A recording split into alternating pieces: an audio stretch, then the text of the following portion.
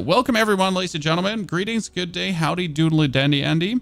We're playing the Gorilla Spiritborn, where we're going for Concussive Stomp, and our goal is to literally make it scale up to millions of damage, billions of damage.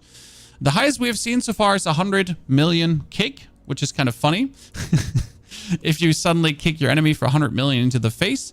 We haven't played this since we actually reached Torment 3, so this character has not been touched now, for 7 days.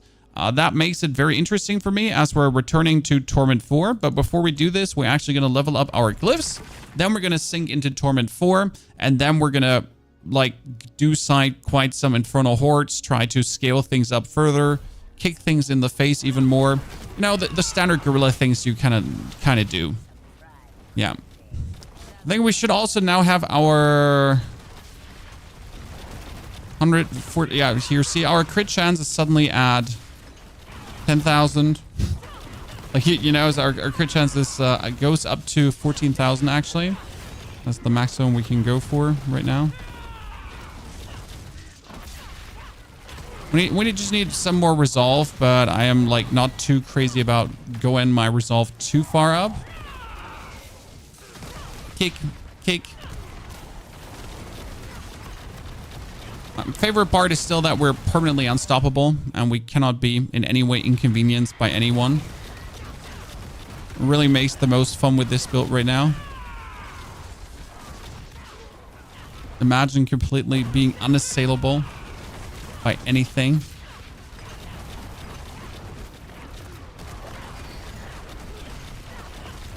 But it's a very relaxing playstyle.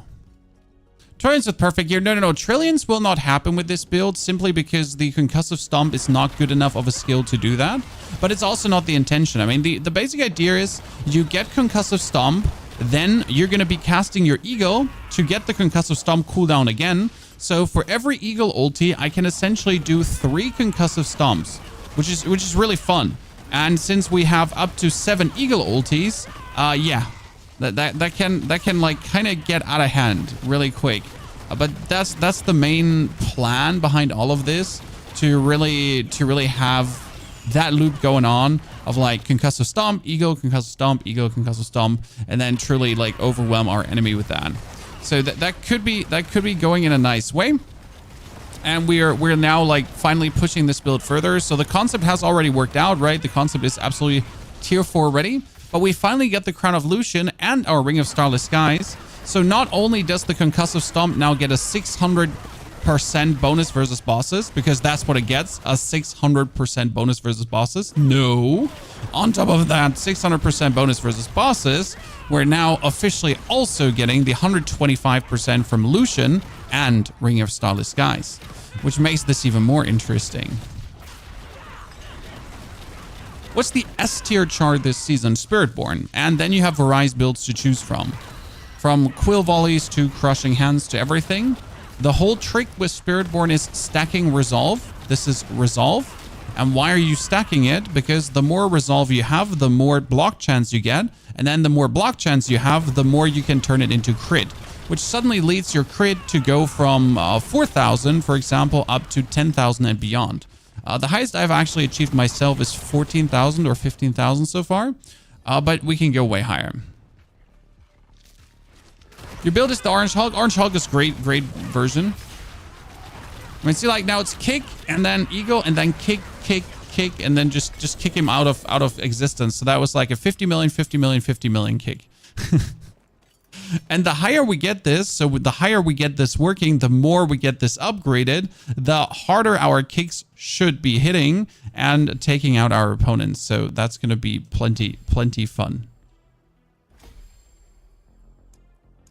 So we're going to level that Hand Tutter up, then we're going to level the Colossal up, and we're going to level the Outmatch up. Yep. That's all my golds today. So we can also now finally remove the Revenge, because Revenge was broken. And we can put Outmatch in. That needs strength to activate.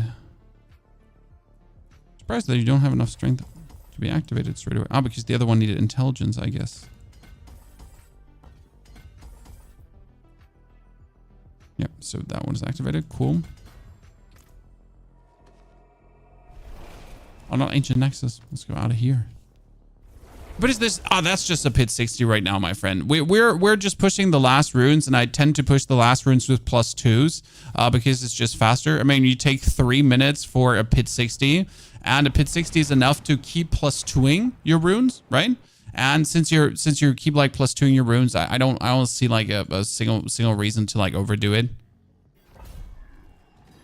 Is there any issues with the drops? Which drops? I mean, if there is issues with drops on Twitch, with Twitch drops, then that's on Twitch. But I'm like, what do you mean with drops? Like in game? Precision, please. Whole sentences, start, end. Twitch drops. That's Twitch responsibility. Blizzard can't do anything there. So if they're not delivering properly in game, it's mostly on Twitch. I haven't heard any complaints so far. So you're the first one saying something. What is the cat armor? Oh, the cat armor I'm using is from the store. I'm sorry. I didn't even pull out the credit card. So I'm sorry. I didn't even pull out the credit card. I bought it with credits I got for being a Diablo partner. Thank you, Diablo partner program.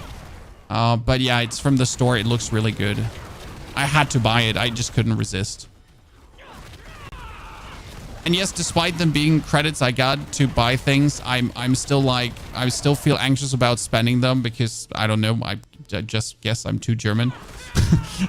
I'm too German. Even if it's free money, it feels like I'm spending my free money on things that I shouldn't spend it on. You know? I don't know. Feels bad. Guess I need counseling or something.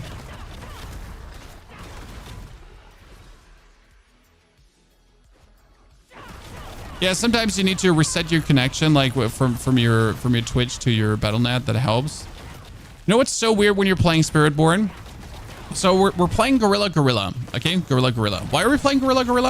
You know, I'm just unstoppable permanently. And like when I compare this now to playing my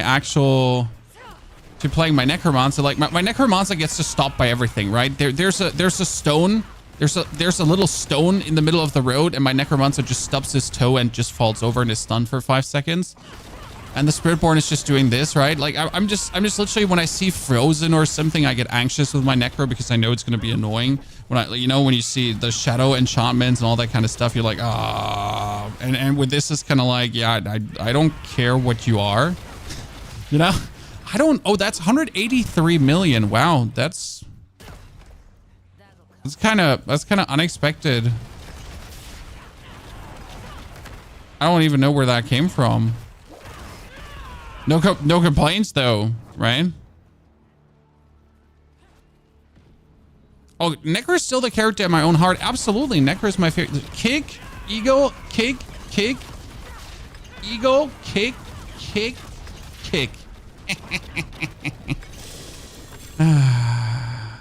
It's so much fun.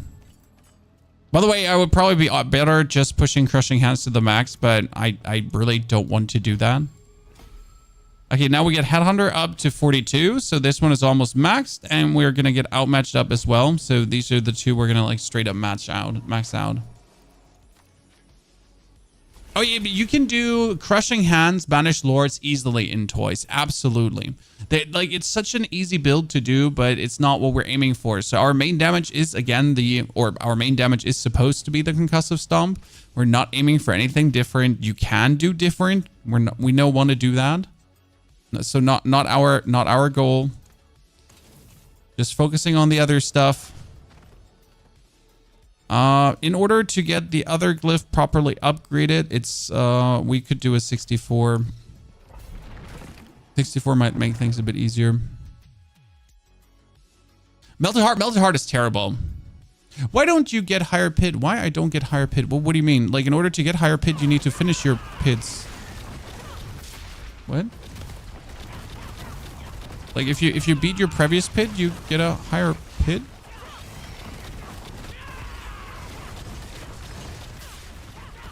So yeah, Melted Heart is never good. Banished Lords is just nice. Especially, like, so right now my Crushing Hands cost 41.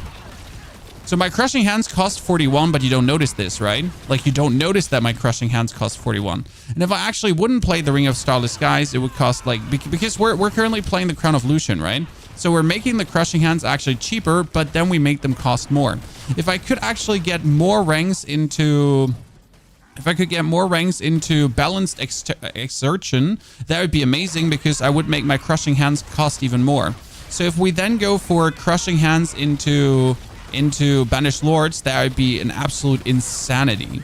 So yes, you like the Concussive Stomp build we're playing is essentially just one step away from being turned into that overpower build. Very easy. So it's using like the same principles.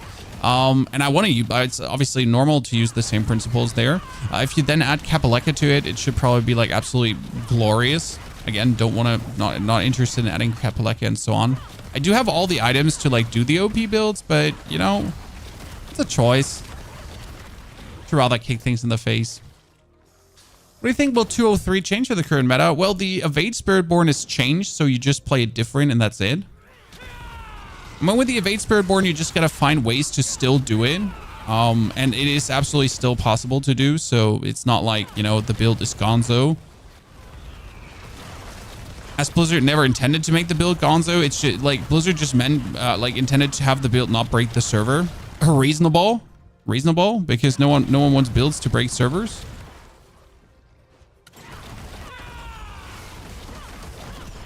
Like, who wants that?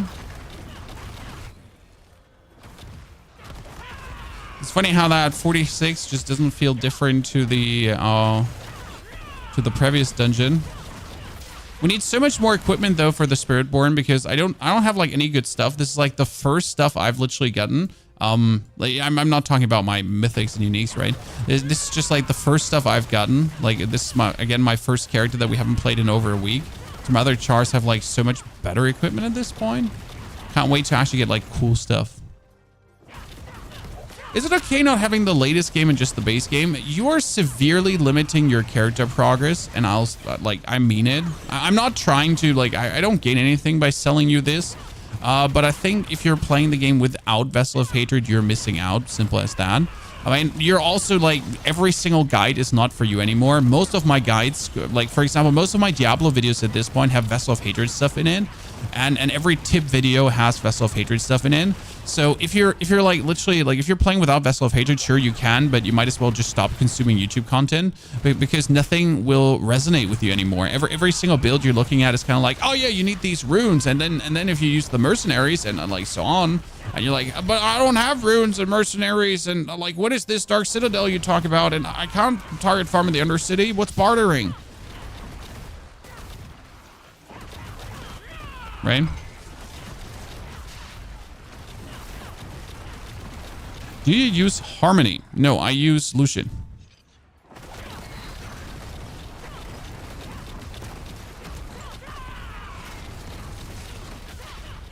Also, I don't know what the Buddha hand build is, sir. Again, I haven't followed all the OP. I know there's a crushing hand overpower build. I know there's the quill volley build, obviously. There's the orange quilts. There's the blue hands. There's you know, people have been giving those Spiritborn builds weird names. Okay, now let's go kick faces. Going in, slither. I'm gonna wait for my cooldowns to reset so I can do maximum resolve. Then I kick. Eagle, kick, 2, 3. Then we eagle again. 1, 2, 3. Then we eagle again. 1, 2, 3. And we scorch, and then we kick again. Then wait for our cooldowns to reset to replenish everything. Then we kick again, and then we eagle, and then we kick again.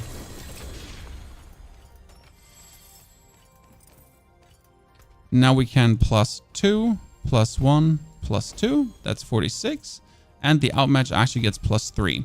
Since it's 27, I would have to do 67 to get it +3. Probably no interest in doing 67.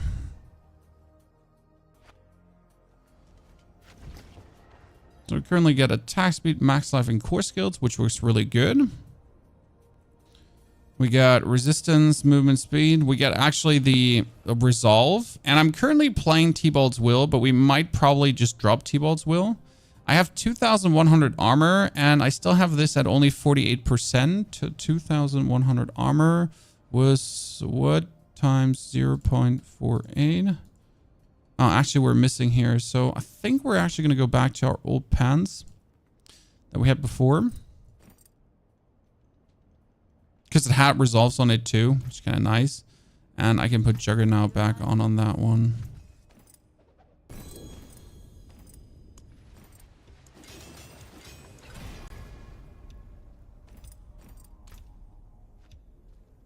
Mm-hmm.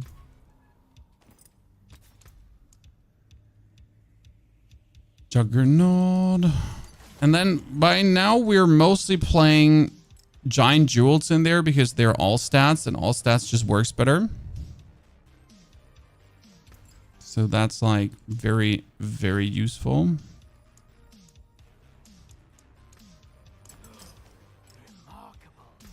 So I'm mostly going for destroy the rest of the stuff.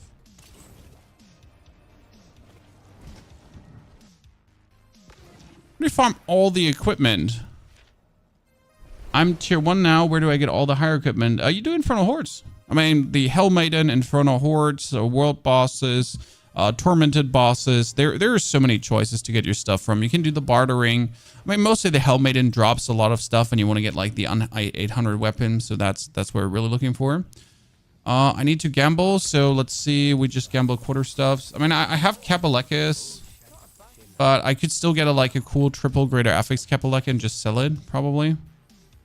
Right? I have a couple of Capelekis, but I don't know if I have a good one. So let's keep that. Any idea best place to farm Ancestrals? Infernal Hordes. And Infernal Hordes are undoubtedly the best way to farm Ancestrals as you just blast through them. And then you get the 200 chest. I was actually asleep for 2 days. Weren't they supposed to nerf Evadeborn? No, today. So what people always forget is that Blizzard likes to give us the patch notes before. Okay, Chad? So Blizzard gives us the patch notes before everything. And then we're getting the patch notes, and then we're getting the patch a few days later.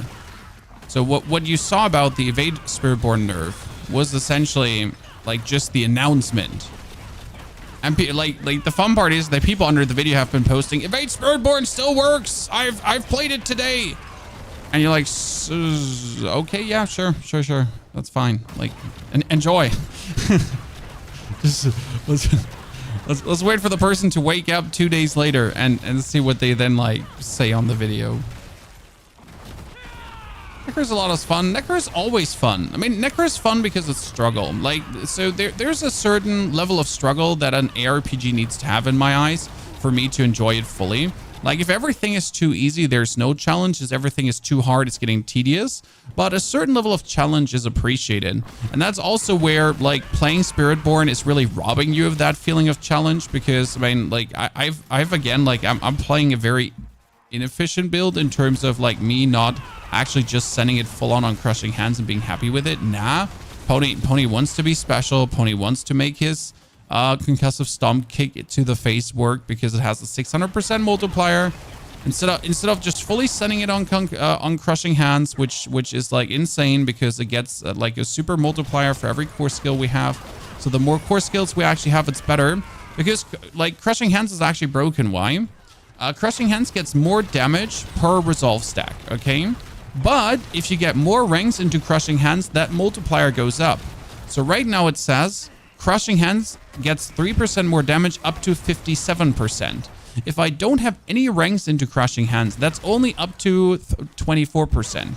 So the more core skill ranks you have, the more resolve you can stack.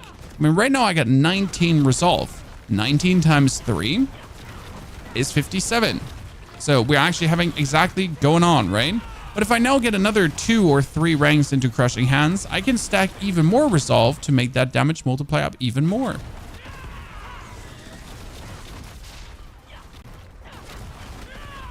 We recommend as a first character class. I usually recommend Necromance as it's very simple to play. But right now I would truly say Spiritborn if you have the expansion, because Spiritborn is just like taking a lot of the struggle out that you might feel. Play hardcore. Hardcore is no struggle I enjoy. Oh, that was a 250 million kick to the face. Woo! So, like, the struggle of hardcore is no struggle. It's just me playing scared. That's no struggling. That's just me playing scared. That makes sense. It's not making it really harder. I need to stop like teleporting out like this. I need to, like, you know, people are like, you know, they love the favorite feature, but I always forget what I have favorited.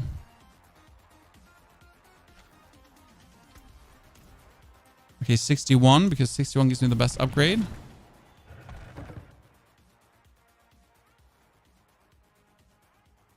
Is this pit level 60? Yes, pit level 60 is perfect for leveling up your glyphs. If you're trying to get level 46 on your glyphs, I usually do pit 60s paired together with pit 55 at the end. That works best because I do them like in 2 minutes, 2-3 minutes max. Then you just spend a bit of time. I mean, obviously, if your spirit board is completely overtuned, then good riddance, then just go higher. I like it this way. And then after we're done with getting all the glyphs to 46, we're going to do tier 4. And in tier 4, I want to, like, obviously do the standard content. So you kill the Hell Maiden, which I can't die at, which is really fun. So we're gonna just double check if that still holds true. My no death on that lady. We're currently sitting at 3,000 armor. Yeah. Need a higher rolled unyielding hits currently.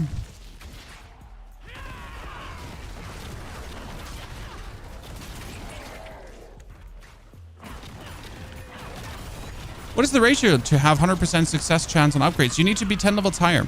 So if your glyph is level 46 and you want a 100% upgrade chance, the pit needs to be at least level 56.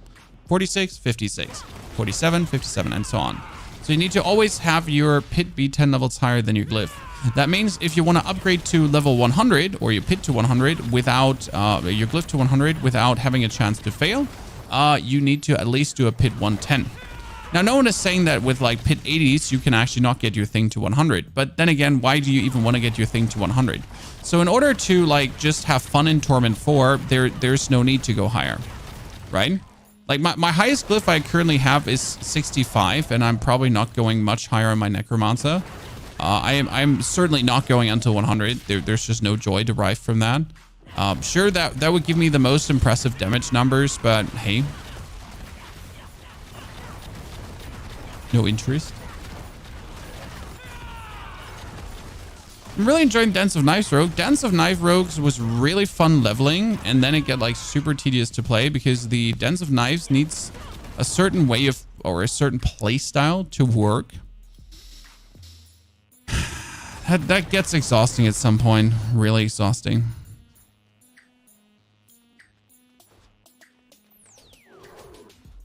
I just did a pit 111 and it was 70% to get 96 to 97. Huh. Well, it should be 100%. I'm surprised. Ah, so the chance always like pit 100s. Okay, good. Then they changed it. Ah, yeah. Well, obviously, yeah. Sure, it makes sense. Because we have 150 now. So like in the PDR we only had 100, right? Yeah, we didn't have 150. So that's good to know. Thank you for the update. Even more reason to not bother. You know?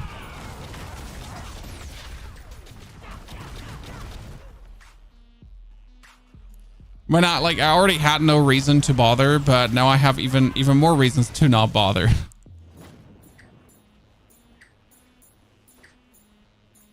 Okay, Scourge, Ravager, that, kick in the face, Eagle, kick, then kick, Eagle, kick. Okay. Kick. Just kick him until he dies. Outmatch, 1, 2, 3. See, now my outmatch is up to level 43. So in order to get a +2 and then upgrade, I need to do at least a 63. Because on 63, it's +2 and then a +1. Done. Wukong, yep, it's like the Wukong playstyle Ramsey.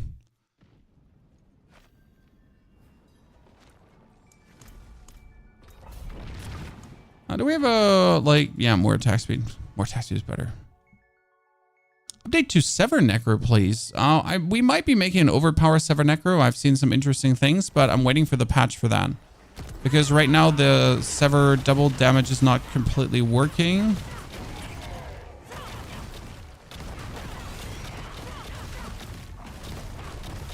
And right now I'm fearing a bit for the future of Diablo in terms of the Banished Lord's Talisman.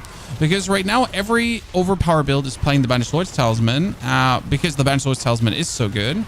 The problem is that I see them nerfing it, and I really hope they don't, because the Banished Lord's Talisman really activates a lot of builds to actually work, right? And if they nerf the Banished Lord's Talisman another time, then a lot of builds just simply don't work anymore. We already had the Banished Lord's Talisman get nerfed one time. That was as Barbarian was overtuning it. So they were like, oh no, Barbarian is too good with Banished Lord's Talisman. We should totally nerf it. Every other class was like, are we a joke to you? Because we're just getting along, right? We're barely scrapping the barrel with the Banished, you know, like, and you take that away from us? Cool. Appreciate it. Totally makes sense. We're not mad at all.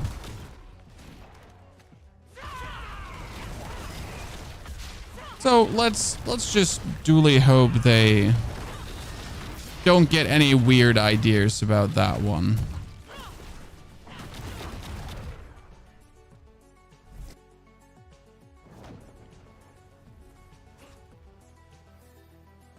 You're playing overpower without the Banished Lords, but Banished Lords is so much fun. I just like, so overpower has like always this problem that you can't trigger it usually, like, right? You can't forcefully trigger it often. So you kind of like gotta find a bonus way to trigger it, and that's where the Banished Lords usually comes in. For a lot of builds.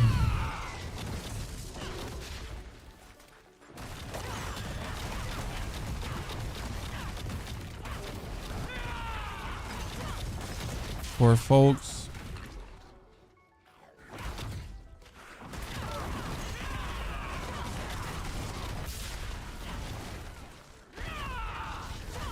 We get the Doombringer too, but we haven't activated it yet. Okay, let's see which boss it is. Usually, like here in this area, it can show you which boss you're fighting. We didn't get in. What's the Massacre counter? That is the counter how much Massacre you do. It might also be from your Mercenary, and actually for every point of Massacre you get more movement speed. 150 Massacre is the standard, is the maximum bonus of 20% more. I am a bit sad they nerfed this because I think it used to be up to 50% more. So truly making you actually faster even if you didn't tech into movement speed, which is really nice. But yeah, right now it's a cute little bonus of just being able to move faster for like you're literally just sending everyone to hell, and you're actually getting like more movement speed for it. So the more you're sending things back to hell, the more movement speed you get, and the more movement speed you get, the more you can send things back to hell. The perfect loop doesn't exist. Well, there you go. Almost Ego, welcome back to Twitch. Hope you're doing well. Okay, let's get that kick, Ego.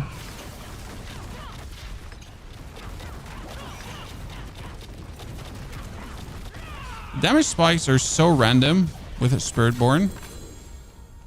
You often don't know what like, you know, what's the super maximum you're putting out. So that is 46. See, like when we started this stream, we had like barely anything 46, and now we're just rushing places.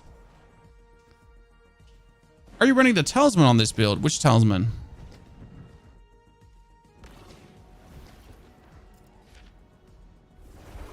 Is Mortar Crew sword used? Nope, that one is useless. Dish it. No Mortar Crew. Don't even think about it. Banished Lords, no. This build is not an overpower build. This build is not a Crushing Hands build, so no Banished Lords Talisman. This build is solely and single-handedly a...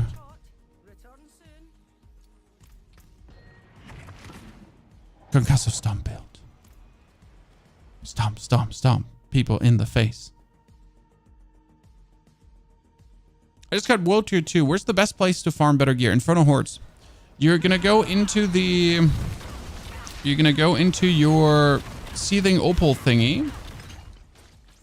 You're gonna go into the spirit, into the realm walker, and at the realm walker, you're gonna get yourself an opal of torment, and you do some hell tides until you have like compasses beyond belief, and then you're just gonna enjoy yourself.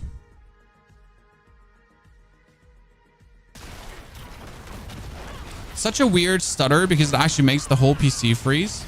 In case you wonder, it does actually make the whole PC freeze.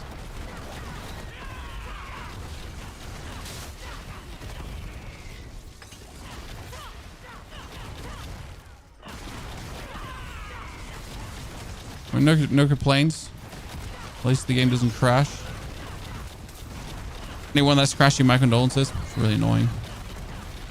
Undercity can be a good place for gear. Undercity is only good if you do actually have tributes. Otherwise, it's not good. Like if you do have tributes, like pop off sun. It's your, like, you know, you go. It's a loaning, get to see there. But if you don't have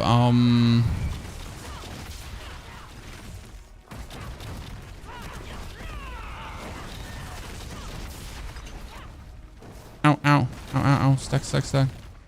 You don't have tributes, not really worth it. So the tributes really, like, alter the outcome. They also make it more fun.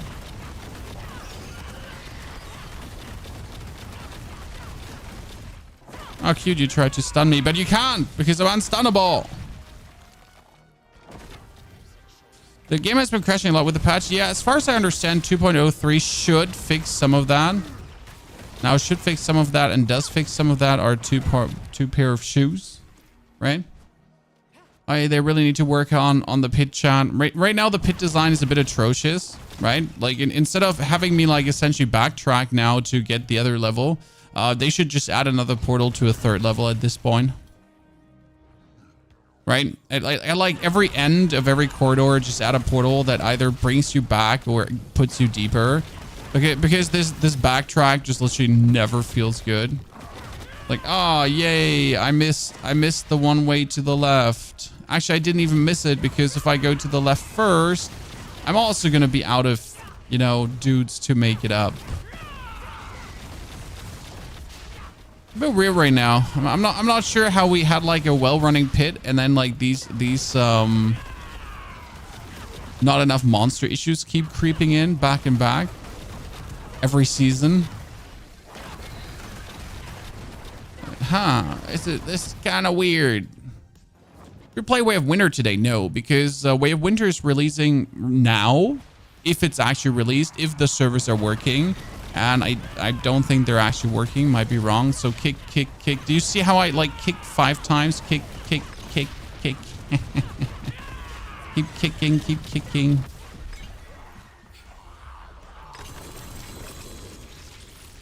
See, I can essentially just perma kick with this build. Now my kick is not doing the amount of damage yet that it should deal, but we're getting there. Okay, that is almost up. If I want to get it fully up, nah, we're gonna just do 2. Just get quickly done. I'm using AMD graphic card and AMD CPU. Me is using both, to be honest. And I'm not crashing non-stop. So AMD is usually more reliable as of late than NVIDIA. Just saying.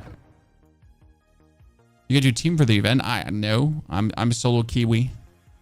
Now, every game I play naturally solo, and team is just a bonus, if that makes sense.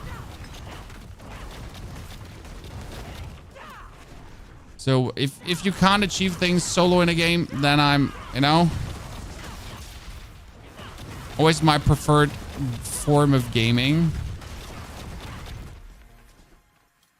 As you don't really rely on others. I mean, seriously, who wants to rely on others? But I definitely need to sign up to the server to not like have full servers, or I just need to have someone with a server code later on. Are we going to find one? Worst case scenario.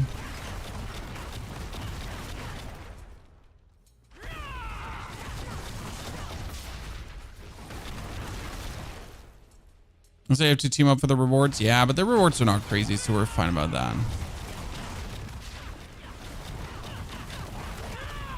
Is the patch coming live tonight? And well, I mean, the patch is not changing much. I did actually expect the patch to really like go crazy on the game and like alter a lot of things. But let's be fair, the patch is fine. I mean, that evade Spiritborn is annoying as is. I'm sorry for everyone that actually thought this wouldn't happen, so my condolences on that. But you know it was annoying. You literally know. I'm sorry. Your existence was bothersome in every scenario of gameplay. You made world bosses lag. The good old let's make the world boss just crash. Rawhide and Iron Chunks. Yeah, I'm actually still surprised that you're all out of Rawhide and Iron Chunks. See, like I'm more than good enough still, and I've like been maxing out characters. I guess the difference between us is that I have just not been trying to get perfect masterworks. Like I masterwork an item 12 times once and that's it. I'm not gonna masterwork an item more than once 12 times. I'm sorry. I'm truly not looking to get here the perfect resolve roll or anything. Like if I get it, yeah, let's go. If I don't get it, oh no, how unfortunate. We're all going to die. It's for the people that have been actually trying to get perfect gear.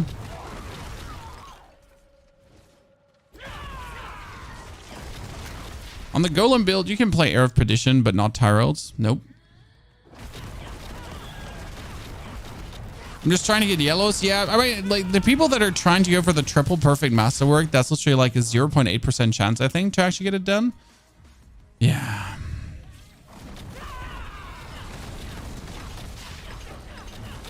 Oh, what happened to the what happened to him? I mean, seriously. I didn't look at the numbers, but what happened to the poor boss? He just vanished. Did we land like a good kick? Did anyone see the big number? Because I didn't. I'm sorry, Dave. Didn't mean to do you like that. Is it worth running mythics on minion necro? Grandfather seems like a massive damage decrease. Yeah, it is. It is, sir.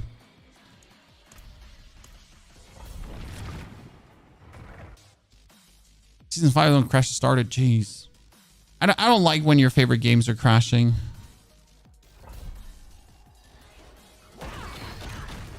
That just makes me unhappy. Especially when people have good systems and it's still happening, right? No one likes to see that.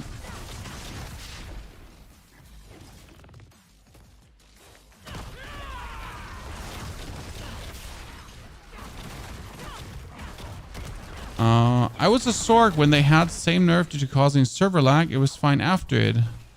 I mean, like, you'll always find a way to still make builds work. Some builds just straight up go away. I mean, there was, for example, there was a Bloodlands build that used to break servers, and they had to fundamentally change how Bloodlands works and introduce hard artificial caps to Blood Surge and how Blood Surge actually does things. Because there were so many computations happening that you actually broke the whole server with it.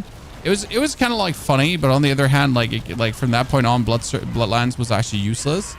Until we're now back like 5 seasons later or 6 seasons later, and Bloodlands can actually be used again.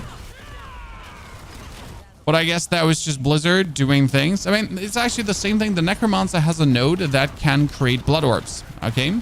And the fun part is that the node that can create blood orbs, the only reason why it has a cooldown on it is not because it would be too powerful otherwise. It would be if there wasn't a cooldown on it, it could potentially break the server too, because it's actually spawning real objects in the world, aka blood orbs.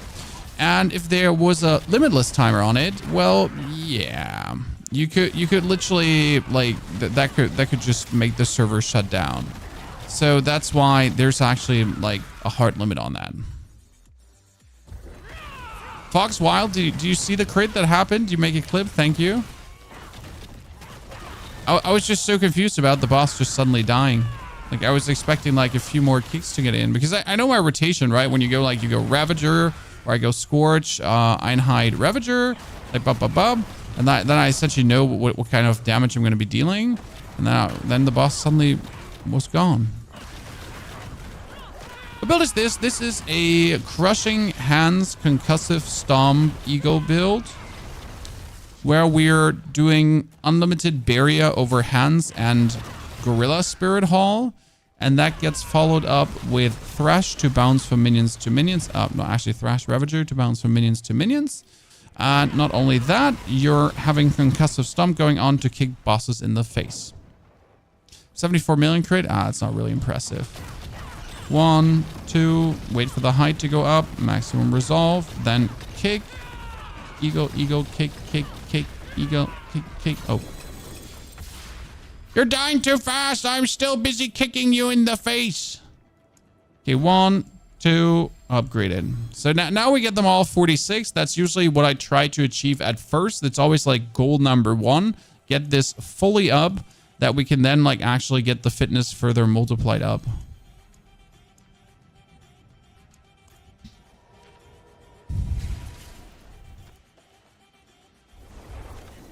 So now let's do a 65 just to jump into Torment 4, and then let's do our first Infernal Horde.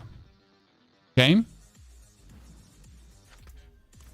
Oh, wait. That ring is... Oh, that ring is good. Look at that. Just a max life crit chance ring, max rolled, and the third one you can re-roll. Would like to see that. Build is on Mobalytics. Yes, build is already on Mobalytics, but we have been doing some fine-tuning. So we've been changing some stuff. So we'll like, there's probably going to be a version 3 coming out of this. This would be now Torment 4. We're having not all resistances running. Our armor is obviously enough because we had to boost our armor up this significantly. And from a damage perspective, it makes no difference. We're like, I mean, we've been already doing 200 million crits and we're doing millions like with every crushing hand. So crushing hand is actually like stupid how strong that is. So what did we change today in comparison to the build that you will see on Mobalytics? We finally get the Crown of Lucian. So that's number 1. That's a 75% damage increase to everything we've been doing so far. And then on top of the Crown of Lucian, we actually finally got our beautiful Ring of Starless Skies. And the Ring of Starless Skies enables me essentially to play the Crown of Lucian. But I could not only do this. If I really wanted to go above and beyond right now, I would add the Banished Lord's Talisman and then just completely focus on crushing hands. But I don't want to do that right now, so there we go. Have you done a Soul Rift Necro? No, we haven't done a Soul Rift Necro yet. That's like really going with Soul Rift and the new unique. So there's a ton more Necro builds coming, but I'm trying to cover every class. You know, every season I'm trying to cover every class. I know some creators, they have really centered on Spiritborn. You get betrayed by Rob, Chad. You barbarian lovers. But yeah, I like to like cover every class and make at least one good build for every class that allows you to have fun. I mean, so far we got Necro, we got Spiritborn, we got Rogue, and we have Necro actually 2 builds. So we next up is going to be probably Druid, even though Druid is very unpopular this season, so not sure if I should even do it. Right, Psycho Child, thank you for the 110 months of subscription, ladies and gentlemen. Have you heard that? 110 months. Jesus. Are we doing well, my friend? The family's doing all right. Trying to see your build, YouTube, my friend. Same pony hump as everywhere. Rake in, stompies, clappies, dunzos.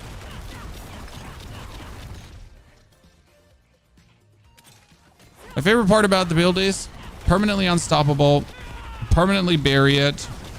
No matter where I am, no matter where I'm standing, like that doesn't change. So I'm actually really looking forward to do this in the Infernal Hordes, because in the Infernal Hordes, usually there's so much CC going on sometimes that like you could get hurt, right? We're just going to skip that. Are you going to do a Bloodwave Spirit Necro? Yes, we're going to do a Bloodwave Spirit Necro. We're going to do a Bloodwave Necro, but the next Necro on the menu is actually going to be Scourge, Doom, Kick, Kick, Kick, Kick. The next Necro that I get on the menu is going to be Bloodlance. Okay, Kick, Eagle.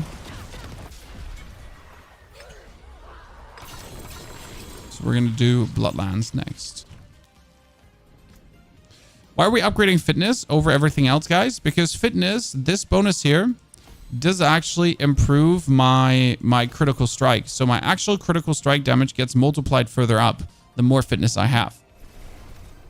And if I now bring fitness all the way up and I have like the resolve critical strike stacking and everything going on, that leads to atrocious numbers. I mean, right now we're playing the Unbroken Chain and I kind of want to play this on my two-handed weapon. But the problem is I don't have enough armor to actually play the quarterstaff, to play this the other way around. Because right now I only have, when I go into Torment 4, right now I only have 2,900 armor. And 2,900 armor is actually 2,900 times 0.48. That is exactly 1,392 damage. So we need to get this one multiplied up harder that I can essentially just go places with it. It's a bit annoying because I just really want to have, like, I want to get rid of this from the two-handed weapon. But I need to keep it there because I don't have a better one. It's like unyielding is still at 48. Yeah, it's like, oh no, it's actually at 50% right now. Cool. Get a slight better one. Not good enough yet, but at least slight better. And the redirected force, do I have that in max roll? I think it's still at a 58, and 58 is actually exactly 83. 87 actually. 87 exactly. Yeah. So we need to get that slightly better, and I think the best way to do this right now would be just doing more hordes. Need more hordes. I mean, 6 of hordes are actually for equipment. So that's the Torment 4 now. We just jumped into Torment 4, guys. Okay, we're not going to upgrade anything further. Just straight up go. Mythics are rarer than before. We did 90 runs, and we get 4 mythics. So let's see how this like straight up feels into Torment 4, damage wise and everything. I mean, resource wise, I'm not worried at all.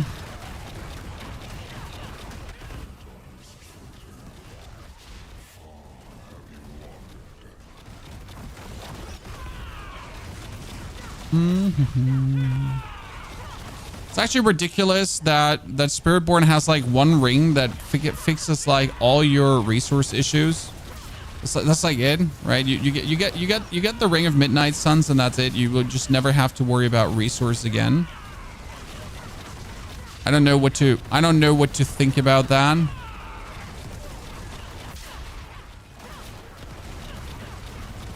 Like, considering how much you struggle like with other classes, and they're like, oh, your Ring of Midnight Suns, I heard. Well, don't mind if I do.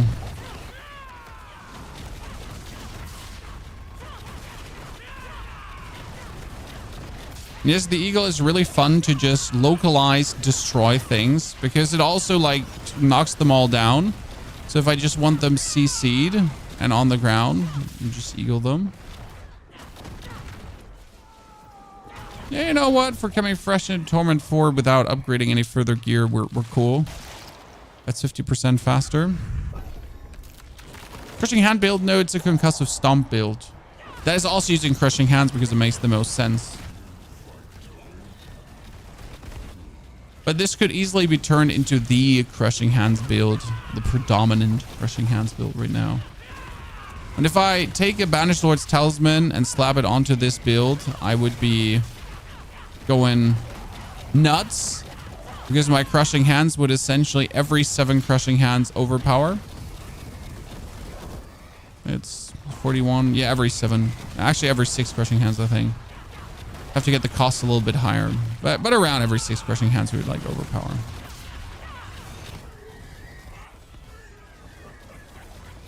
That's that.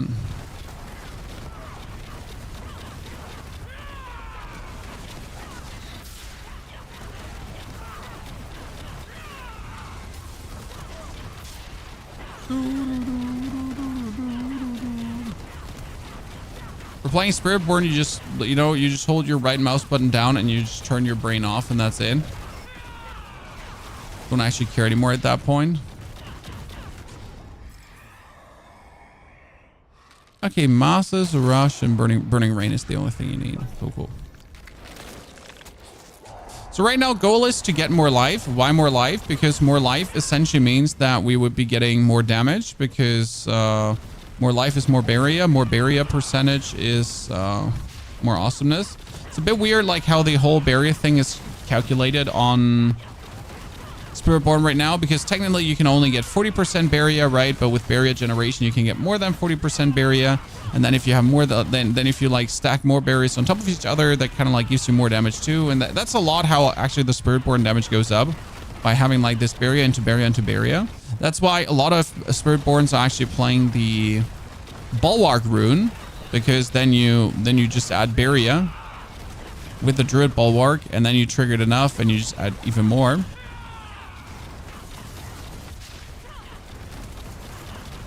Or clicking brains off. I mean, every now and then you want to have a brains off build, but that's also why I added the Concussive Stomp to this build, to like save my sanity from just being completely eroded by the straight up, like, you know, brain deadlessness of the build, as I want to at least think a little bit about my rotations and everything. Because when I'm playing the Horde here right now, I'm not really doing any fancy rotations. I'm just literally clicking my keys. No, I was 1, 2, 3, 4, 1, 2, 3, 4, 1, 2, 3, 4, 1, 2, 3, 4. That's it.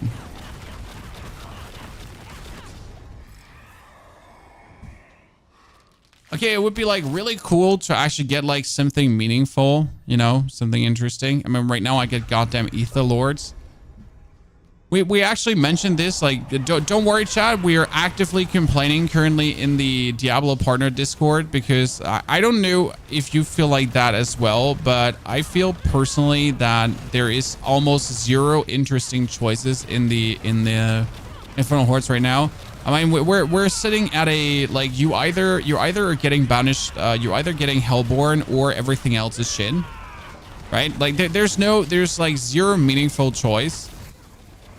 And that's not how it should be. Like, and especially as they're not only zero meaningful choice, if you get any of the bad choices, you're straight up bored, right? So, like, my choices just there were just horrible. There was not a single good one.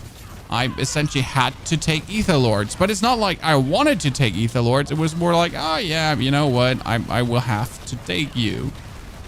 The others were just straight up F tier choices, and I feel like we have like.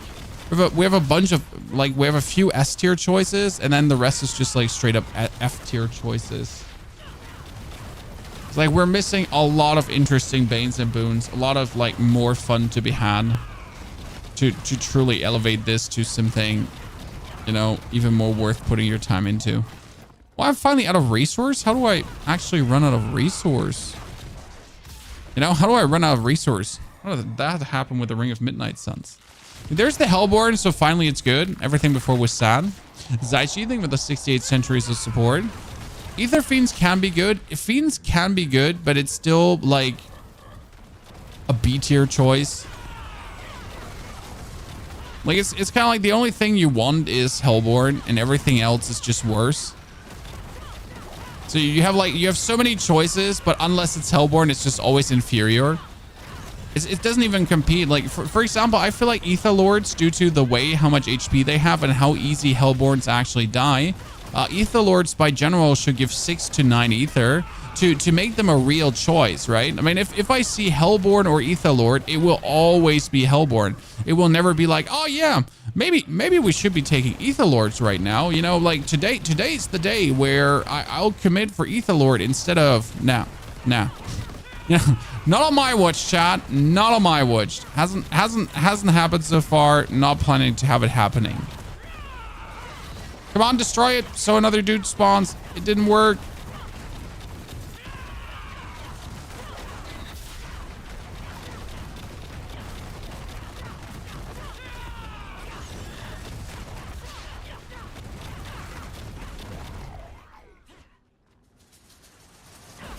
Negative tips to farm iron chunks, Infernal Hordes, but you could also wait for tonight, and then the salvaging gives you tons. So after tonight, salvaging will give you more materials. So that's like, yay. Summon Hellborn, more Hellborn.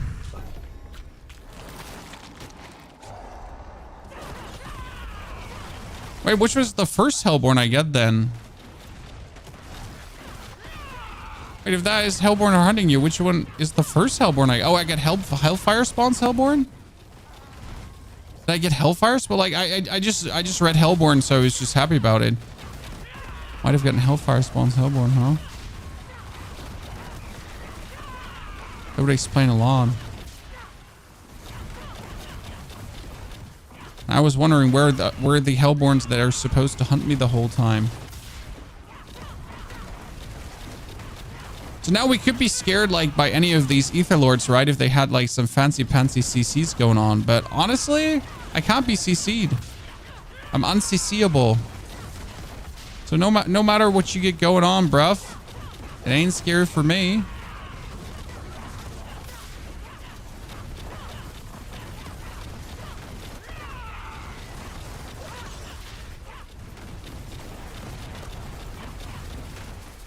Boom, kick. Boom, boom, kick. And more kicks. Kick. Kick.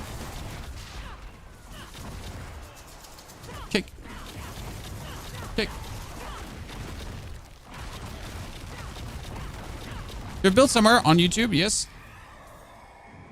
It works plenty well. See, like right now, F tier choice, and even this one is maximum a B tier choice. So these are just no choices. They're not even choices, right? They're just like they're no consideration. I am sorry, Soul Spires are just never going to end up being anything meaningful, interesting. They're not even a choice.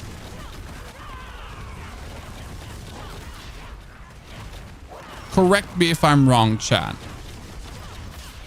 So I feel like we really need for season 7, because we all know it's not going to happen here. But for season 7, we need some meaningful stuff added to the Infernal Hordes to keep it being fun, because Infernal Hordes is truly fun, and I think they have a good product with this.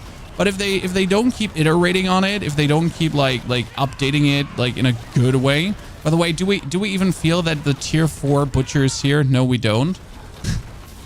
You know, like the build is far from being like in any way maxed out, but yet we're just standing there, and it's just like of no consequence that the butcher even is there. Is actually touching us. Like, yeah, who cares, sir? So what are we trying to get right now? Oh, we're trying to get new pens. New aspects. Yes. I want max rolled aspects. Okay, so bursting. This is a no. It's a no. So I'm literally forced to take this one, because the other ones are no options. If you have resource something, slow down for 8 seconds, and Soulspire, we chose Soulspire in that scenario. Exactly. But that's like, you're not choosing Soulspire because you want to. The only reason you're choosing Soulspire is because it's the best F tier choice out of the other F tier choices. so if the game gives you lemons, you make lemonade out of it, essentially. But it's not that you actually were looking for lemons. You're just like, okay, you know, I'll just sometimes somehow squeeze this and try to get the most out of it.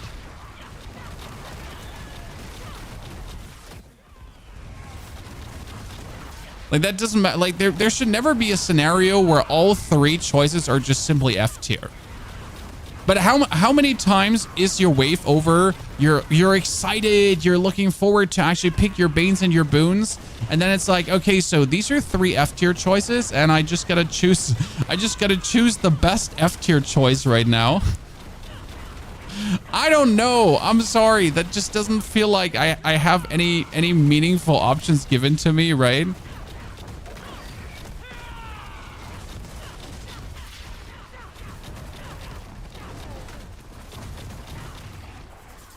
Okay, sir, could you stop summoning things? Appreciate it. New winter season once human. We're going to do that tomorrow all day long, okay? So new winter season is going to be all day long tomorrow. I'm kind of looking forward to that.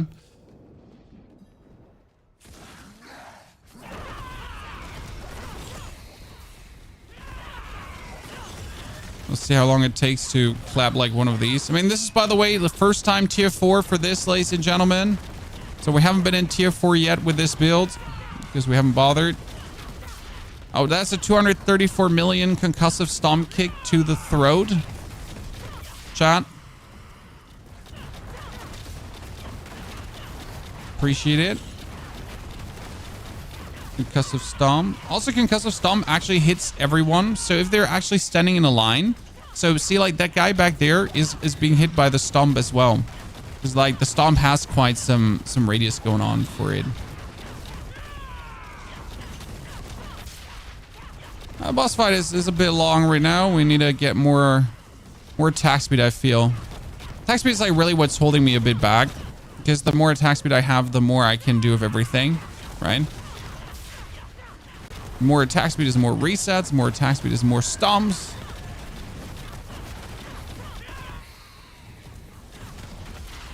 Stomp him, stomp him.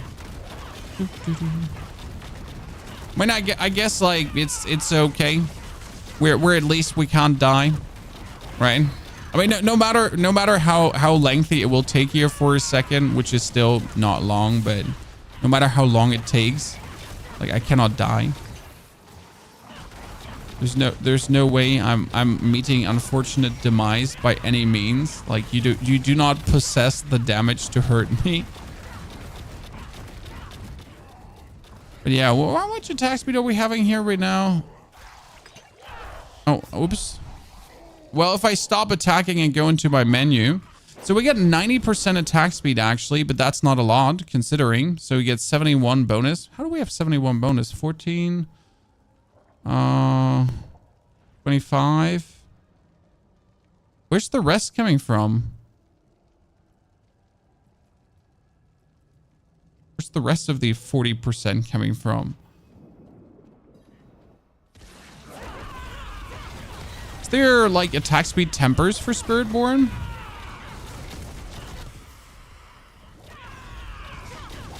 Well, actually, no.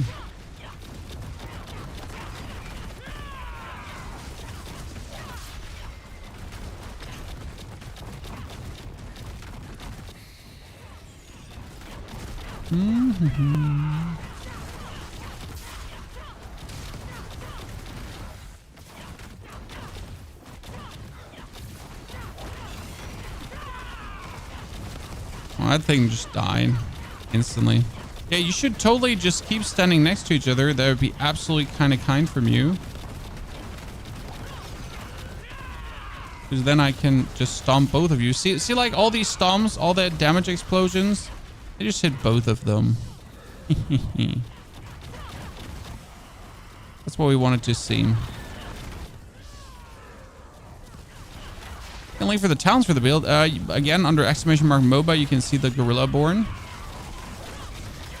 But keep in mind, we did some changes. We also have to change the Paragon board, I think, because I'm not 100% sure if the Paragon board can stay this way. And we also went away from the Revenge Glyph because right now the Revenge Glyph is broken, but I also found a better one than the Revenge Glyph. I'm honest with you. Okay, so right now, the biggest way to meaningful scale my damage is just get... By the way, like, look at my crit chance, guys. Looks cool, right? So the crit chance is currently up to... If he hits me, because that's the thing, I need to actually get hit. It goes up to 14,000. Because I need to, like, block. That makes sense. I need to block something while I have like 100% block chance, right? And more. Oh, that was another 233 million kick. Okay, the kicks are kicking, chat. But we need to get them higher. So the ultimate goal will be to have the Concussive Stomp just go completely off the charts. Until that happens, we're not happy. Just gotta decide like how do I actually do that? Okay, we open that one. I am very happy about greater FX items because right now greater FX items are needed to get better aspects. It's probably like the worst thing they did this season. Like in order to get the maximum aspect, you need greater FX items. Otherwise, no greater FX items. What glyph are you using instead of Revenge? We're currently using Outmatch because Outmatch gave us bonus to rare nodes and then damage increases physical damage to non-elites and bosses. That works really good, especially if I boost the rare nodes. I can either boost like here the damage and the damage. I could potentially boost damage and dex. We could be boosting critical strike damage. So instead of having like the colossal in here, I could boost that damage while you have barrier and the crit. So that's actually a meaningful boost. This is maximum resource and damage, so that one I wouldn't boost, but yeah, there's a good one to get higher essentially. Okay, so what do we get here, Chad? We get a chest that doesn't give us anything better. Congratulations. We get an amulet that doesn't give us anything better. That's sad. There's also an ongoing discussion, in case you wondered, Chad, about that a greater affix amulet should never roll lower than the maximum roll of an aspect.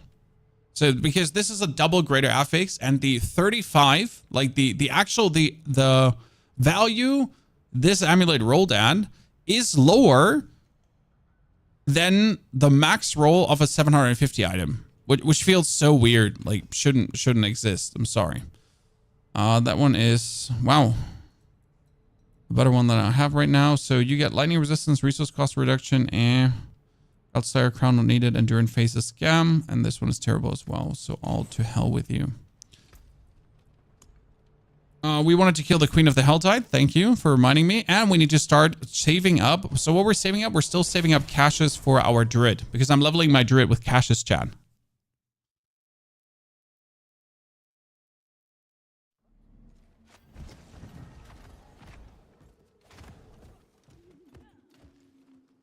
So we are going for leg guards, but we're not opening these. These are all being stored.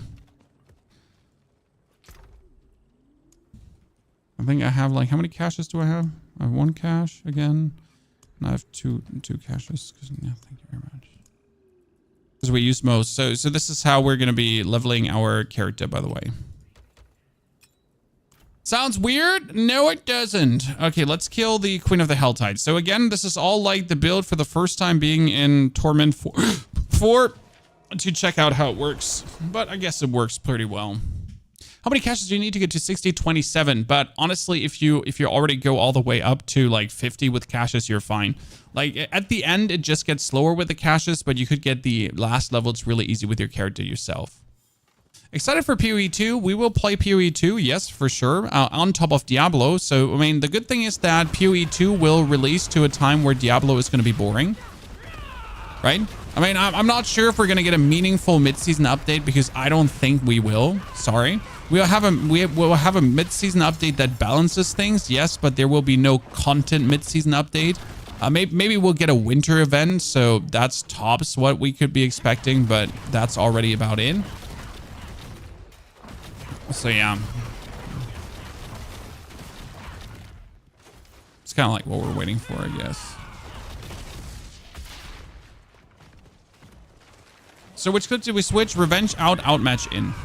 Oh, ladies and gentlemen, a sorcerer and not a Spiritborn. No, actually, there's Spiritborn too. I want to say a sorcerer and not only Spiritborns in Torment 4. What is this? The Twilight Zone? So what we should do is now we should activate our Opals of Torment, and I don't have a single Opal of Torment, so we actually have to relock onto our Necro to get ourselves some Opals of Torment. Because these Opals of Torment, they drop me Infernal Compasses, and I duly need some more Infernal Compasses.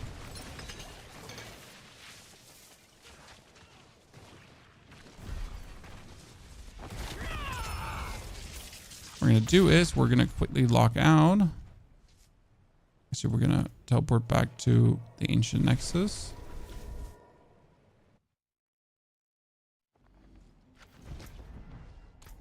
Go over on the Necromancer. Back to Spiritborn. Well, it's time for Spiritborn to finally go into Torment 4 and show off how good the Gorilla Kick build is actually working in Torment 4. I leveled my Necro to 42 with caches, but now I get level 60 gear. Can only wear my level 1 starter. Guess I gotta go up to 60 with the caches. You could also just get yourself the Cinders from the Helltide or go to the Opal Gambling and just get yourself equipment Acarith. It's super simple. I mean, my best advice is just Opal Gambling. So we're getting the Seething Opals of Torment, and they do actually work because they give you tons of stuff.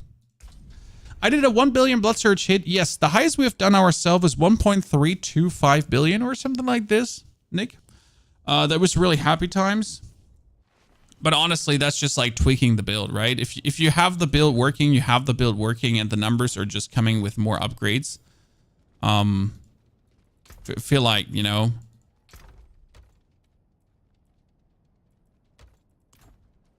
you're getting there. Okay, Opal of Torment on. Back to the other Helltide. Main reason to get the DLC, guys, 2 hell tides. Woohoo! I get a lot of compasses from doing Pit and Nightmare. Yes, absolutely. I don't do Nightmares though, so I usually do just Helltide. Because Helltide has an insane elite density. So whenever you actually get invaded, for example. So like literally the moment you get invaded by like when your invasion bar is like kind of full. That moment, that's where I get like 2 or 3 infernal compasses from like one single invasion, which is actually really funny. Man, it's like you just get invaded, nothing special. Okay. Hit him.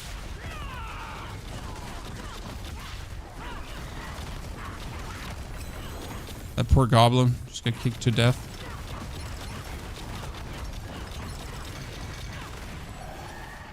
Distilled fear. Yeah, just try to get yourself get invaded and you're happy. So, step number 1, chat. Get invaded by demons.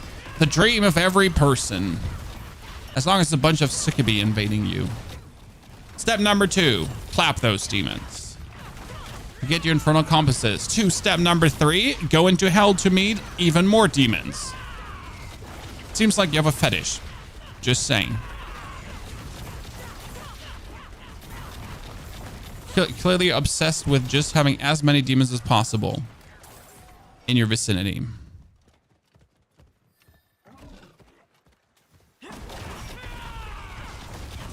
Okay, 14 more minutes to get 2 chests. Easy. Actually, you could get a maximum of 4 chests. If you think about it, okay, so I get 2 hell tides, but that is 4 hell tide regions in general. So if I get myself 1,000 Thinder, then I can actually open 4 chests of mysteries. Wow. I mean, it's like I've always been thinking about it in terms of just being able to get more whispers, but you also get 2 more chests. Huh. That's I don't have enough hearts to summon the queen. Oh, that feels bad. I don't know how I ended up with not enough hearts, chat, but here we are. I am a poor mother trucker. I need to rely on another player to come here. I'm pretty please dump his hearts in right now. Fists of Fate, quad affix, 6 billion. Sir, you're underselling. You could at least sell this for 20 billion. Okay, can you activate the hearts, sir? Let's go. You're the Alpha Spiritborn. No? Oh, sad face, he's not. But I thought he's the chosen one. Turns out he ain't.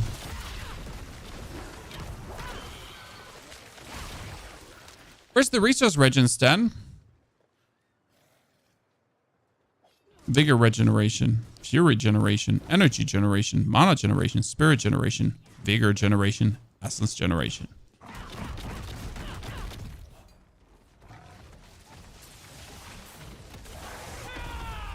Not sure why the Spiritborn shows all of them, but there you go. Oh, we actually have to open tortured chests for...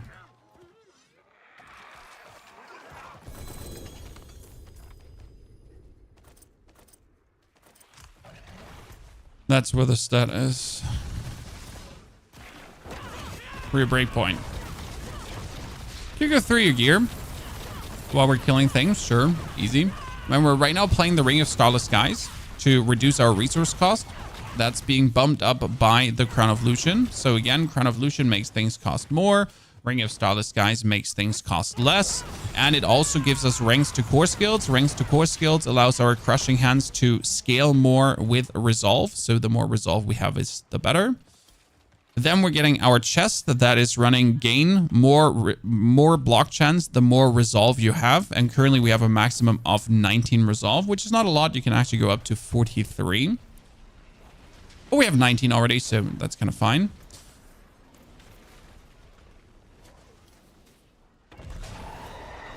And obviously, like, armor, dexterity, and ranks to Concussive Stomp, because we want to Concussive Stomp things as hard as we can. So that's what we need. More ranks into more Concussive Stomps.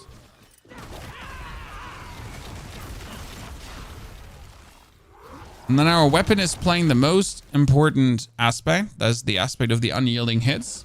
That essentially gives you more damage the more armor you have. Okay.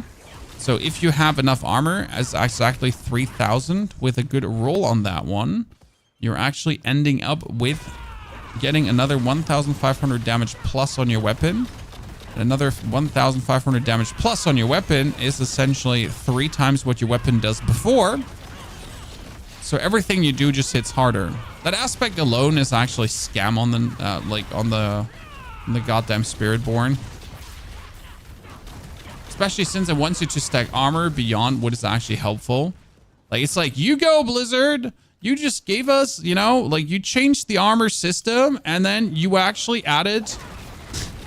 Then you added an aspect after changing the armor system that wants us to stack even more armor. Because, let me check my notes. That totally makes sense.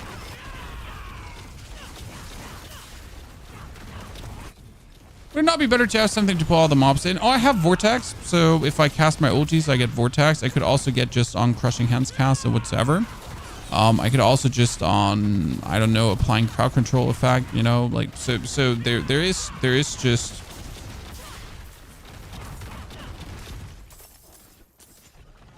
No hassle there. Pulling things together. Oh, someone summoned the Hell Lady. We gotta go there. So right now, not needed in any way to pull anything together. As we can just dash to everything. And our Crushing Hands has a bigger radius than you would think. So Crushing Hands has, like, due to Crushing Hands size increase, tempers. Just like 3 times the usual size. That makes a difference. Okay, let's run to the Maiden of the Helltide before she dies. Oh, I'm there, Mom! I've arrived! Yep. Yep, totally. I'm helping. This is me. Yeah, wow, I'm so like, oh my goodness, a participation trophy. I am so useful. Ooh, look at me. Do you have a level build and full build for this? Yes, we level with this, and we even have a level live stream from this one, and the full build is as well out. Our pans, by the way, are playing then bonus armor and also bonus resolve stacks. Again, back to the resolve stacks, right? And our amulet is playing the most important aspect, gain increased critical strike damage equal to 100% of your block chance. And for some reason, that critical strike damage you're getting, for some reason, and I really don't know what the actual reason is, but that critical strike chance seems to multiply up. Yeah, it doesn't seem to like just to go up like that. It just seems to go multiplicative up, because I'm suddenly going from like 4,000 up to 14,000. Right? We're sitting here at our comfortable like critical strike damage bonus of 15,000 there, right? But it all starts like with a way lower value. So it seems like that just multiplies up beyond what should be happening. Now, I'm not mad. I'll just take it, you know? Class is this. This is the new class, the Spiritborn. The green monk. The better druid. The thing that druid wishes it was. You know? The class you get when you let Blizzard make something OP. When you let them cook. To say it with the words of, I don't know, whatever generation at this point.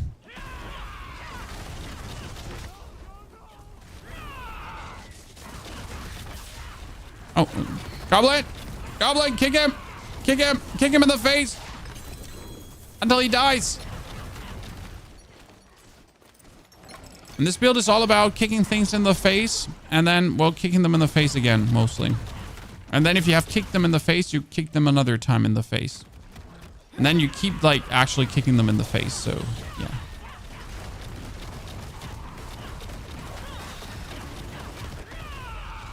And a bit more face kicking on top. So that's kind of like what you do.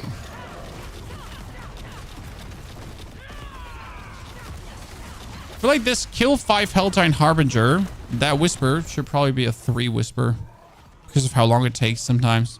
Cannot find a Helltide Harbinger to save my life. What you do after you kick him in the face, you actually cast your ultimate. So you kick, then you cast your ultimate, and then you get free kicks.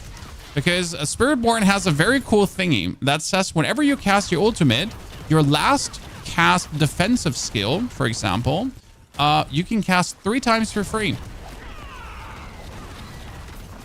So I can kick, and then ulti, and then kick, ulti, and then kick, and then ulti, and then kick.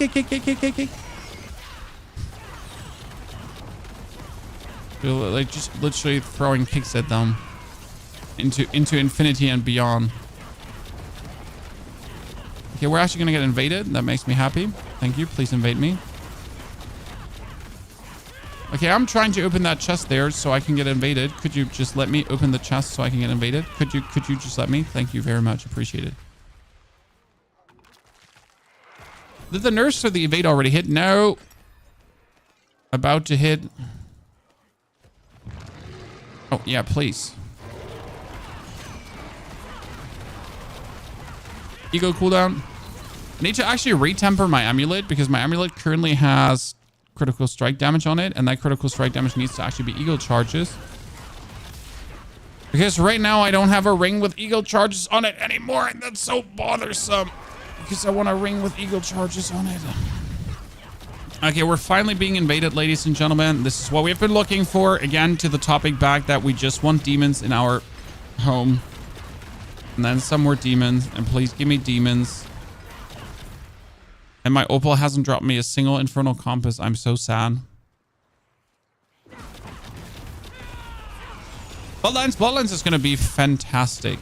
Because Bloodlines has a double damage temper now.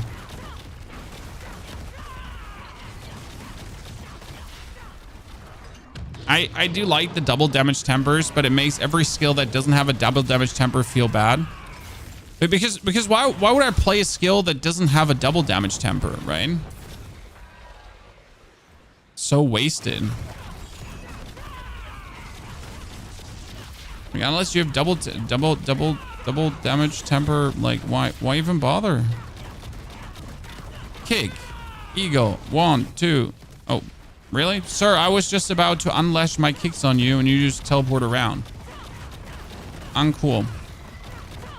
Kick, ego, that 1, 2, 3, 4.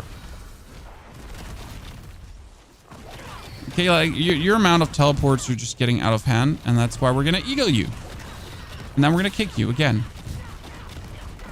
until you surrender or die.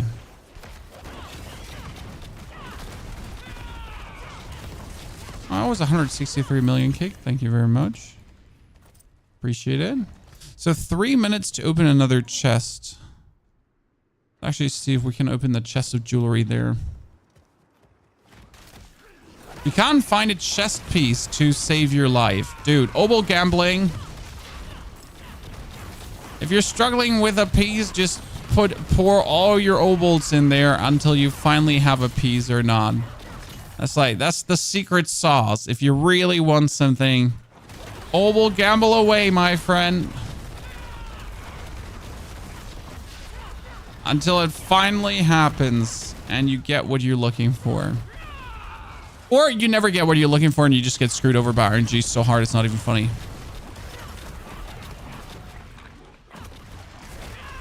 Wasted all your luck on the helmet. Hey, at least you got the helmet. Let's see the positives. Okay, I need another 25. Then I can open that chest. So come on, give me. Don't tell me I can't craft a mythic because I don't have enough sparks yet. 80 tier 4 Juria Andy and not one about. Yeah, so right now they made a. I mean, right now it's sad that we don't get enough sparks. Yes, like the Lilith spark being bugged, not helping. I think it's partially fixed, but might be like completely fixed tonight for everyone. You actually get your Lilith spark. I mean, the reputation spark you're not getting. There's only the spark essentially from. There's only the spark from the seasonal journey under you. But honestly, that one is obviously not enough, and you could only get a random one. And who wants to get a random one? I mean, does any one of you generally consider the option to go for a random mythic? Or are we all just trying to get the exact runes together that we need to get the mythic we want? Because I truly can't see myself just risking it all to go for a random choice. And then just get straight up disappointed, because we all know that's going to happen. Like, I'm gonna go for a random choice and it's like Melted Heart of Selling, and you're like, why? Yes, fuck yeah, I wanted that Melted Heart of Selling. That is secretly what I've been looking forward to the most. But secretly you're gonna cry. You're like, I don't want a Melted Heart of Selling. So uncool.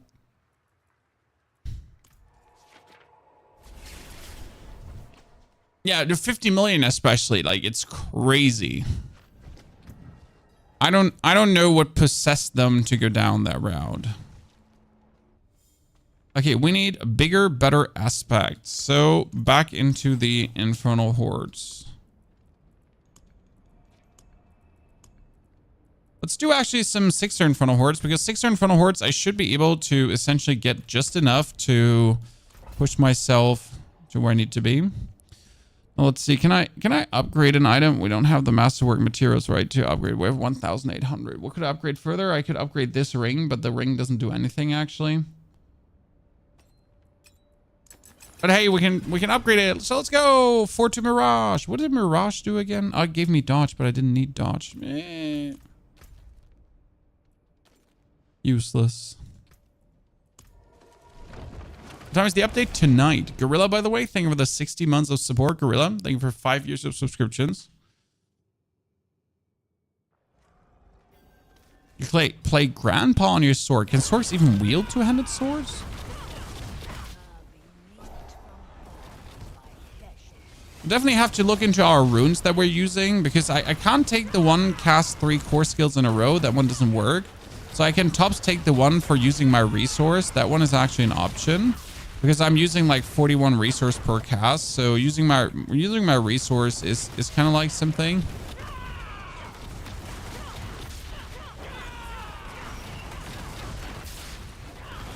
And I don't need to play the barrier rune, as we have more than enough barrier and over barrier.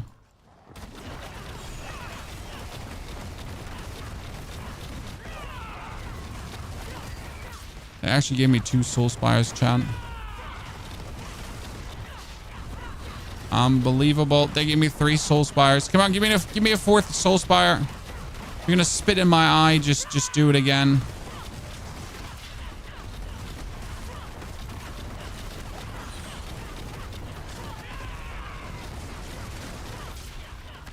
All right, you're gonna be mean to me. Just be mean to me another time. Okay. Where do you live? In Germany, because I am from Germany. And I am living in Germany. I'm born in Germany. Hi. I am Germany.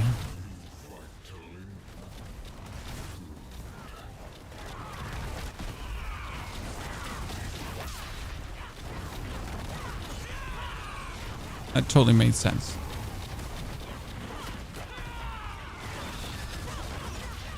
We're getting like so many pale marks. We should probably at some point just head them in and use them all.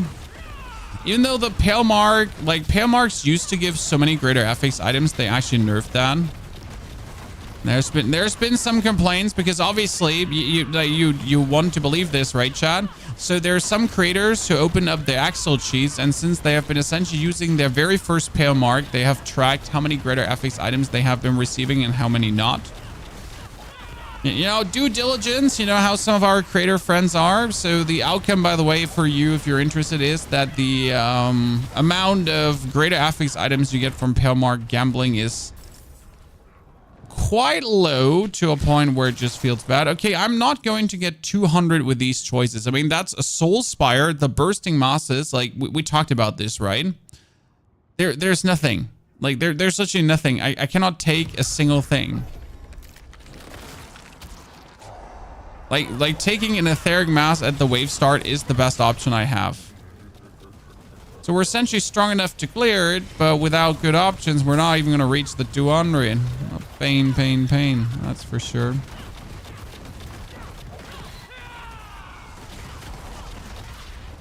Some of these are truly abominable.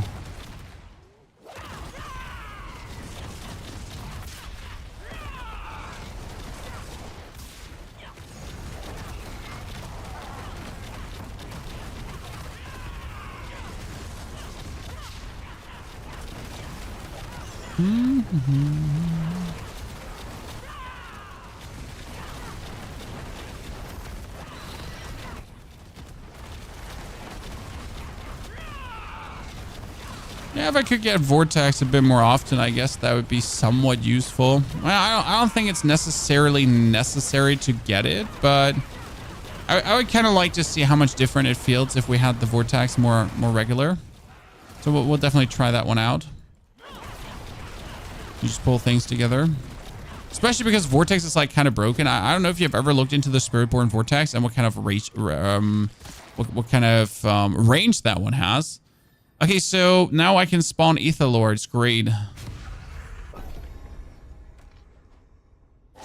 Hey, chat, who still believes that we're going to get 200?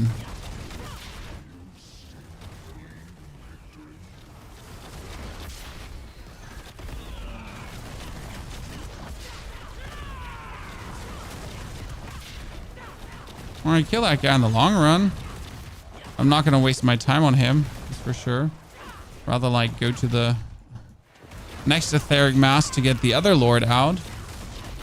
Ultimate goal is just have as many lords as possible running around. Oh, there's another one. See, that's what I say. Chat. Just get more lords.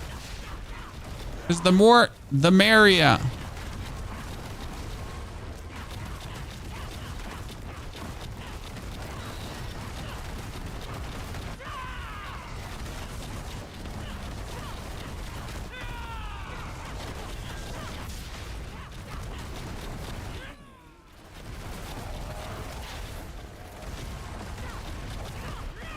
Oh, this is gonna be so not at 200, even with like that here going on. Kick him, eat him, eagle boy. So.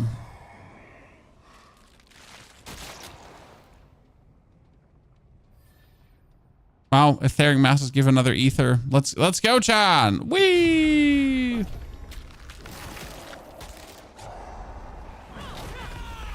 Honestly, tier 4 is overhyped for farming. So, like, I mean, tier 4 gives technically the most loot, but the only reason, like, you're not farming gear in tier 4. The reason to be in tier 4 is for masterwork materials, but you're not going to essentially be in tier 4, for example, to get your greater affix items. Your greater affix items you get in tier 2 or 3, because that's just way easier and more comfortable to get, especially when you're still looking for meaningful upgrades.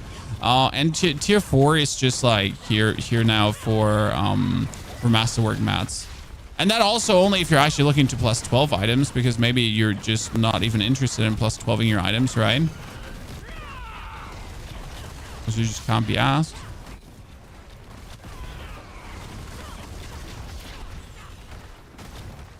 Oh wow, that is not something I'll even remotely consider doing.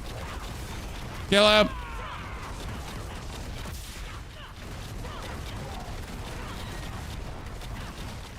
Okay, chat. Now we only need 90 plus ether. Then we got it.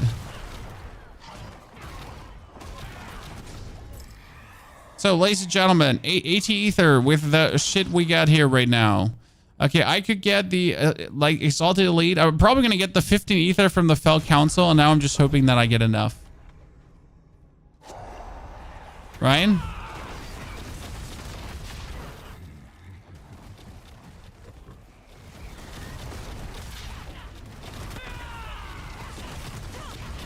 Let's hope that we're getting a reasonable amount out of this.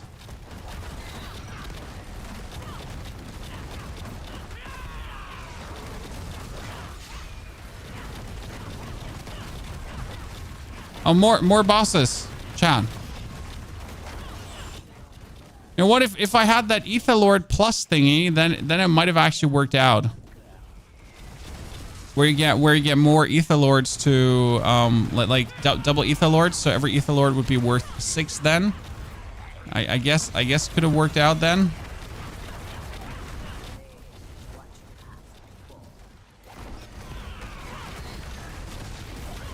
We're not taking care of the bosses. Well, they don't really present any threats, so it's kind of like useless to actually take care of them.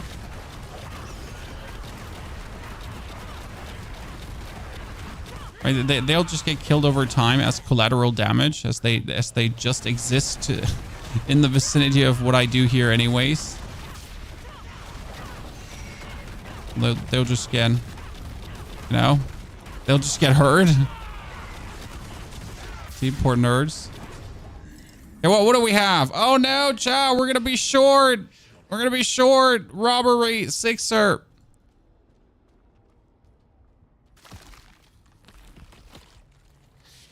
Even if I copied a build, I didn't do much damage. Well, I mean, copying a build doesn't help, as you also need to have the amount of equipment needed to actually make the build work.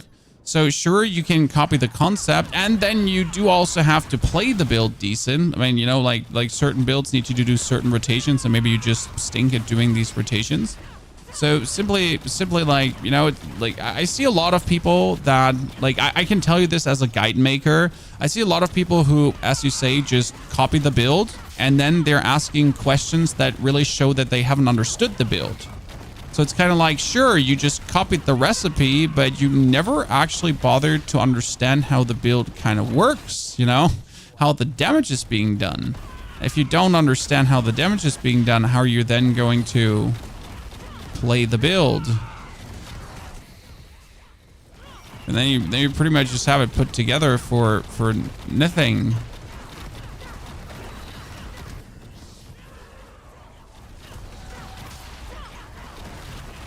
But unless it's the Blood Surge build where you literally, like, you know, just hold down Blood Surge. But even there, you need to understand why it's possible.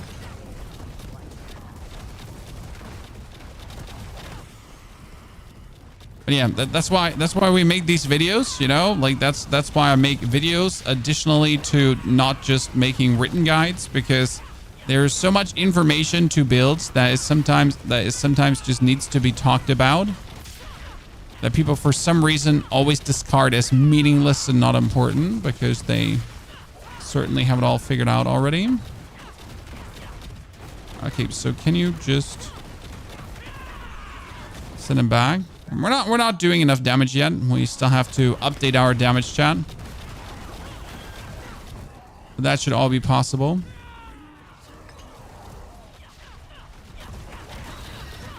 Well, we could just be farming runes up right now, but farming runes up right now is boring because I want to get greater affix items. Since greater affix items are needed for me to get my aspects, and if I get my aspect, I get more damage. And that's actually like a vast amount more damage I can get, right? That's what we're looking for right now. Kick, eagle, kick. Why do you give so low damage with the evade build? I one-shot bosses. Yeah, I mean, you're playing the absolute overtuned build that is literally broken, and I'm not doing few damage. You're just playing a broken build, sir. This is actually very good levels of damage for a reasonable build that is not overtuned. So, you know, try to understand that. Very important to learn. Because else you might be confused when the next season hits and you kind of like don't understand why your build stings. Because it's not overtuned. You know? It's actually an interesting problem that will really happen in season 7, because people started playing the Spiritborn, everything was overtuned on the Spiritborn, and then they're gonna be like, oh, so now the next season hits and we're gonna be playing this and that. I was like, oh, but you know, this is not, you know, okay, just pop off, son. Let's see what happens.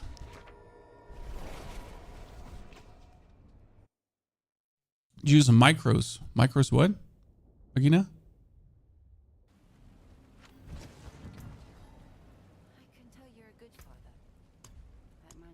Oh, more pale marks. More pale marks. Now let's see if we can get some here. What do we have? Restock. We are going to get the masterwork cache, the salvage cache still. That's reactive armor, but it's like even worse. Like we're looking currently for the 70% one, right? And that one is even worse what we have right now. Actually, the utility cache, masterwork materials, augment cache, salvage, offensive, summoning cache, interdiction, 10%. Oh, 10% is actually max what you can get in non-masterwork. Huh. I'll be damned. Now I know at least. Wasn't sure.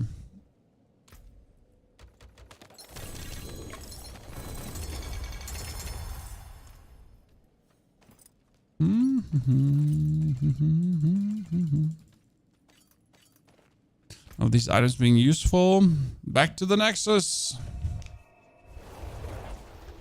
Macros hitting all spells with a single button. No, I just press things. I mean, Diablo just has 5 keys you need to press while right mouse button is being held down. I mean, Diablo ain't the game where you need any macros in any way. The game ain't complicated enough for that. If I'm honest with you, it's really, really shallow in comparison. Right?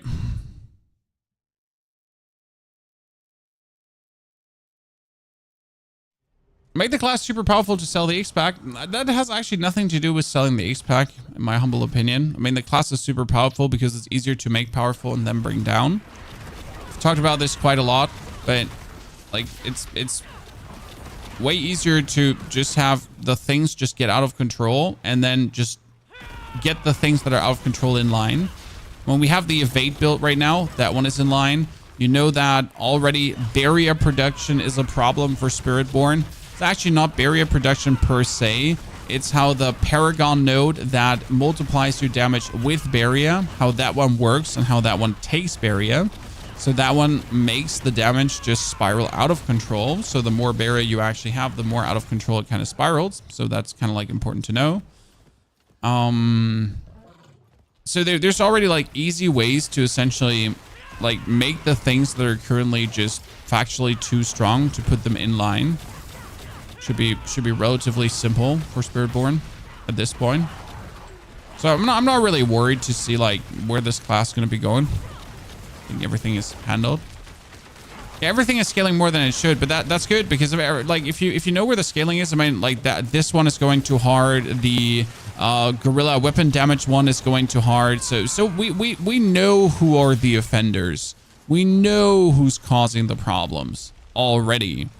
So getting all of this into check shouldn't be a matter of impossibility. Simple. Mr. Pumper, thank you very much for your subscriptions. Welcome as a brand new supporter. Hello, greater collection of rings. A pleasure to meet you.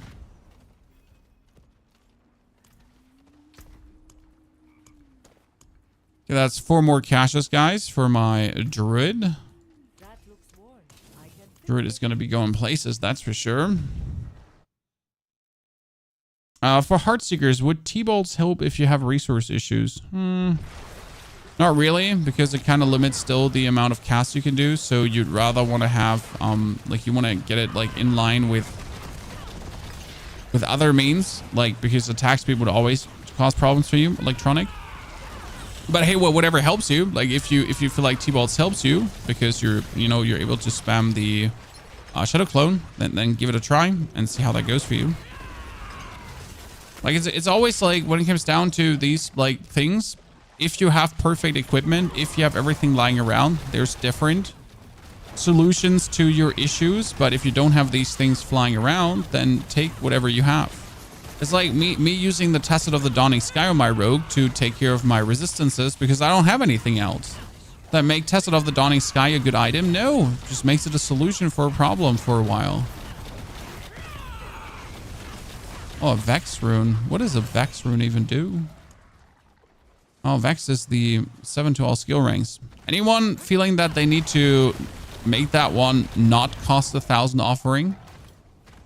Because last time I checked my nodes, and I do check them regularly, generating 1,000 offering is nigh impossible in 7 seconds, unless you're spamming your ultimate.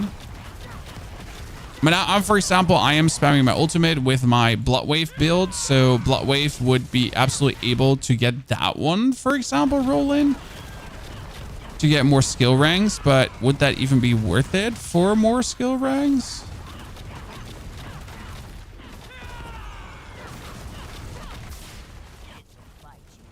Can you explain what it means by offering? Well, so a rune has a cost that is offerings. And the offering that you need to essentially activate the rune, 1,000, is being generated by the other runes of ritual. So you have the rune of invocation that needs the offering. You have the runes of ritual that create the offering. And then you juice these two into each other. So right now, for example, whenever I cast, I create offering by using up my resource. And then with the offering I create for using my resource, I'm creating bonus resource. Or whenever I use my Eagle ulti, I get 150 offering. And if I get 200 offering, I cast a Spiritborn Vortex. So I need to use my ulti 2 times and I cast a Spiritborn Vortex.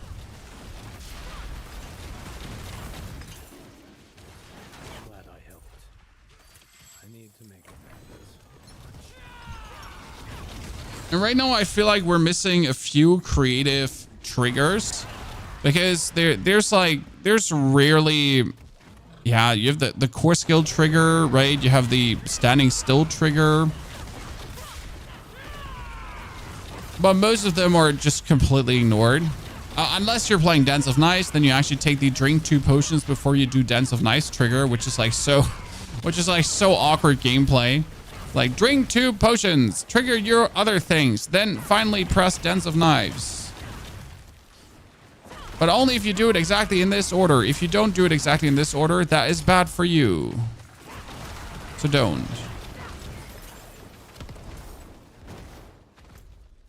Oh, that is all the way up there.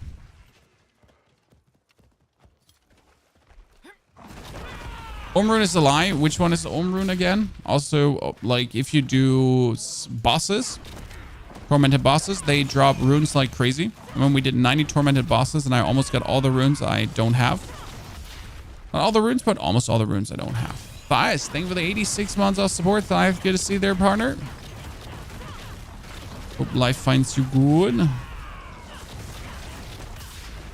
Build on Mobilytics, yes, but we have done some changes and we'll probably do some further changes to it to elevate it even more. Moved some skill points around, max life up. God, stop dropping so much. Gonna be trying today to kind of max out the build. Not completely because I just simply can't. It's just too much.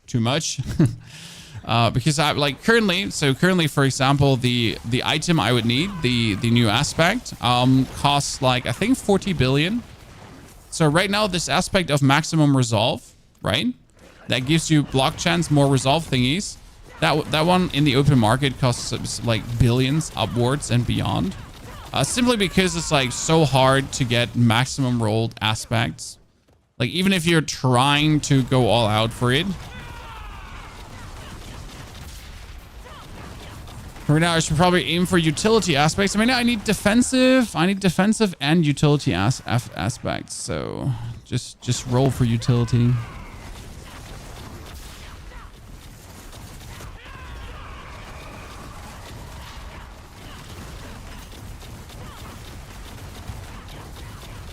That's a rare aspect. Yep. I feel like any item should be able to max roll aspects. I mean, like getting greater affix items and like, I don't know. Like I feel most people are gonna be done with playing before they ever see a greater affix, and that's not really it. I mean, I have been playing like, you know, like 60 to 80 hours right now, and I think I have like one aspect maxed out or so on my Necromancer. it is like, yeah.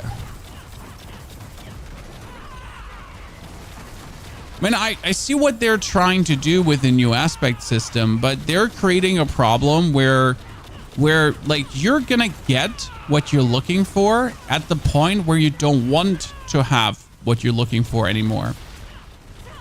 Because I would need the maximum rolled aspects, for example, to be able to go into Torment 4 easier. But if I'm already in Torment 4 without the max rolled aspects, like the only reason for max rolled aspects at that point is diving deeper into the pit if I'm then really looking to do that. But that's again not 90% of the player base.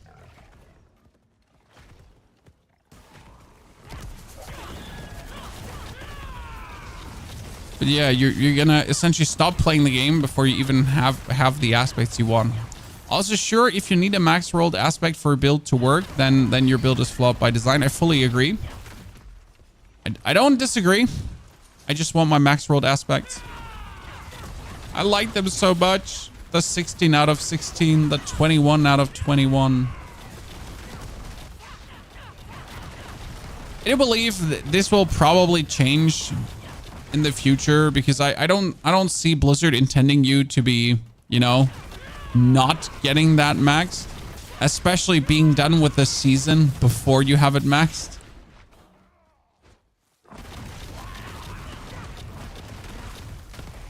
Do aspects a reset with the season? Yes.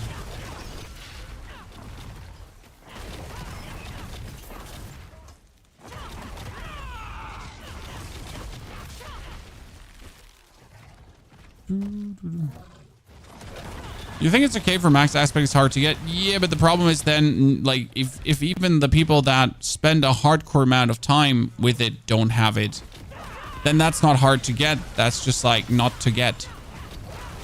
I remember right now it's not hard to get. It's just like not to get. You know, because even the people that do actually hardcore grind, even those, they don't necessarily have what they're looking for. Yeah, the whole reason of adding the codex was to make it less painful, and now we're back to more painful.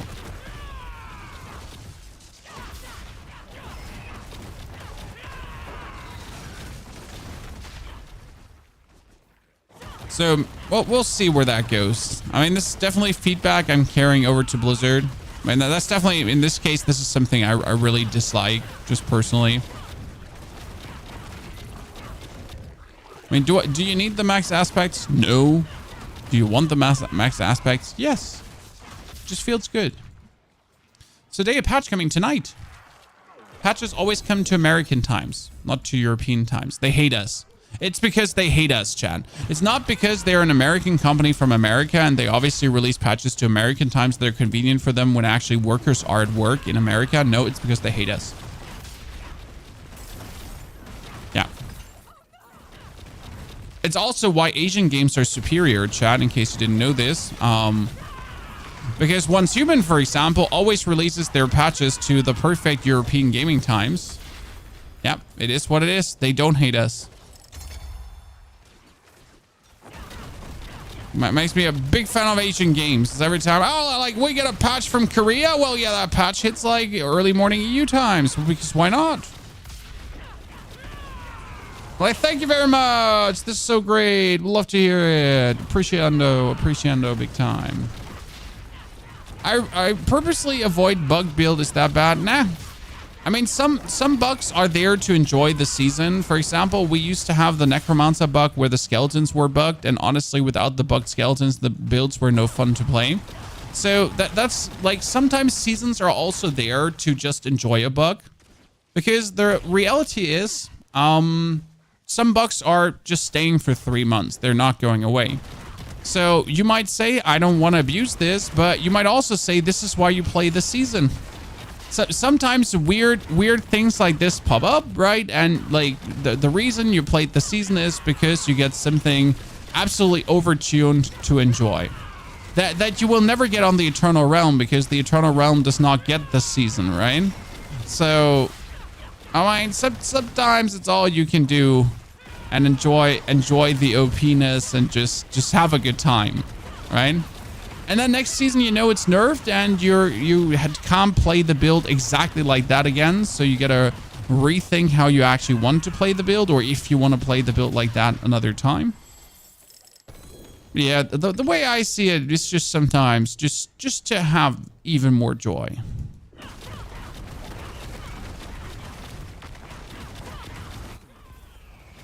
And do even more stupid things.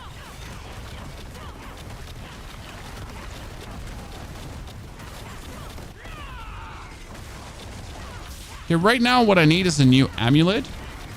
Because with a new amulet, it's gonna be hard to find the perfect amulet because it needs like a lot of things to actually work. But technically, I need to temper resolve on the amulet. So I can't temper it anywhere else right now. Does anyone get annoyed with a horse getting spooked? Dude, that's why you ride a tiger. Horses are inferior. I said it, I'm not taking it back. Tigers for the win.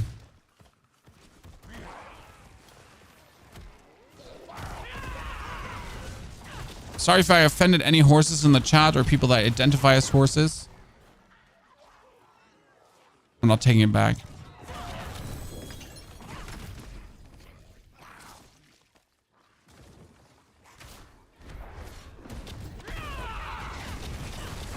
Whee!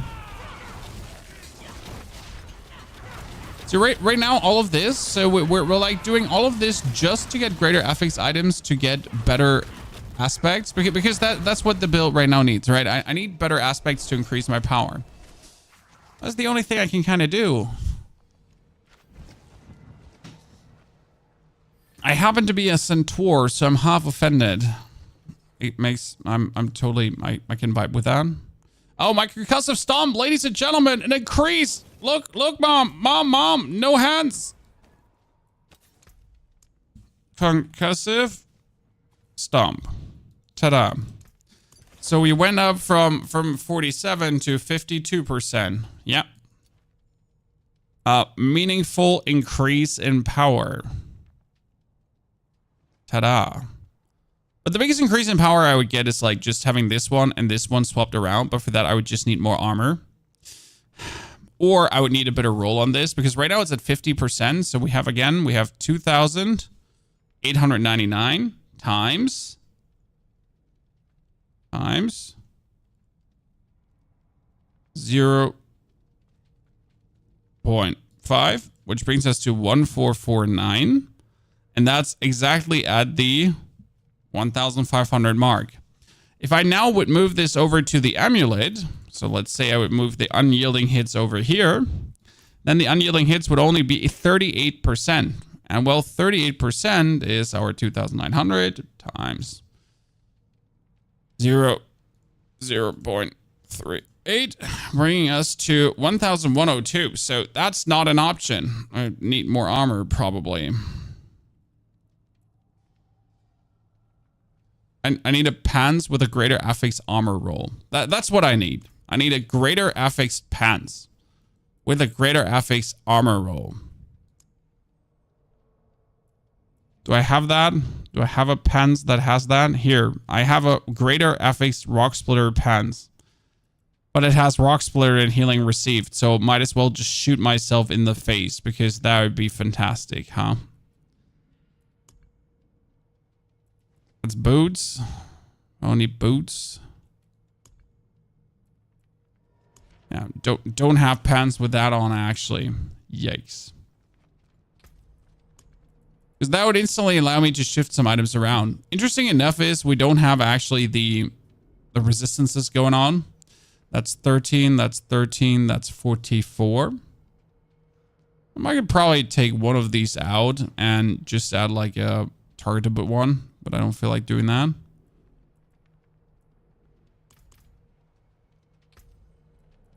Did they buff Rawhide? Nope, Rawhide has not been buffed dutied yet. Let's do another 6 capper and try to get the chest without hopefully getting robbed by the bad RNG again. How to make a second Spiritborn the constantly changing meta? Jeez. I mean, the constantly changing meta only affects you if you're actually chasing that very best Spiritborn build. If you're just chill and you have your one build that you're enjoying, then you're good to go.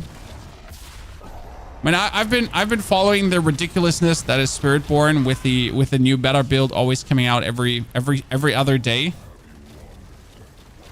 You know?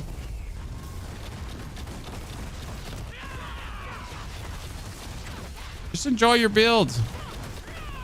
Don't need to do trillions of damage.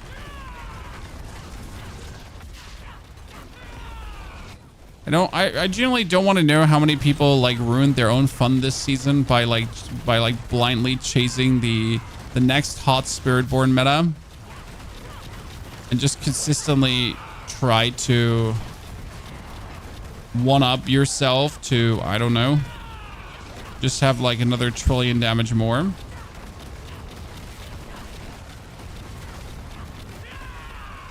That's you, that's fine. There no one gets hurt by you wanting to have a trillion damage. That's totally okay. Just don't complain if the game is boring then later on.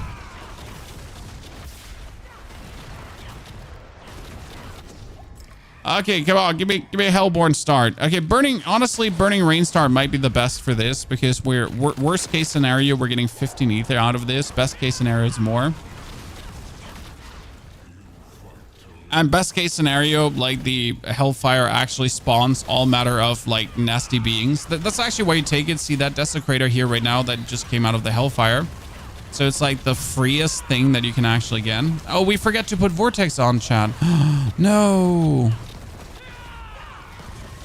I wanted to do essence cast into Vortex. Okay, we should do that. Like in between of the waves, we're gonna hit that on because I really wanna.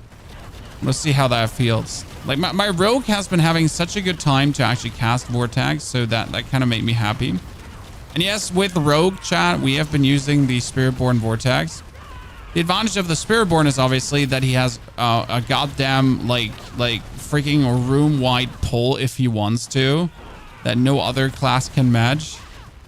Like even my corpse terminals don't do that, and especially my corpse terminals are vastly slower in pulling stuff in.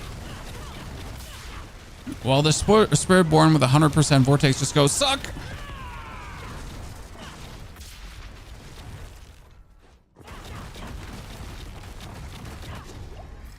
A meaningful choice? Oh, really? Ether Rush, Draining Spires, and Birthing Mosses. I mean, seriously, what is this?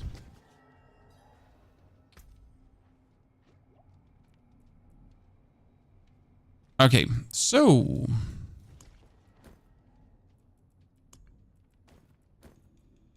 what was it? Centipede, vortex size, source size, thunder spike size, thunder spike size, vortex size. Whoop whoop. Now we need to change the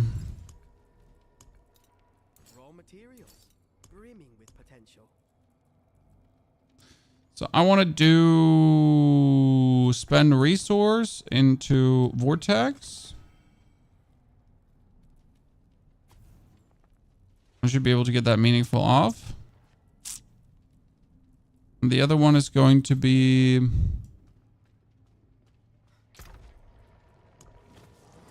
which other trigger do we want to hit, ladies and gentlemen?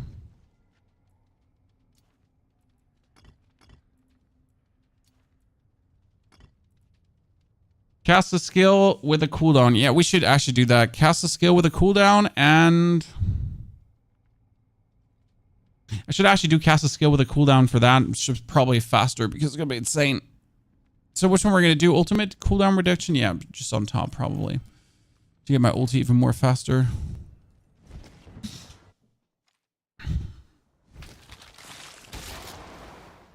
Okay, so all of these were shit, as you know.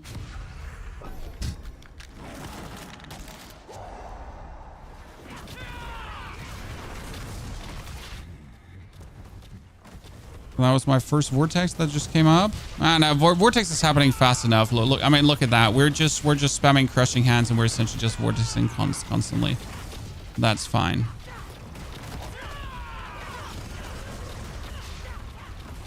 Yeah, that vortex thingy that just fills up ASAP. Okay, that's good.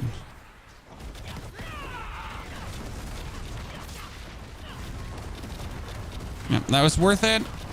Absolutely worth it. Especially for the spires, it's actually also worth it, like if you think about it.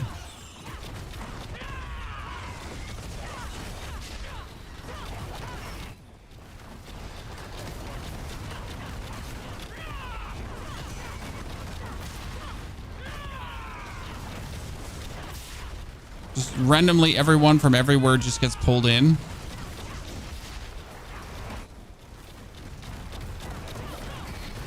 Yeah, I'm fine with that. I like it. With a high costing crushing hands kind of works. Okay, finally Hellborn, if that not too late, Chad.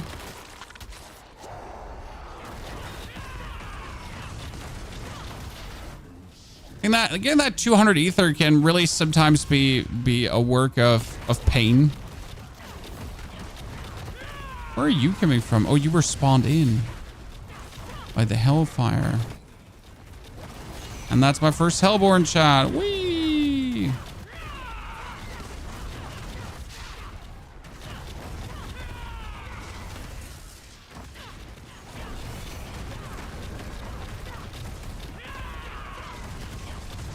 And everyone together. Go. Go. Honestly, that vortex, like if I could get that to 100% size, I think we would be looking very fine there. Very dandy Andy. Anyone disagree?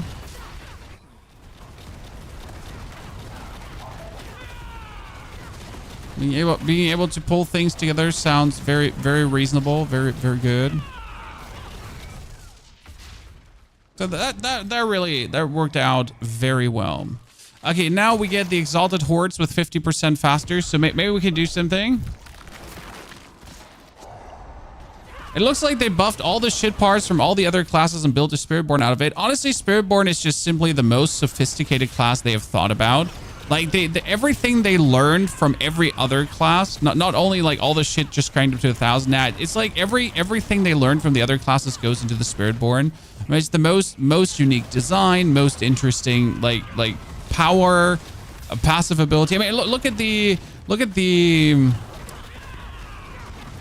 Barbarian passive. Like, you wield a sword, you do bonus bleed. Oh, you're actually wielding an axe? Well, don't worry, you do 12% more vulnerable damage. Oh, and if you have a mace, then well, you stun. Yeah, cool. Wow.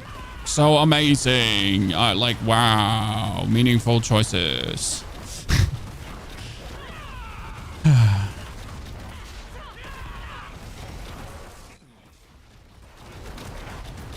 So amazing.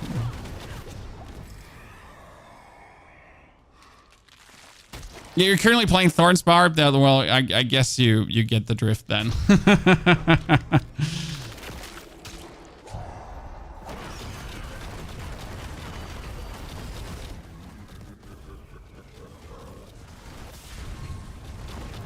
So yeah, it's a bit like I want the key passives of classes, like, right, the intrinsic passives. They should drastically change your playstyle and be able to allow for more build variety, right? I mean, like the Druid, I like what the Druid has basically, right? That the Druid can go for different builds over his spirit buffs too, so that's kind of nice. But like you can literally make different builds with the Spirit Halts, right? Which is kind of interesting. I mean, even though like I'm just going Gorilla right now because Gorilla is the most meaningful, but there's people that go Jack, there's people that go Jack Gorilla, there's people that go Eagle. So it's truly like that there is actually some variety and there is some mix and match, and you can actually use it for something, right? And that's kind of cool. That's interesting. That's meaningful choices. That's what I would like it to be. I mean, then you have the Necromancer who has a Golem as its main passive, and you can like, like a lot of builds just like sacrifice that straight away just to get a damage bonus. That's it. So we get a passive as the Necro, and then like, yeah, you know what do you do with that passive? You sacrifice it because it gives you more crit damage. Okay. Okay. Cool. Spiritborn is the copy-paste of the D3 Monk. I heavily disagree. I mean, I have played Monk. Monk was fun, don't get me wrong. But Spiritborn truly feels like its own thing in a good way. So, I know a lot of people are keep parroting that. Like, it's just a copy of the Monk. Nah. It feels like Spiritborn. For me.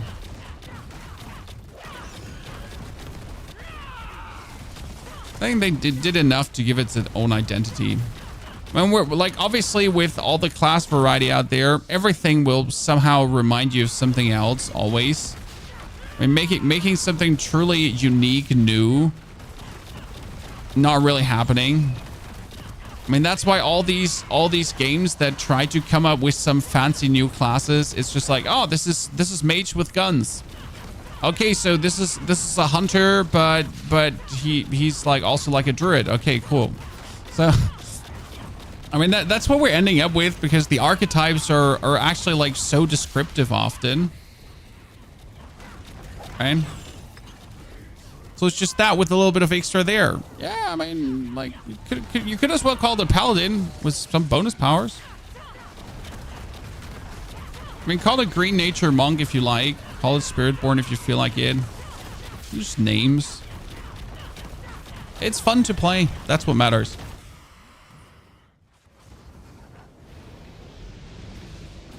You know? That's what matters. It's fun to play. You cannot see it different in loot quality. Well, there's just more loot. That's it. Oh, I get a Seb. Kind of want to like Seb, but I think that might be my first greater affix Seb, to be honest. I want greater affix items that are not uniques. Thank you very much, because I need them for better aspects. Appreciate it, though. Right? We're just out here looking for better aspects, chat. We're just out here looking for armor rolls. I need a pans with a greater affix armor roll. Okay? Vermington, thank you for the 6 months of support. Vermington, appreciation. Andy, good to see you there. Thighs, thank you for the 86 months of subscription again. Howdy. Lucas, greetings. So nothing new. Nothing new. That's a Sep. I don't know. Do I have a Sep? Sep. It's a Sep with a greater affix. It's a sort of Moonrise with a better Moonrise than before. Hello, I didn't notice that you're here with a better, greater affix on Moonrise. Don't mind if I destroy you, you little shit. I mean, like, seriously. Okay, that's a well boss coming. Is there... Andariel is now the thingy. Do I have even Andariel mats? No. Oh, actually, that's enough to kill an Andariel if I wanted to. But we're probably going to do one more. We're going to probably do one more Infernal Horde. I mean, that worked out. So do I want to now change my Concussive Stomp size over to Vortex size? We get Crushing Hand size and we get Crushing Hand size. I mean, double Crushing Hand size is obviously useless. So I'm probably can just re-roll that Crushing Hand size into Vortex. I mean, then again, double Vortex also seems useless, but yeah. Just must have worked that up further. There we go. More Vortex size. I mean, I do genuinely like the Vortex. I've been enjoying that one. That's now my happiness, my personal happiness.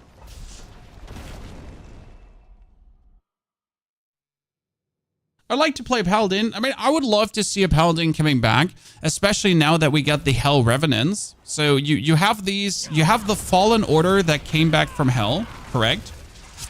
You have the Holy Order that, like, of all the knights that were under Urivar. Now we killed Urivar, but these knights kind of still exist. right? You have the survivors. So could we get like some Hell Revenant Paladin kinda? Could we get some Evil Twisty Paladin? You know, like, I mean, they opened up the story for it. We could be getting Evil Twisty Paladins now. Could be getting like a Revenant Knight. That uses twisted holy hell power, mixed shenanigan bamboozled, kinda. I mean, the doors are wide open. The story's laid out. We had Eurovar. I mean, like, if you actually followed the story and if you know who these lads are, right? They're all the dudes that went down with Aenarius to like kind of fight for Aenarius and then to get abandoned by Aenarius because he, like, you know, they all thought they're on a holy crusade, but it was just Aenarius going to his mommy essentially, and then whining that Heaven doesn't want to talk to him anymore. And he's like, "Hey, Heaven doesn't talk to me anymore." And then he gets stabbed in the back because he's a loser. That's what happened. And they're just like fighting out their demons, trying to survive. So give us a Revenant Paladin, please. Yeah, an Oathbreaker in D&D terms, something like that. Well, they weren't Oathbreakers. They actually stuck to everything. They just somehow survived. That's the thing. They're not Oathbreakers. They're still members of the church, and they actually did everything for Aenarius. They're still probably like worship him to this point. They just like kind of went like lawful, what a chaotic good. Yes, I mean, Eurovar reached the point of chaotic good because he was like good at all cost, right? Like it's not anymore. There's no in between. It's like, you know, you're even like you repented your sins. That's good. Let's still kill you because like, you know, the whole campaign starts with someone being like, "I repent my sins. I'm fine. Like, this is okay. Please forgive me, church." It was like, you are forgiven, and now we're gonna kill you. Because the only real forgiveness at the end of the day is death. So get wrecked, son.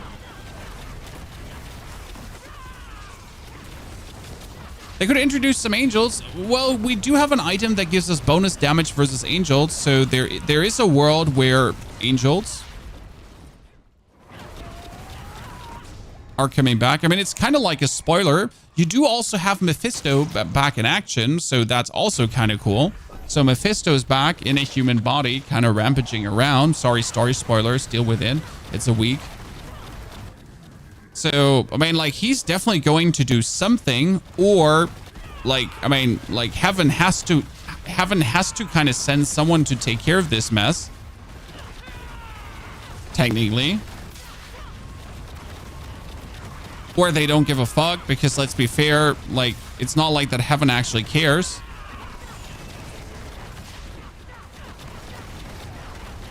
Everyone's like, the angels are there to protect us. Now, the angels are just here to have fights with demons, and that happens to be in and around Sanctuary, so that's the only reason why they're here. You know? They're actually not here to help us, you know? They're here to just kind of like use you and abuse you. So this is an absolute abusive relationship with the angels being the bad boys. The only one that liked us was Tyrell. He was cool. Where's my man?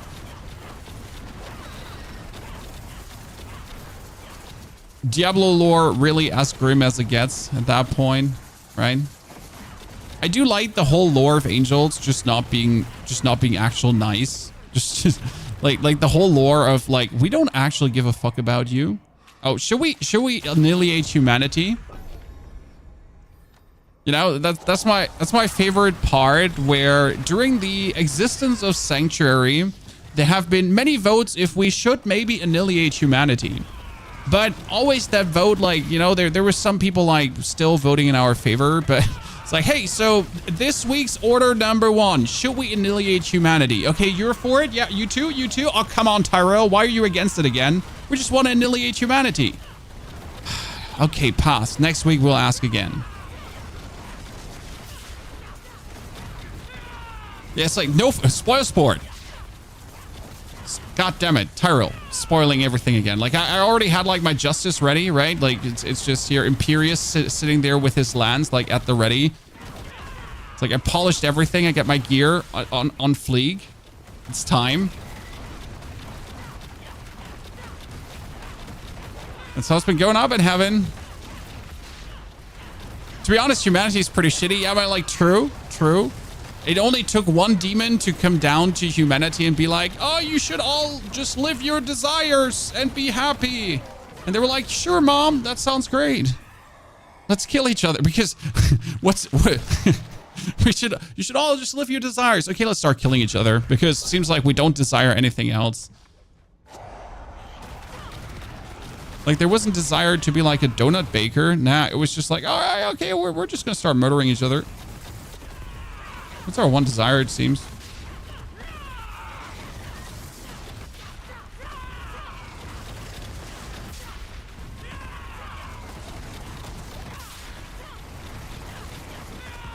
Pretty grim world. I can understand the angels, honestly. I do the same.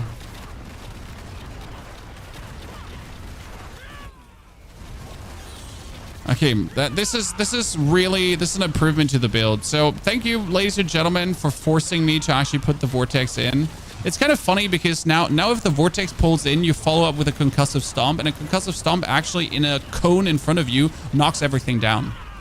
So you kind of like pull everything in together, then you drop the eagle on top of it, which already knocks everything down, but you could also just concussive stomp and everything just falls on the ground. It was actually a pretty mini build, if I'm honest. Yeah, this is working so much in our favor to just pull everything. I kind of want to like, I want a 10-way forward, but I don't think I have a 10-way forward right now. I want to see like how far this would go already with the non-so efficient build. Can I roll the mythic cache on a non-spiritborn for a higher chance for Shaco? Yes. So like every class has a certain amount of mythics he can get. Some classes have more mythics. I think the class with the lowest amount of mythics he can get right now is the rogue. Because the rogue can't get a Havarian, the rogue can't get the grandfather, the rogue can't get Nessicum, the rogue can get Doombringer, and all the others. So I think the best one to roll the cash on should be rogue. Someone correct me if I'm wrong here, but I feel like if you don't want grandfather, if you don't like, right, if you don't want a Havarian, yeah, rogue probably. I mean, also with a better chance to get Harlequin Crest, you're also having a better chance to get the what's it called again? That stupid thingy. The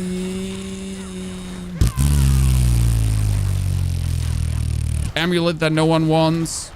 The amulet that no one wants. What is it called again? Why is my brain not working? Selling, Melted Heart of Selling. See, I hate that item so much that I don't remember it. What allows you to keep permanent shield up? Very good question, and I'll answer that for free, but you should still like the YouTube stream. Thank you very much. That helps out a lot. So we're using Crushing Hands. Crushing Hands grants barrier equal to 10% of the damage it deals for 2 seconds up to 30% of your maximum life. So that's 30% barrier already. Then my Concussive Stomp, Concussive Stomp grants you a barrier equal to 10% of your maximum life per enemy hit for 3 seconds up to 30%. Boom, another barrier. That is not all of it, because now we're getting, with the Spirit Hall of the Gorilla, casting Gorilla skills deals 100% stun to enemies and enemies you hit, and grants a barrier for 5% of maximum life up to 30% for 3 seconds. Oh, what? You don't say so? That's fantastic.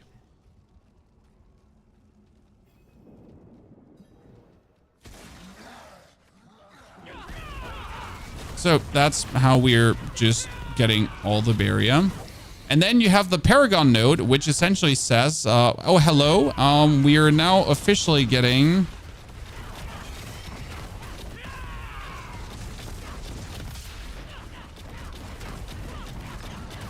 1% more damage per 3% of barrier you have. So the more barrier you have, the more damage you gain.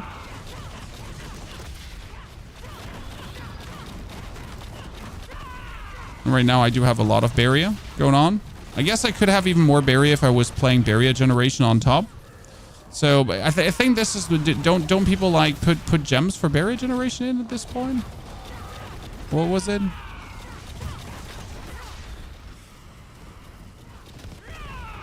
Was it gems for barrier generation, or what was it?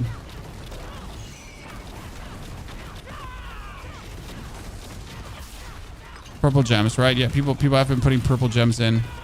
I mean, the thing is, so like you only need a lot of barrier generation if you don't have a lot of barrier being generated. So I have like multiple sources of barrier being generated. So I should be fine without much barrier generation. I could still get some barrier generation, but if you're playing without the Gorilla Spirit Hall, you're essentially forced to also get into some barrier generation to get the full package running, as far as I understood.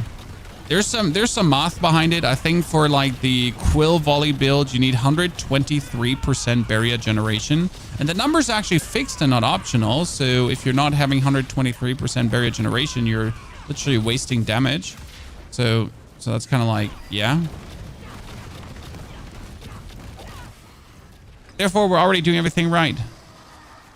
Yeah, the 20% more max life rune you can play, you don't have to play. That's essentially for just maximum damage.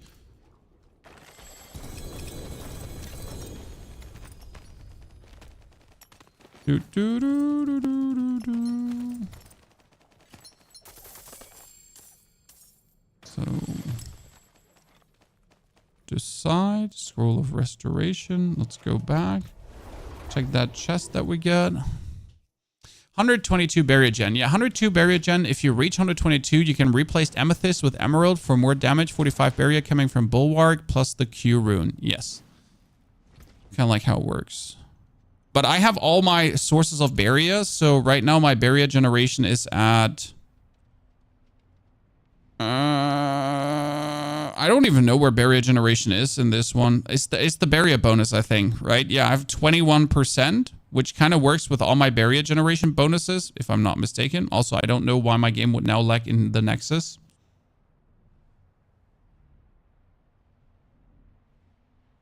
I told you it's like a whole PC lag. It's just not literally like just a game lag. Like the whole PC just freezes for a second. It's weird.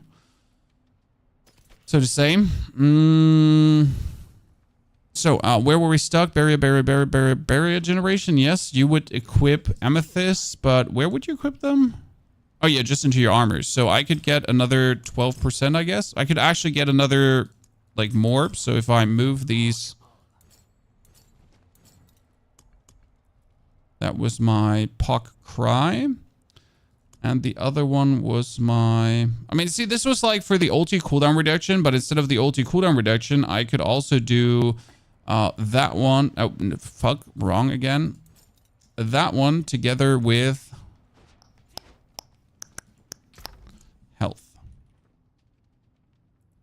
So I could also... Oh, that's life, not health.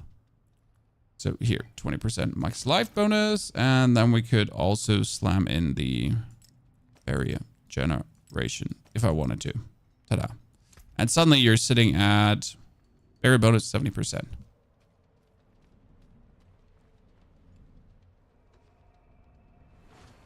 Super memory leak. Yeah, but honestly, the memory leak has gotten better, which I'm really sad to say, because the game used to crash and now it just lags. No, so we're actually good. Like it's just lagging.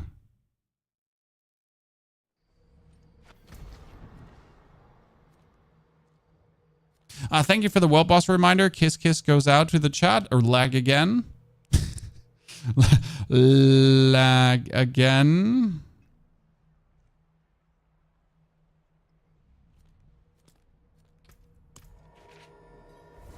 Starless Skies required. Yeah, so Starless Skies required for this version. So I played this version without Starless Skies so far, and everything worked perfect. Now, again, if you want to play the Crown of Lucian, which is 75% bonus damage, then you do need Starless Skies to make it work. Now, I haven't actually tried out if I could do enough resource cost reduction per se to make this work. Because now let's do the math. The standard cost of a Crushing Hand is 33. With Starless Skies active and Crown of Lucian, we're actually going up to 41 Crushing Hand cost. Okay, 41. If I wouldn't use Starless Skies, then after the mathematical correct application of the formula of 2.5%, we would end up with an 82.5% cost. Now, 82.5% is technically not a problem because you're playing Midnight Sun. And Midnight Sun says when you critically strike, you gain 50% of the vigor you spent in the last 2 seconds. So technically, if you're doing 2 attacks with an 82 cost, so you attack once per second essentially, and it would cost 82, then this would be fine. I mean, alternative, you could drink a potion of resourcefulness, which brings the cost down to 26. And then a 26 cost times 2.5 is already only 65. Now, if I would take some resource cost reduction and I would reduce this down to 60, I think. Now, 55 is perfect. Why is 55 perfect? Because 55 times 5 is 275. So technically, if you were playing this version that I'm playing here right now, but you would actually go for Crushing Hands, maximum damage instead of for the kick that I am going for. So you go for Crushing Hands, maximum damage, and you would just stack Resolve. Then we would go for the Banished Lord's Talisman, and then we would actually go for Overpower damage, which is kind of funny. So you could also shift this into Overpower damage very easy. You would just go crazy.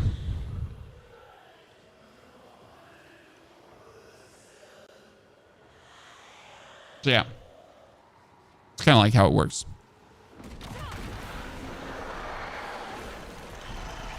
I mean, right now, everything is already working exactly how I imagined it to. We're doing up to 200 million damage right now with our kicks. So I'm just happy that the setup is actually working as I intended it to work.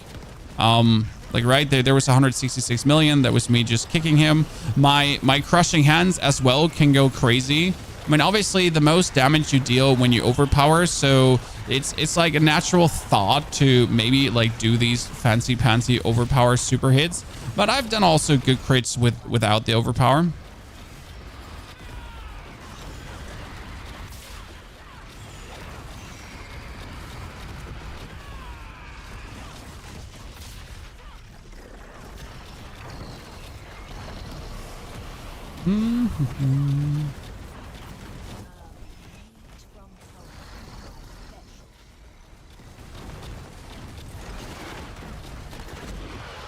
Now we just need more attack speed so I can kick more.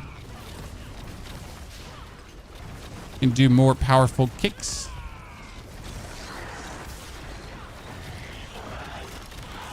And get our Concussive Stomp to overgo. Where's the Rawhide update? The Rawhide update has to wait for tonight, my friend. And the Rawhide update is there. 2, 3, 4. 1. Oh, shit. I got lasered, Mom.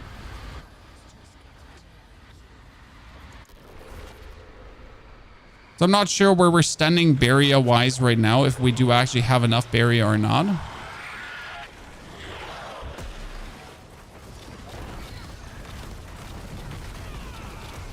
I feel like we have tons of barrier here at this point, and then we have some more barrier on top with cheese and cream. So we have the barrier fully barriering. So I can definitely get it up all the way. Right?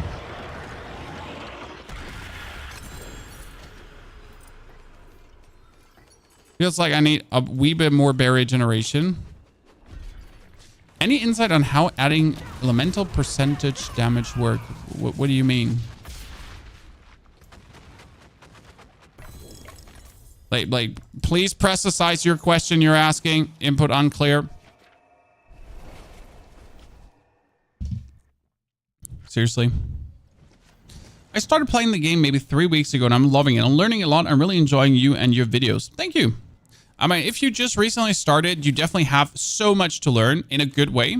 The game does have a lot to offer. I do truly believe so. And yeah, especially if you just started.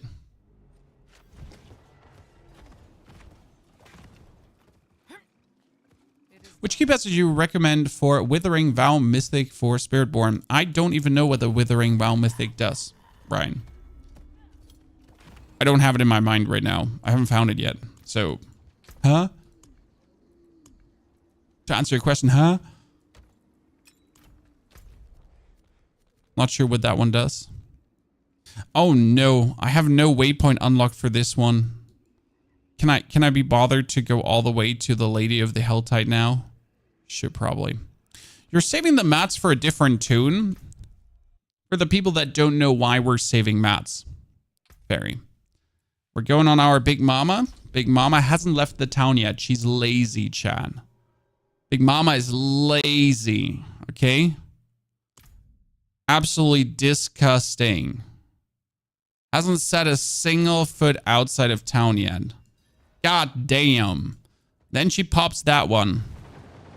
Ah, level 41. Let's go.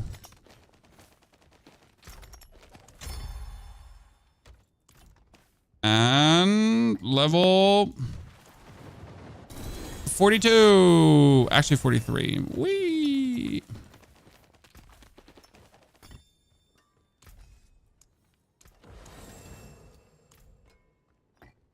And on top of that, with cheese and cream, level 44 and a double greater affix item. I like that.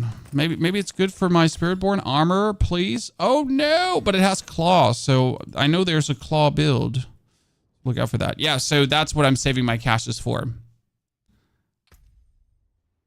Enemies affected by more dot than life are executed. I don't know if Shattered Vow is good for anything. I mean, the idea of Shattered Vow is there. People are liking Shattered Vow, but I don't know if it actually does work as everyone would like it to work.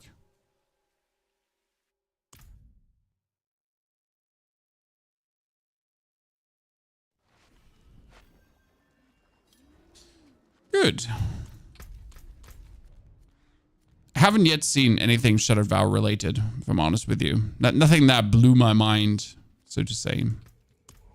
So what's going to happen about Rawhide, that when you salvage gear, especially in Torment 4, you get more Rawhide out of it. Okay? That's what happens. You need 27 caches to get something upgraded. 27 caches are enough to get a character from 1 to 60. Are you signing up for the War of Winter today? I'm going to sign up when the stream is over. I didn't want to do War of Winter today because War of Winter is, by the way, once human, in case you didn't know, chat. So I didn't want to sign up for War of Winter today because I wanted to do the Spiritborn and I don't have a full stream. So today's only a 6-hour stream, chat. I am so sorry. I know I'm failing as a content creator. My career's over. I'm not taking this serious anymore. Like, how can I ever compete with real streamers like Rob and Rax and Voody, who are just online for 20 hours each day and don't actually sleep? Only caffeine is keeping them awake. But yeah, that's what we're planning probably to do tomorrow. Because tonight we're out, the lady and I. Once in a while, Granny's coming over to take care of the kids.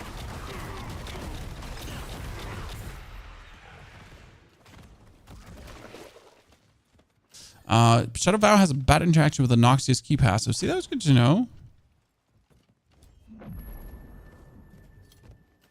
Any caches? No, you need Torment 4 caches. So in order to need only 27 caches to level up your character, you're looking for Torment 4 caches from the Tree of Whisper. Because there is the most XP included. Like, the way how it works is that every Tree of Whisper cache now has these yellow orbs inside. And these yellow orbs do have experience inside of it. These are experience orbs. I don't know why we're suddenly getting them. So I don't understand why we need these yellow orbs now. Why suddenly? They're a thing of necessity. Why? Like, we've had seasons without any weird orbs. But there we go. We have orbs now, I guess. Rejoice, Chan.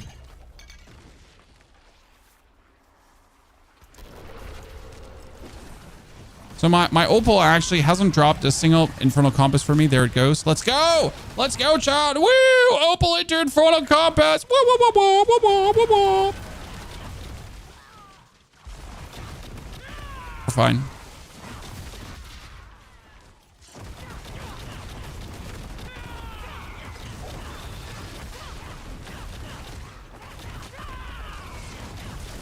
They're overdoing it with the drop buffs. Yeah, a bit. I mean, like, we're really getting materials like crazy. I mean, Forgotten Souls was a struggle. Now it's like a no-brainer. But I guess I don't care. Like, I genuinely don't care. As long as I have enough materials. Like so every moment that I have to spend consciously farming materials feels bad. I said it. I'm not taking it back. Okay. So if the material grind essentially happens passively while I exist, so I can then, you know, do the things I want to do, like temper and reroll and all that stuff, I am happy. But as soon as I'm like, oh no, I need to consciously farm Angel Breath now, I just don't like that. I don't like that. I think I hate that.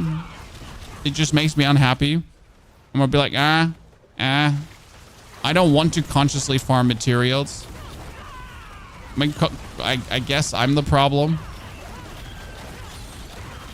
But I can't be the only one. I'm probably still the problem, but I can't be the only one.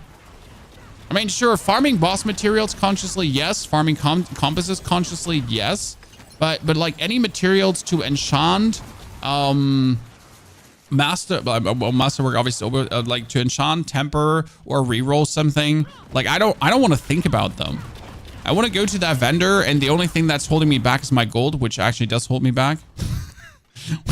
The only thing that's holding me back is my gold, which actually does hold me back. Yikes. Good talk.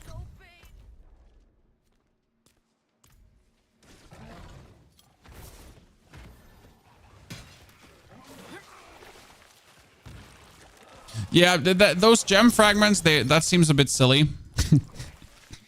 I don't know what they really did with that. I mean, we had such a gem shortage on the... What was it? Was it on the test server, the gem shortage, or where? There was a time where it was almost impossible to get an upgraded gem. You're like, I want to have... Like, I'm level 100, and I have every single mythic in the game, but I'm still looking for 2 royal rubies. And that was like the reality, right? There was season 4 in the beginning. Yeah, it was crazy. I got everything 12 out of 12 times masterworked, right? Like my gear is popping. I'm poor because it costs like 10 million gold to masterwork something.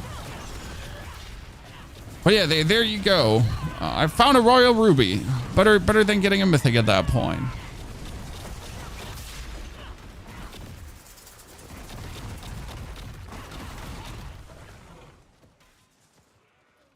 Yeah, I feel like the gems should be used for something else than they are just currently used, maybe.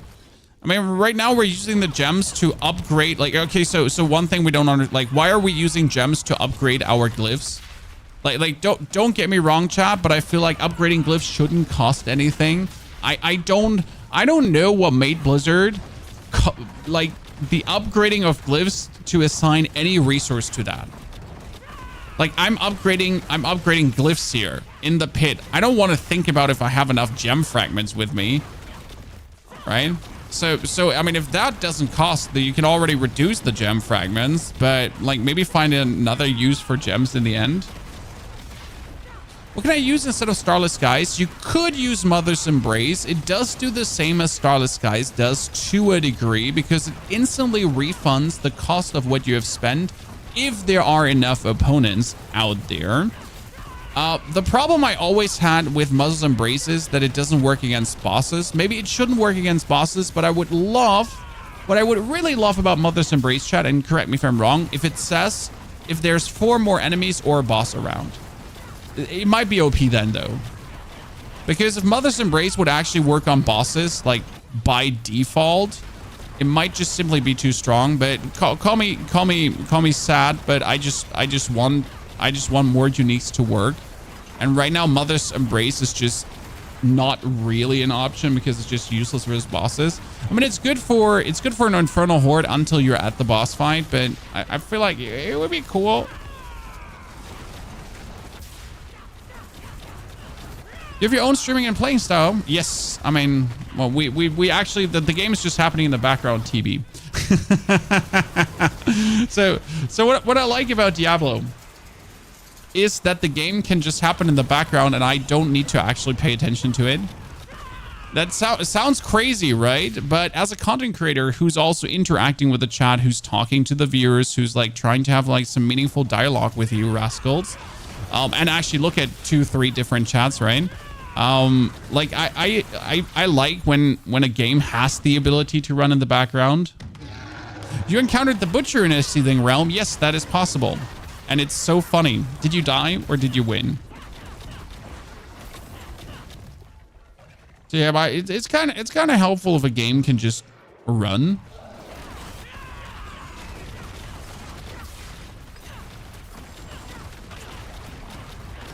You don't have to like permanently pay attention to it. We're getting invaded. Oh no. How exciting. Are they bringing any demon mommies with them? By chance? Is Stomp Gorilla the new broken build to play? Nah. So there is a very, very strong Crushing Hands Gorilla. The Crushing Hands Gorilla is an overpower build. Okay? This is Stomp Gorilla. I am using Stomp with the Gorilla to have like a lot of fun. Now that being said though, you can transfer this build that I'm playing into the OP build. So I am consciously not playing the OP build. I am playing my own version that is having fun with Concussive Stomp. Because I just like the idea of using Concussive Stomp, and you're using Concussive Stomp anyways to boost your block chance, because if I'm boosting my block chance, I'm doing more crit damage. So like you want that anyways happening in any capacity. Oh, I almost died. What? How? What in the hell? How? I'm just sitting AFK here. How do I almost die? So yeah, you kind of like want the, like, you know, because Stomp is just adding like bonus fun. But what we could do is, so if I wanted to level this build up and take it to the next stage, I would drop my amulet that I'm playing right now. I would replace my amulet through the Banished Lord's Talisman, and I would fully then send it on the Crushing Hands. That would actually improve the build.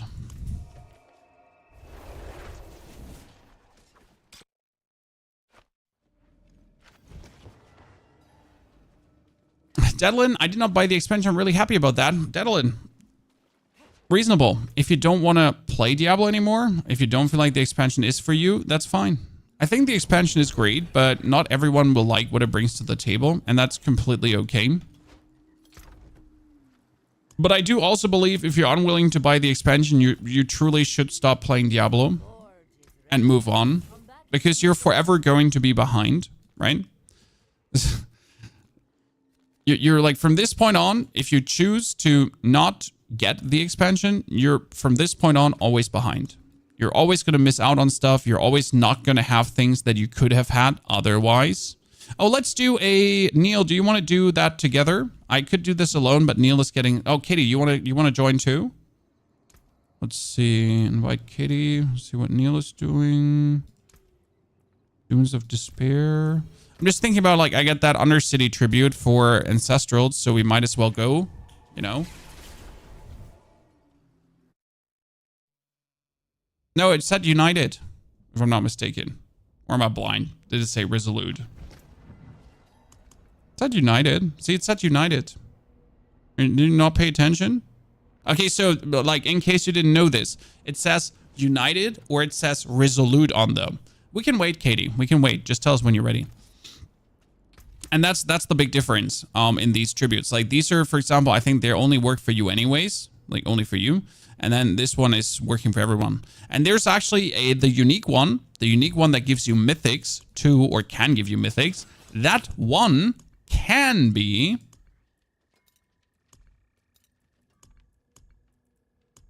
United as well. It's actually plenty cool. Oh, in case Kitty needs fiber.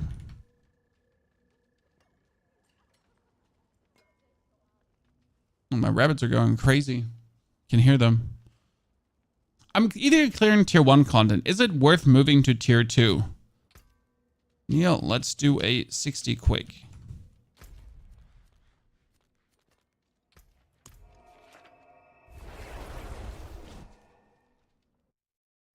So if you can easily clear tier 1, you should definitely move to tier 2 because you're just getting more experience, you're getting more loot, you get more everything. Pit. So while Katie is waiting, I'm gonna quickly do a wait a 60. What do I need to push my? I need to do a 75 actually, not a 60. 75 Neil's possible, right? Totally get this. 2 Spiritborns. What are your thoughts on Way of Winter? I haven't played a single second, so we're gonna do it tomorrow. We're gonna do like a week 1, day 1 kind of thingy.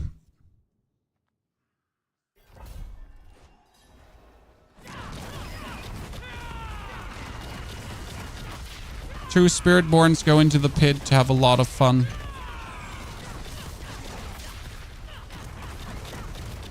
Should probably pull like bigger packs together, most likely. Yeah. It's like just the unfortunate area here of not being really populated. Pull everyone together. I could walk while I'm crushing handing. I could walk and just keep pulling them with me. Because like, you know, we get that vortex going on, so I just keep walking in a direction and I just keep everyone just like going on with me. Dude, this is what you do when you're impatient and you don't want to wait for 5 minutes for one person to appear. you just do a quick pin. By the way, I haven't done a 75 actually with this one yet, but I guess it shouldn't be an issue because I can't die. Right? It's actually like I cannot die. There's no way anything kills me here. Like, and they cannot stop me, which is also like, so the build is just permanently unstoppable. Because we're using again Gorilla and Gorilla, and we have unlimited resolve too, so yeah. I mean, we like, so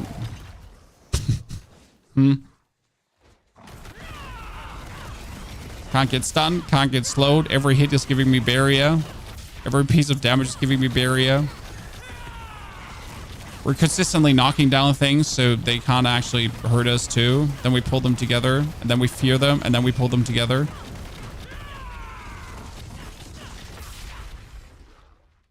It's kind of like, can't be stopped.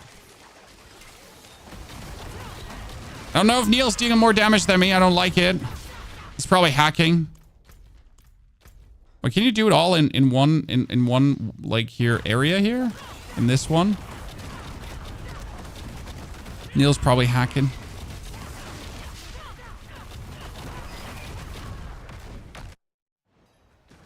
Oh, we're quick.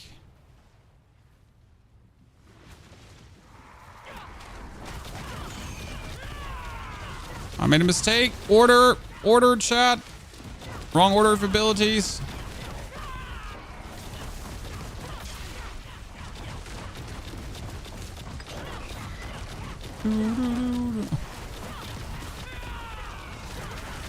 Two, three, four.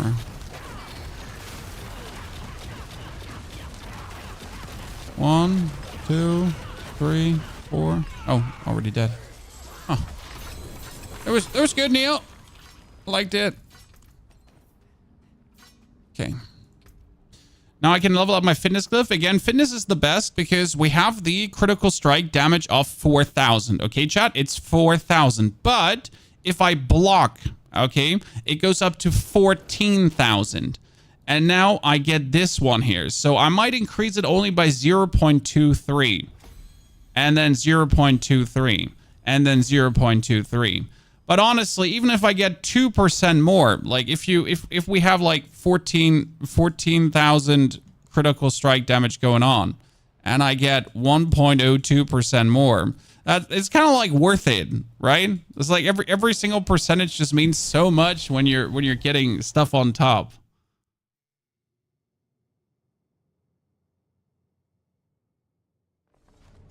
Are they pets or for eating? I mean, my children would murder me if the rabbits were for eating. That's for sure. We have tiny rabbitsa.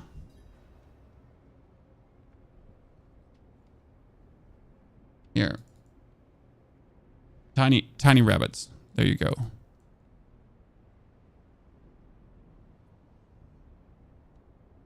That's my tiny humans with tiny rabbits.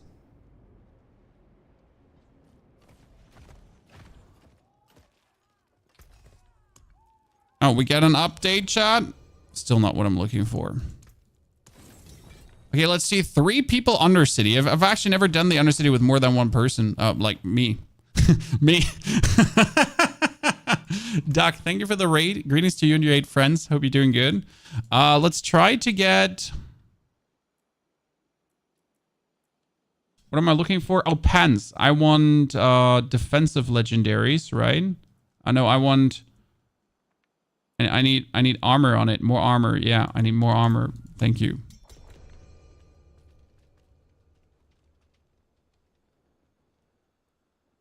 We have done United before. That's true. That's true. Who's not clicking?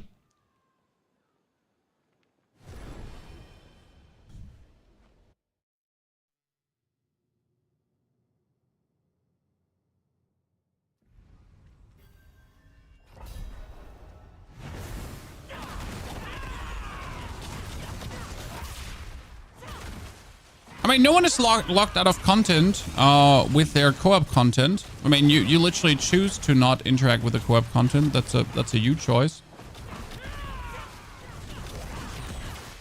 I mean, there's literally like a group planner to easily get people together.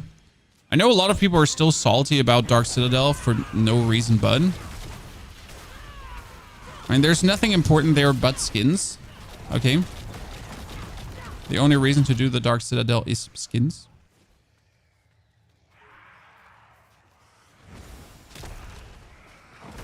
And a one-time clear experience, I guess. Wait, we're 3 Spiritborns now.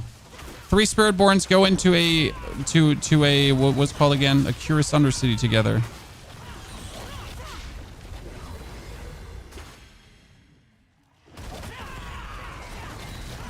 I actually saw someone complain about Twitter that he had to buy like an online playing subscription on his Xbox to play with others, as if that wasn't normal. But for some reason, he tried to make it about Diablo and co-op too.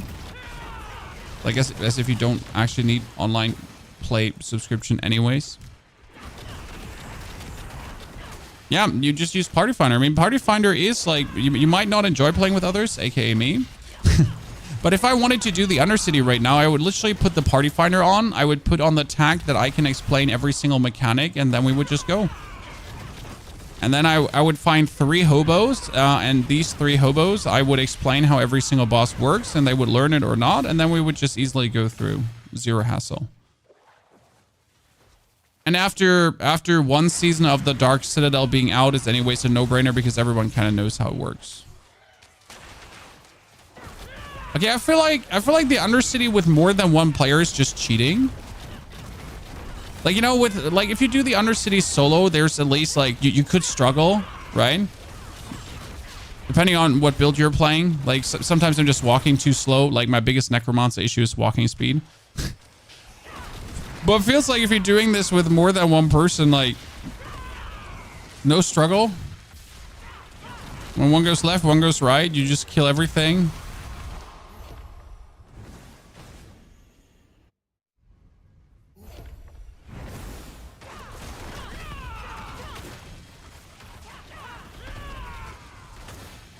That's it.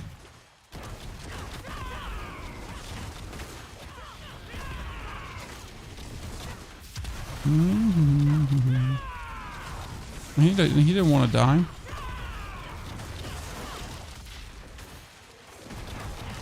That's like it's mean.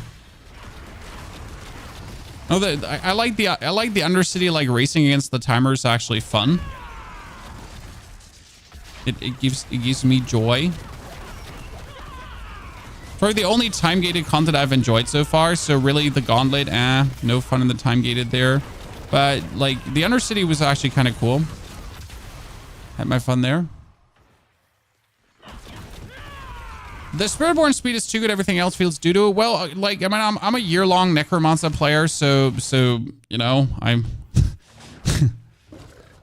like this is too fast for me. I can't handle it. Too fast, too furious. What am I gonna do?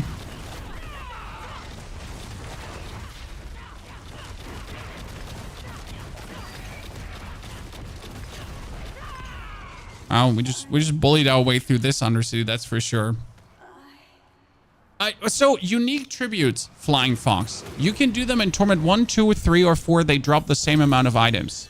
Don't you stress yourself to do a unique tribute in Torment 4. You absolutely don't have to do that. There is no reason to. I did my unique tribute in Torment 2, 8 drops. I did it in Torment 3, 8 drops. And I did it in Torment 4, 8 drops. Tribute if you have, sure. Jesus, sure. Hard writing. Too many fingers. Okay, so did we get one with armor? No! I just want one with armor! I mean, seriously, I just want one with armor. Is that so hard to get? That is a max life one. That's actually really cool. And reroll the resource cost reduction if I want to. That one is one with...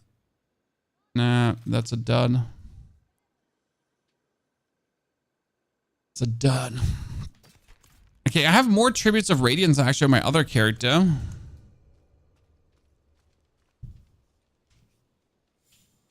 What is Resolute or United? United means you can do it with friends. Resolute means you can only do it alone. Or, I mean, sorry. United means the rewards are shared with your friends. And Resolute is you only get the rewards, okay? And that's obviously why you want to have the unique tribute as United, because then you and your friends each are able to get all the uniques. I've done one with Neil already, and we each got essentially 8 uniques with greater affixes and everything out of it. It was really cool. And it's just random what they are. So what I would like to is if you could transform them. I don't think you can, but I would really like if you could transform a Resolute one into a United one and the other way around. Because some people just have friends, right? Like, why am I not allowed to have fun with my friends, essentially, if that makes sense?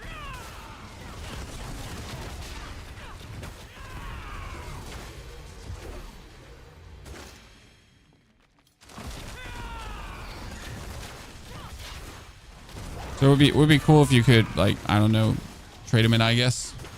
But that also might then make it a weird economy where you trade them in and then you sell these runs to others.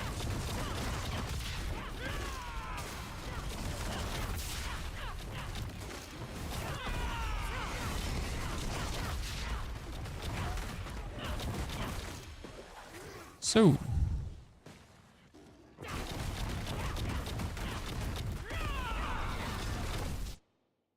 Are they fixing the bugs when you don't get anything from chest? Yes, as far as I know, the bugs should be fixed tonight. They already said it, that the Curious Undercity seems to have inconsistent rewards, or for some people, it just doesn't drop any. It seems also right now it's kind of like account-based, because either the Undercity works for you or it doesn't work for you. Like, for me, the Undercity has worked from day one on. I have not had a single issue with a single reward. So everything has been perfect. And then I know people that have been, like, not having, like, one successful Undercity run because everything just seems bugged.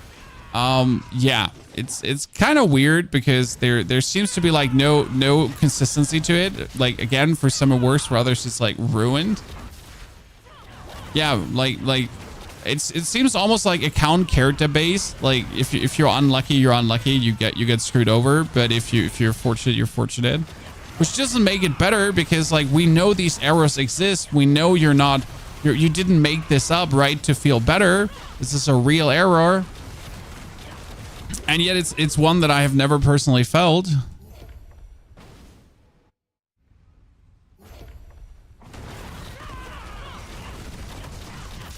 It's so weird.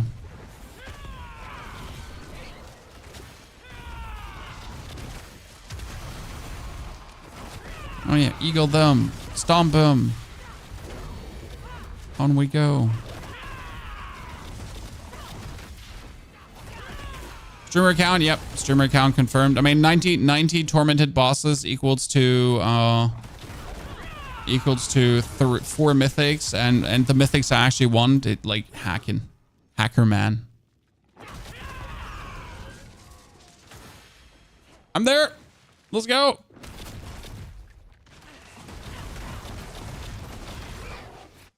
Okay. I'm so slow. Why am I so slow? And everyone else is so fast. I mean, it's because I don't have any movement speed, guys. Like my movement speed is when my skills are activated and I'm dishing from opponent to opponent. That's my actual movement speed.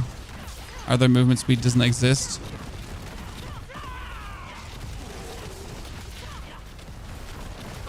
This boss is actually surviving for a few seconds longer than the other boss. We even get him to go into phase 2 or what? No, he died. Let's say we can get him to go into phase 2. Nah. Oh, I get a normal pants. Kind of feel robbed. Do you get better chance of missing uniques and higher world tiers with the unique tribute? No, same. The chance is always the same. Like, so the unique tribute is really like, doesn't matter which world tier you do it in. You're good. Wow, that's a percentage of Dex Max. I love these percentage of Dex Max like amulets. They're so cool, especially when you get a lot of Dex together. They can be truly devastating. That's another maximum life one. Let's mark them all off for destruction. What class do you plan to level next? I mean, we have a druid that we're pushing to 60 with our caches. So that druid will actually not get leveled. He will just get pushed to 60. And then we'll essentially try to find a good druid build that we enjoy playing.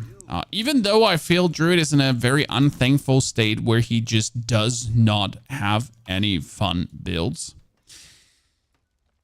Where druid exists, but that's about it. It's like, wow, druid, you exist. Cool. But how about fuck no? Thank you very much. Like not seen many like take a liking to druid this season. Okay, thank you, Neil. Thank you, Katie. Appreciation.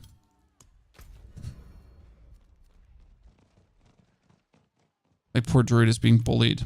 That's for sure. Okay, that was good fun. Now let's try another 6er. We're just trying to get the chest right now. We're not doing any hires.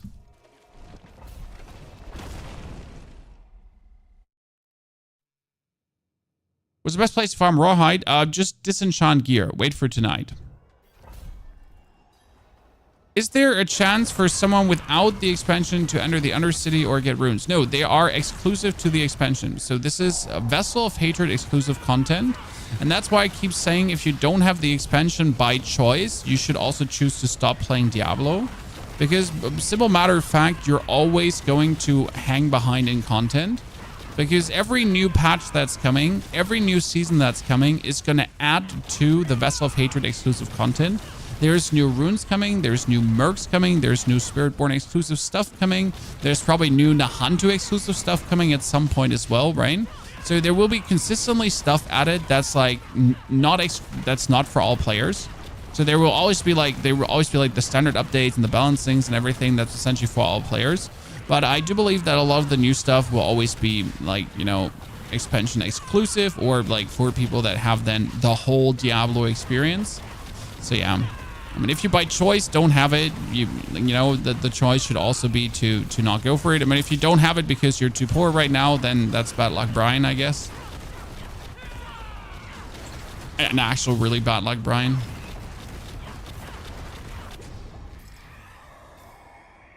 The Exalted Hordes, 50% faster. But what 50% faster?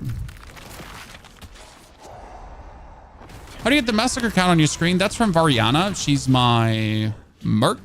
And if I kill things, she gets the massacre count up, and that massacre count gives me movement speed.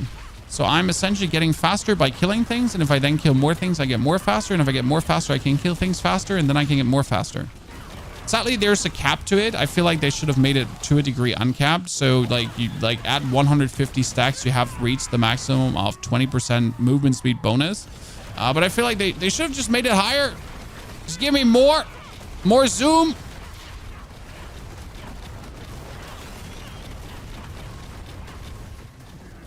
So it really feels like the massacre count, like the more you get, the more you get, the more you get, the more you get, until you're like, you know, just flying through the goddamn dungeon as if you have wings. Did you just get like 3 soul spires around me? Yes, I just got 3 soul spires around me. Fantastic.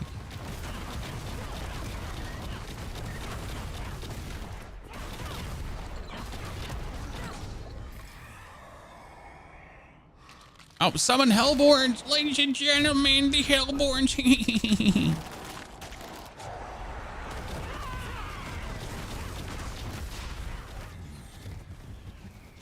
So right now I should always wait for Vortex before I essentially use Scorch, because Scorch is a fear ability, right? Scorch will like always push everyone away from me. But if you're essentially like waiting for your Vortex that we're currently getting by just literally existing. How much life do we, by the way, have if we activate it? Yeah, we're at 12,000 life currently. It's not a lot. We could get more life because right now you want to have a lot of life to essentially be able to get more barrier, more life, more barrier, more damage.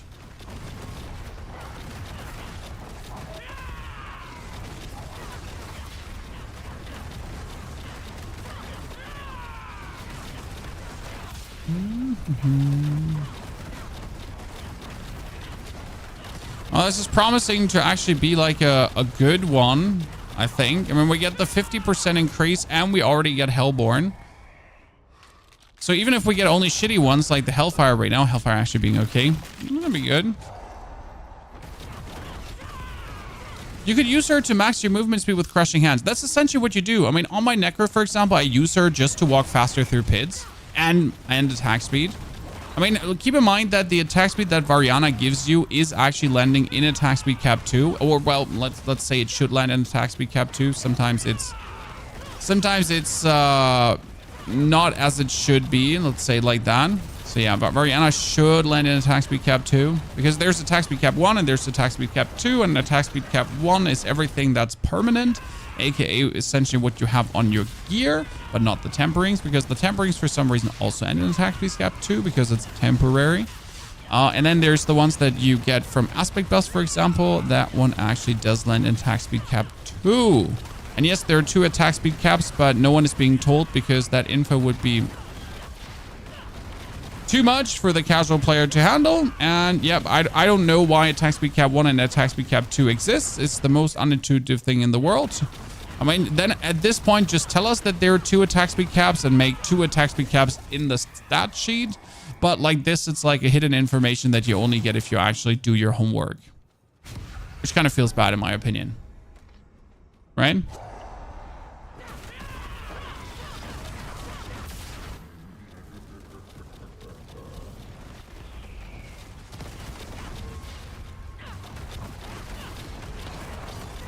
So yeah, that's like, if this is news for you, then that's exactly the reason why attack speed cap in 1 and 2 shouldn't exist. You know? Because it kind of makes it hard to optimize some builds. I mean, my Blood Surge, for example, is so good because my Blood Surge has like 180% attack speed, essentially. I think I'm almost at 200%. So that's why it's doing so well, because you just know you have like tons of attack speed. Let's get these Lords out of the box and the Hellborn too. So we got Hellborn, Lords, and we have faster events. We kind of have everything that you want to have. That's cool. And there's even more Hellborn. Cool. I mean, the only reason I choose these Lords, by the way, because it's Etheric Masses spawns Lords. And that's very important because if it's Etheric Masses spawn Lords, then it actually doesn't take a single event slot away. Okay, so the only event slot it takes away is the Etheric Mass slot, but Etheric Mass can get killed. If you get, oh, that was a 417 million now. Cool. If you get Ether Lords can spawn now, then the Ether Lords can actually take away the Hellborn spawns. And we don't want that. Surging Hellborn, yes. Let's see how much we're getting now.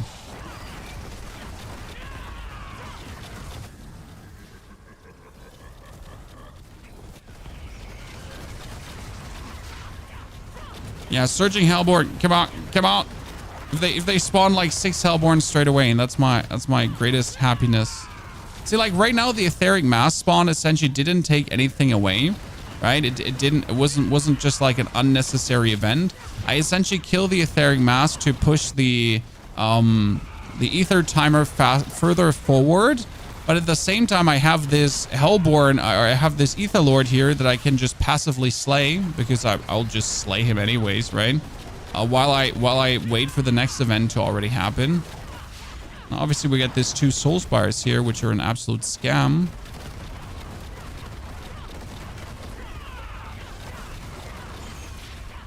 Makes me wonder, how do we even manage to get like 300 plus in such a small amount of time? Jesus. Like, see, like, I just got 200 plus, but only because we actually get good outcomes. By the way, if this was a tenor, it could have been 1,000, right? Ace of Spades Sanctum build. No, this is the Concussive Stomp build we've been playing since the start of the season, Pironic.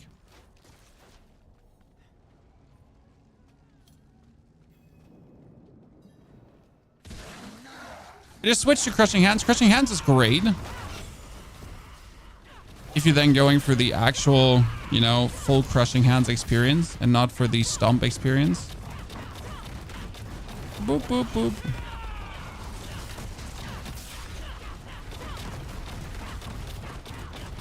But we are stomping.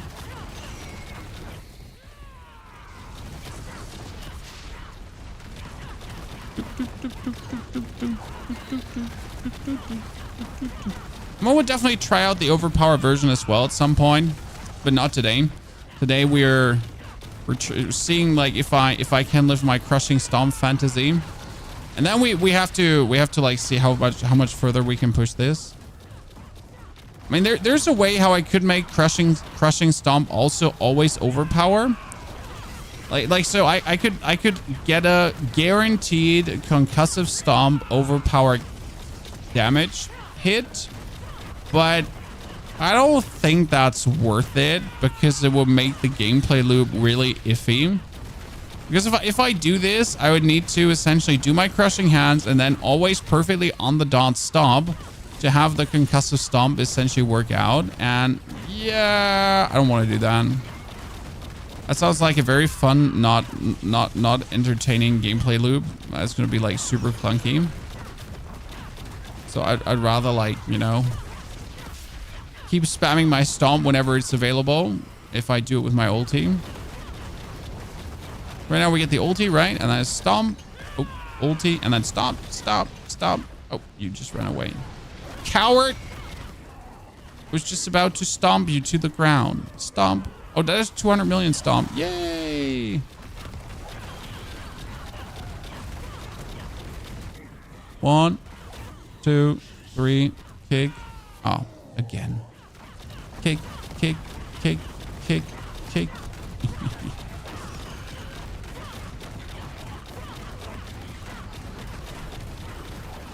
Should increase your research gen. Oh, we're fine. Thank you, though. Appreciate it. I mean, it's not like I'm just not holding my button down and we're consistently done. You know? It's not like I'm holding my button down and we're just, you know, never not casting. Crushing Hands is a permanent thingy. Oh, you're dead. Perfect. So, still trying to get better aspects today. So let's go. And let's go. When I see unique items with greater affixes, I'm sad because I need only greater affix items with greater affixes. Normal items to maybe get what we're looking for. Yikes. There was 380 million. Yes. Is there a big difference in rewards from hordes between tier 3 and 4? So not in terms of items, but in terms of masterwork materials. The biggest difference you'll find in Infernal Hordes is that a tier 3 Infernal Horde will give you around 1,000 masterwork mats, and a tier 4 Infernal Horde gives you everything from 4,000 and above. And when we can do a, what's the highest we have here right now?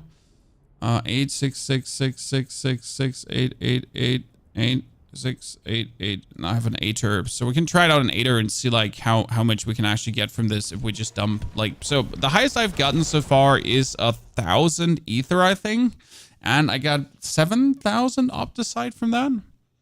And you have to consider that the final stage to upgrade your thing to 12 out of 12 cost you, is it 4,000? I think it's 4,000.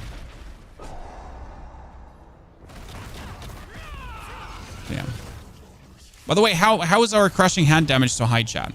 That's actually really simple, because crushing hands get stronger the more core skills you put in, but not the way you think it does. So crushing hands does multiply up with resolve. So the more resolve you have, the more damage crushing hand does. But that multiplier is actually capped on crushing hands itself. So in order to get that higher, you need more core skill ranks. And right now we have 12 ranks in crushing hands, which allows our crushing hands to have a increase in damage by 57% on top of all the other multipliers. And I actually do have 19 resolve. 19 resolve times 3 is the 57%. So that's like how crushing hands can like kind of multiply up also so nicely that you're essentially just basically doing millions just by holding down your right mouse button. When every crit from crushing hands already goes ridiculous.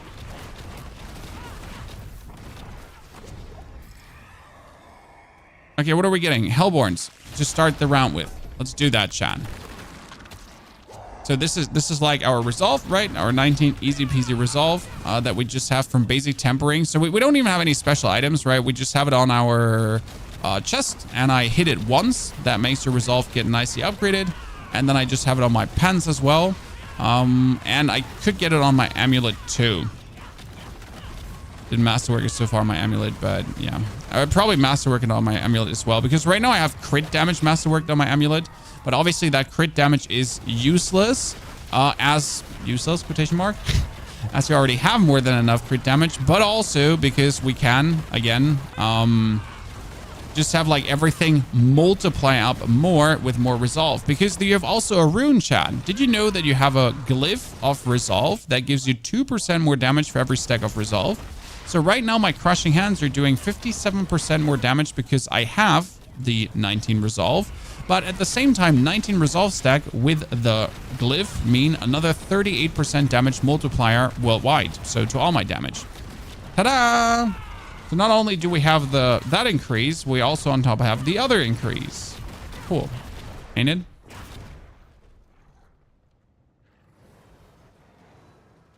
If you have offensive resources amulet, can you swap it to defensive? Nope. So you're stuck into the temper tree. So if you choose defensive tempers, you're stuck with defensive tempers. If you choose offensive tempers, you're in that. Would Starless work in this build? What are you talking about?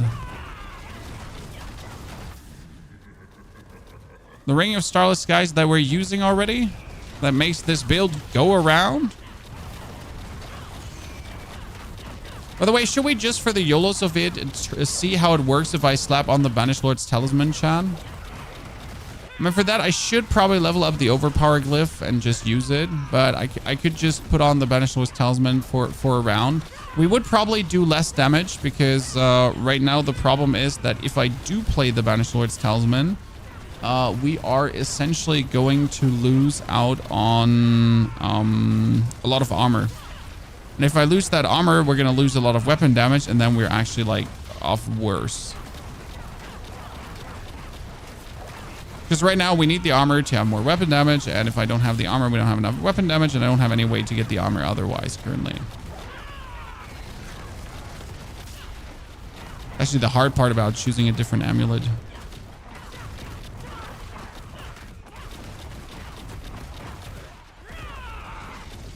Oh, you're not dead yet? Okay, Surging Hellborn. Thank you very much. Wow, I'm being really lucky right now. Wicked. Thank you for the 67 months of support. Are we doing well, brother?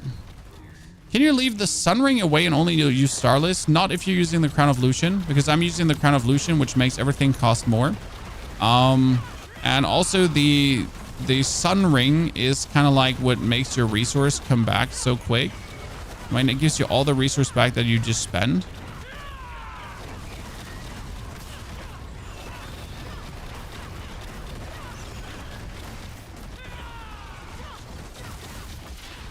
So like again, not with the Crown of Lucian, like it would be impossible. I mean, if you now leave the Crown of Lucian away and you, for example, play the Air of Perdition, then it should actually work.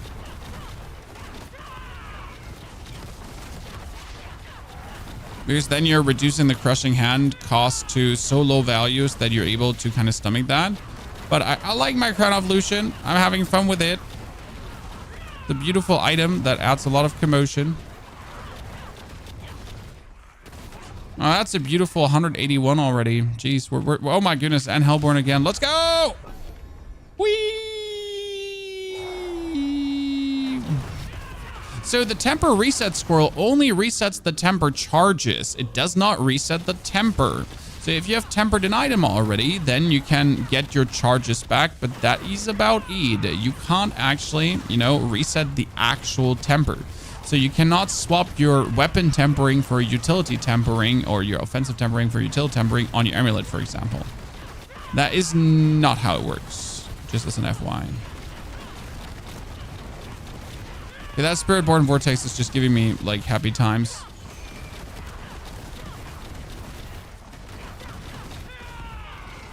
Just use it on the Blood Surge, too, for no reason, but...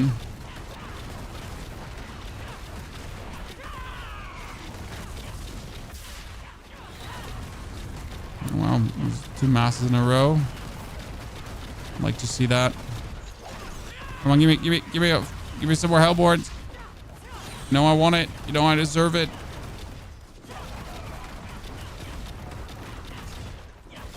This is going to be a really good one for an 8er. Gotta say. I'm going to be sad that this is like only an 8er. See, Masa spawn Ether Lords. I'm going to take that over the Elite now because we're going to get that.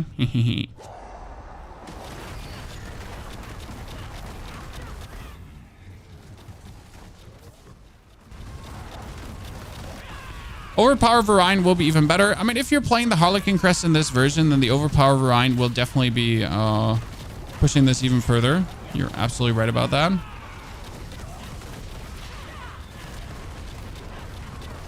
Not that the Overpower Varine is already strong enough. I mean, not that, you know, Spiritborn needs to get stronger in any capacity. And Spiritborn is not just completely fine as they are doing right now.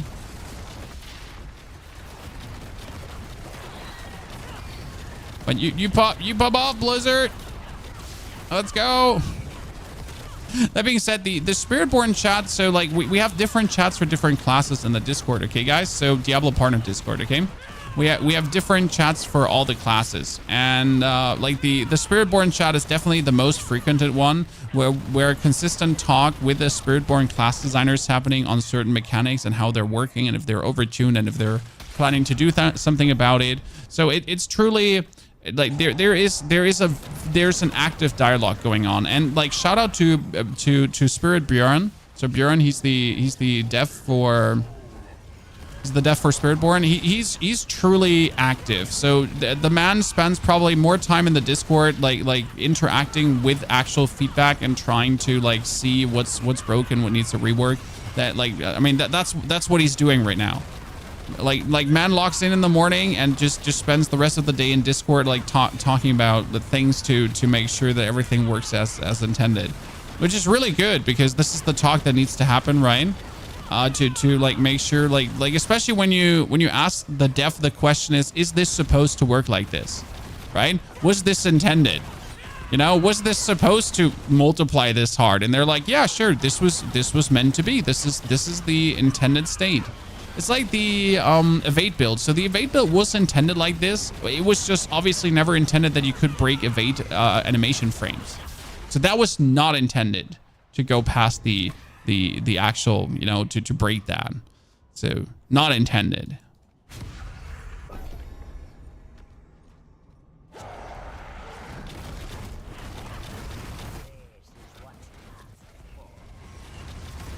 But this is like invaluable information to know what's supposed to, you know, go off the charts and what's not supposed to go off the charts. Yeah, let's see how many Spiritborn we can get together here. We should be getting plenty, and we should be sending them all back to hell. Okay, let's try to get that Soulspire here deleted as well, as we just don't want that to clog up the pipeline.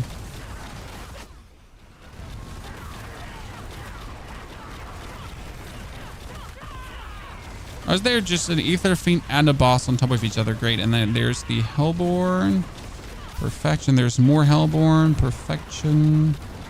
And there's another Ether Lord just waiting to be unlashed. Thank you very much. I'm going to be saying like even more Spiritborn would be nice, but they would be nice. All right, for an 8-waiver horde going for the 600, I guess I'm happy. If this was a tenner now, we would be going crazy, right, Chan? If that was a tenner, nasty. No complaints. Anyone know another type of Opticide dupe? No, play the game. Play the game. If you need a dupe to play the game, then stop playing the game and touch some grass because you definitely need it. I am very sorry. Actively looking for dupes ain't in.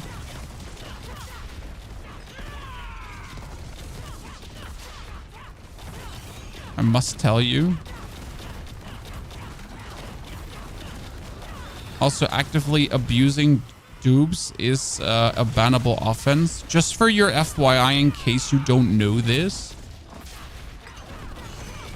You know, abuse like that is a bannable offense for your account. Just so you don't complain afterwards when something happened to your account and you're like, I didn't know.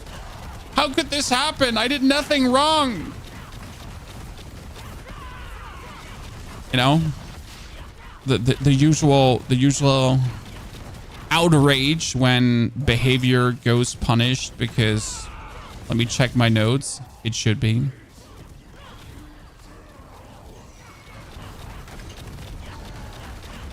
Okay, pew pew. 1, 2, 3, 4. Oh, wait, is he dead? No, he's not dead. I thought he was dead. But no, Wyatt, you're still alive. Let me eagle you quickly. Okay, 1, 2, 3. Kick, eagle. 1, 2, 3, 4, 5, 6. Then 1, 2, 3. Kick, kick, eagle, kick, kick. Oh, 229 million. Let's go. Kick. Kick, eagle, and then kick, kick, kick, kick, kick, kick, kick.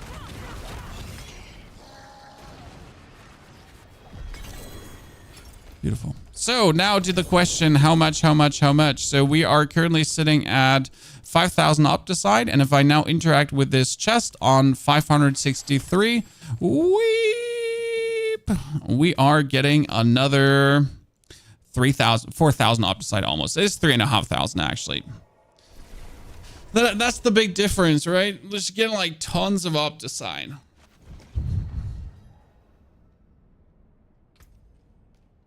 That's a Mother's Embrace on a min roll, so no interest. You're all going to hell. Thank you very much. And all of this is not actually progressing my character further. The only thing that is progressing my character further is going to be upgrading this to the max and hopefully hitting Resolve, because hitting the Resolve stack would have been amazing there. Now, we did hit Concussive Stomp, which doesn't hurt the build as well, but you want the maximum amount of Resolve stacks. That's truly what you want, because that defensive amazing, and that's also why you want to, like, kind of, if I could, I would remove the total armor percentage from here, right? I would remove the total armor percentage from the amulet for Resolve stacks, so I could reroll this defensive here now to like actual Resolve generated to 3. That would be amazing. The problem is, if I do this, like if I reroll that on the amulet, I'm going to be losing 15% armor, and I can actually not afford losing 15% armor, as 15% armor is just amazing. That being said, I can actually upgrade the amulet to full. Oh, that's 89% total armor. Cool. Now I could technically think about losing that 15% armor, but now I have 3,000. Wait, I have 3,033,332. Wait, can I swap now? I get, okay, so it's 333, right? 30302. 302 times 0.5 is obviously 0.651. And if I now go for this one on the, it was 38, right? So 3302 times 0. 1.38 is 1,205. If I need 1,500, wait, 1,500 times 1.38 would be not times 1.38. It's probably times 2. Yeah, 2.38. I need 3,570. So I would have to take that one out. Okay, we can now increase our crit even more. So I'm gonna take that one out. I'm gonna ruin my resistances because I don't fucking care. And then we're going to take another skull, boobity bobbity boom, and we're gonna put that in. That's my 3,700. That means that I can now swap over the aspect of the unyielding hits on my amulet. Boom, boom, boom, boom, boom, boom. There we go, unyielding hits. And that goes over here. And then I can actually put the aspect of redirected shebangs, the redirected force. I can put that over on my weapon. And now what happens is if I'm going to the...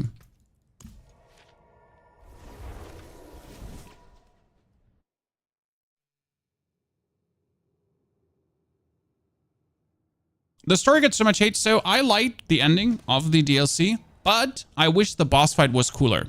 So, like the ending, boss fight was lame. That's it. It wasn't a bad boss fight. I just wish it was cooler.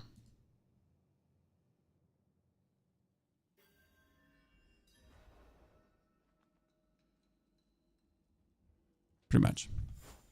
So what do we have? We are currently now sitting at 3,233 critical strike damage. Okay, Chad?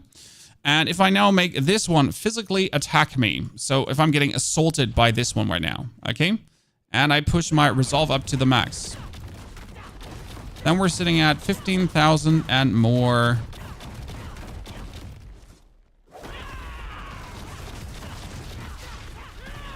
Critical strike damage. But we need to essentially have full resolve stacks, right? And we need to block an attack to get that going. Then be really at that 15,000.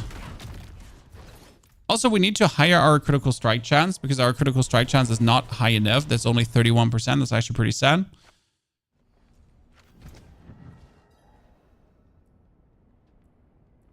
Yeah, we need critical strike chance on my gloves as well.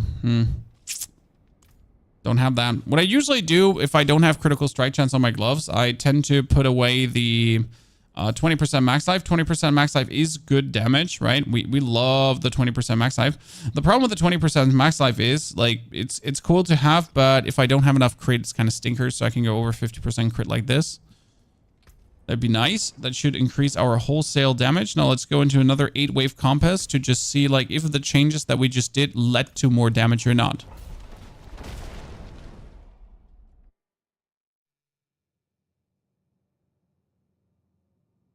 Let's see if we made that higher. Also, Elusive, good to see you there. Wicked, thank you for the 67 months of support. The only thing that PUBG can do to save itself is release PUBG 2 on Unreal 5 engine. That's the only thing that PUBG can do. And for some reason, they're refusing to make that happen. Actually, the best thing to happen in quite a while. Are we now doing more damage or not? This should have led to more damage.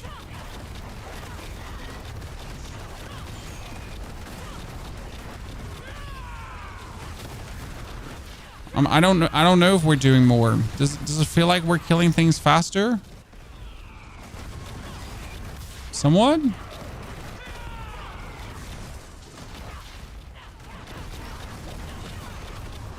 I mean, damage looks good.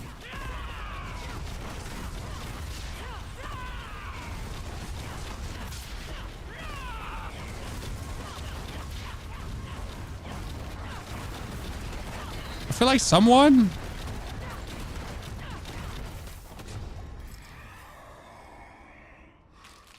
Oh, that's someone hellborn. Someone hellborn.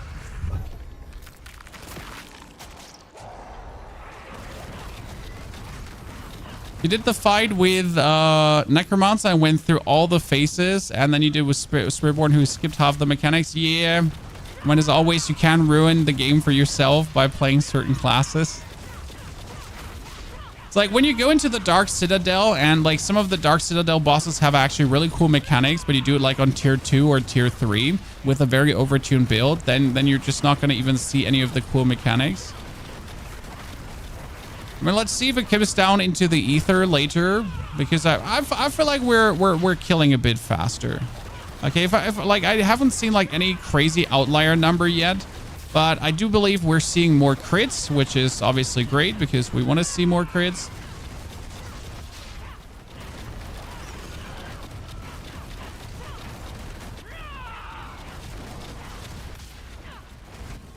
This is doing fine. I like it.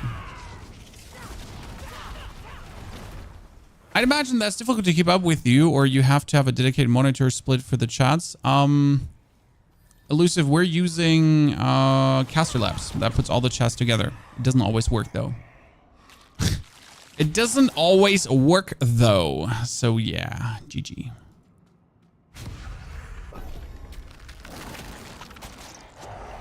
Clear rate seems to be slightly faster, right?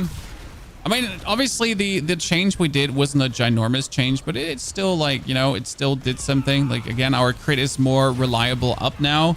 Also, it's passively higher in general, so that's kind of like a cool thing.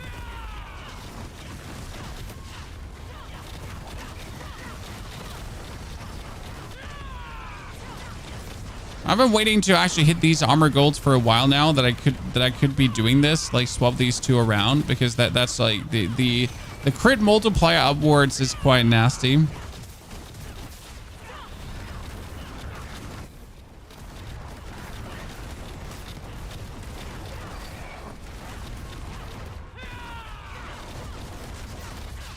I mean, it also does help that we just, you know, like, you know why we might not see higher numbers? Because we put the 20% life away. You know, we put the 20% life away that we get bonus from the... You get bonus from the rune, but we went for higher crit chance instead, and the higher crit chance essentially allows us to go up to a... I mean, if I use my cooldowns right, we're instantly going up by tons of critical strike chance, which just helps ginormous. Because more crit is just good. I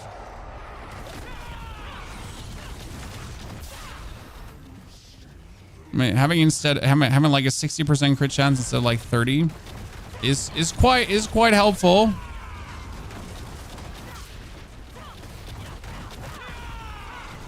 Especially when you have 15,000 crit.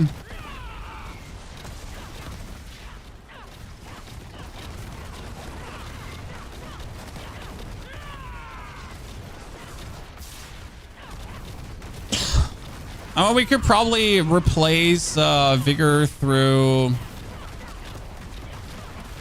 Scourge. We could probably replace Scourge through Vortex, but I actually like Scourge because Scourge also increases your damage.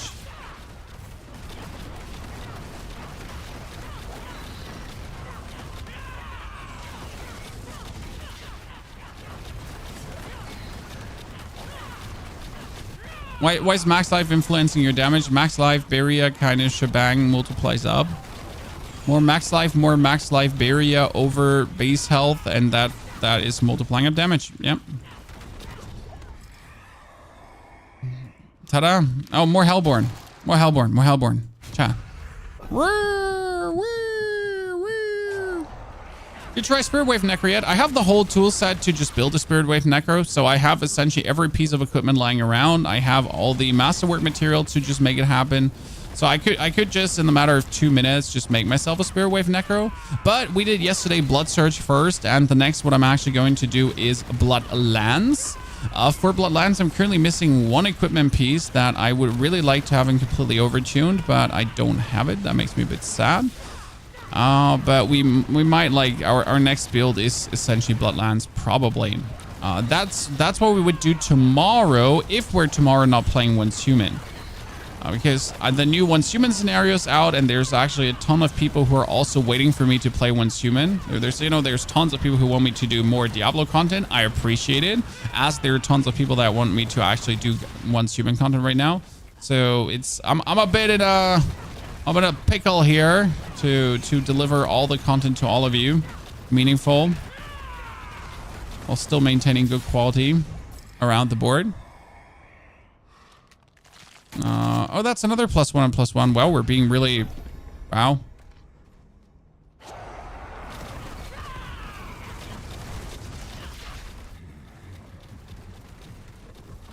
We're being blessed by the light, chat. Blessed by the light.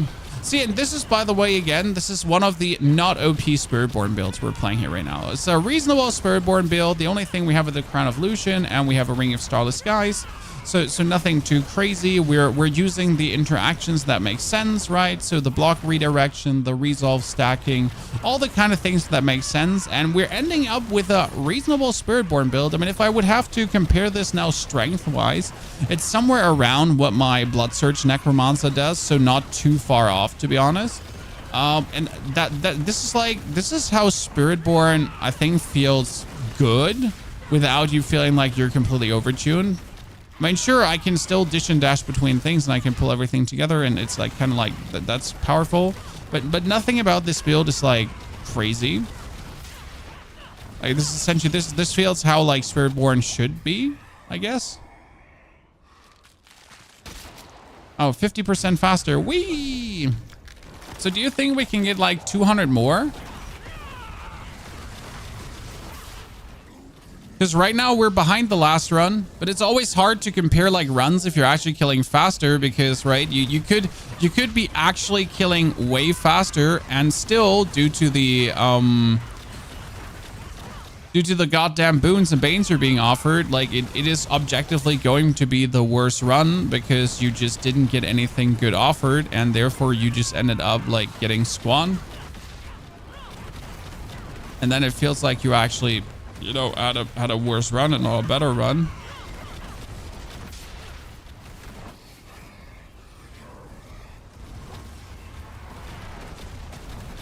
Okay, we got a lot of Hellborn out of that one. Jeez, that might actually be illegal. How many Hellborns we get out of that one? Okay, just keep them coming. Just keep them coming. Like I said nothing, chat. I said nothing about the last run. Okay, everything is fine.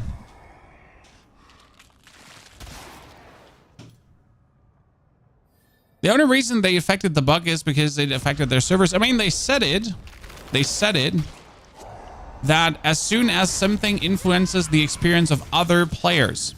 So the Evade Spiritborn was essentially making the game experience of other people on the server worse. By lagging it, by existing. So yes, if that happens, they should surely do something about it. Because I don't want to have a worse gaming experience only because like an Evade Spiritborn is running around in my vicinity. That seems like the right move there. Like why would I suffer because someone else plays some weird overtuned build? Oh my days. Oh my days, ladies and gentlemen. Well, that one went quite fortunate on the Spiritborn spawns. On the like goddamn. Oh god, keep like Jesus, am I getting a break from all these Hellborn, ladies and gentlemen? Yeah, okay. If we're going after effectiveness of the run, we kind of get like 700 together instead of 550. So that feels kind of good. Robert, you get over 1,000 without having Hellborn options. Honestly, the +2 Ether Fiends is not bad. If you get the +2 Ether Fiends with a chance of double. So you need to get the +2 Ether Fiends, but then also the chance to get, you know, double Ether Fiends. Now, look how fast we killed that guy here. So I think this is where we can gauge if we are doing more damage. Because like the boss damage will obviously be higher. Yeah, see, they're just deleting way faster now. When we've always done decent damage, but now it's just like, you know, half the time from a feeling, I would say.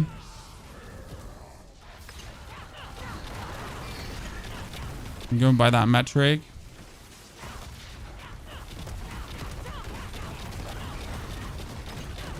That worked out nicely.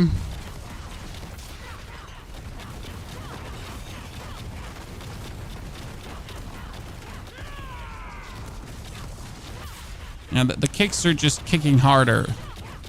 And actually, then I guess the crits are just critting more because we're just having more crits, so that helps. That was a 400 million eagle. Just slammed on him.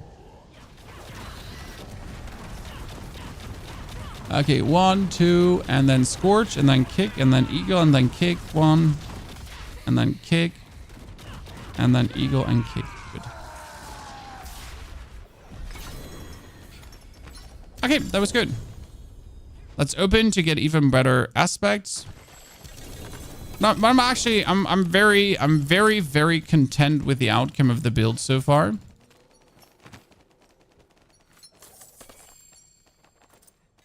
We went places. I mean, we could probably improve the barrier generation a bit more. I'm not sure where can you even get barrier generation on at this point? I could temper barrier generation, right?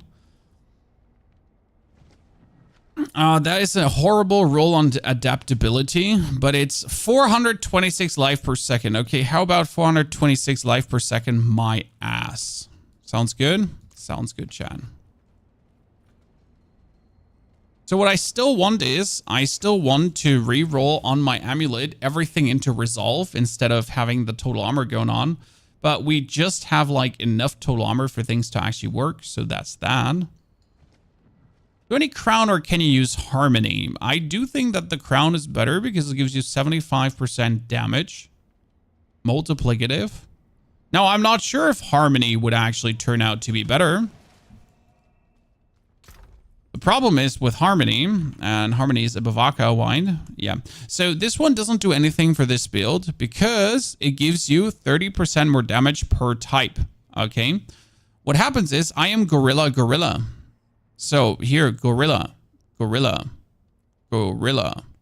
That is eagle gorilla, and that's gorilla jack. I'm gorilla, so I get 30% more. What for?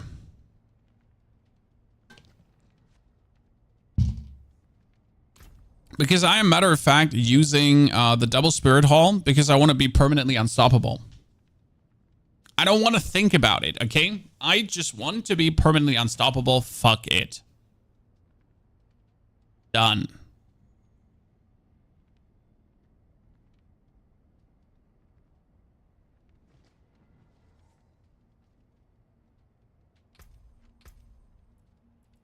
What I could think about is changing a Paragon board because right now we're playing, so we're currently playing Sapping for the 30% damage bonus. That's always active. Then we get Vicious Shield. You do 1% increased damage for each 3% of your maximum life you have as barrier. That one is mandatory. Then you get Infighter, which when you dodge or block an attack, you gain 2% increased attack speed and 1% increased damage. That's 9% damage and 10% attack speed, 18% attack speed and 9% damage, which is actually nice. And then we also got Convergence, and I don't even know how much multiplied up. Does Convergence not show how much multiplied up it is? Because Convergence says you deal bonus damage equal to 20% of your 2 highest damage bonus types combined, up to 30 total. Yeah. But I'm actually not even sure if we're maxing that one out. You know?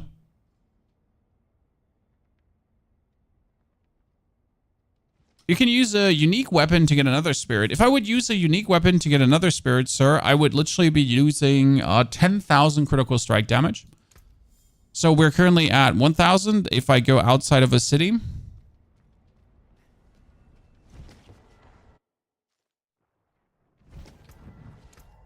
We are going for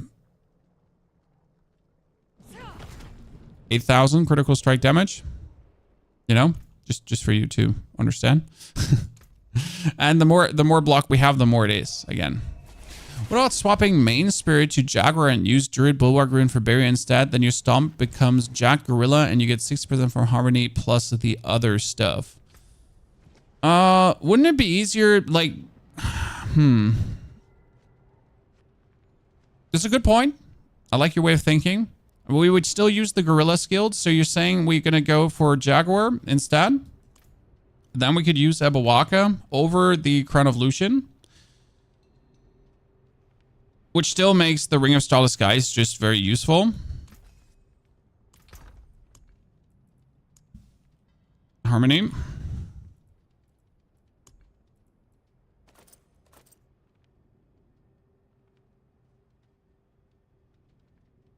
And there's still Gorilla skills. Oh, wait, that's a 28% harmony. They're saying we use the harmony instead of that. We're going to masterwork it up. What do I want? Do I want damage reduction? No, I probably do want movement speed, or all stats, doesn't matter. We're going to get the things over.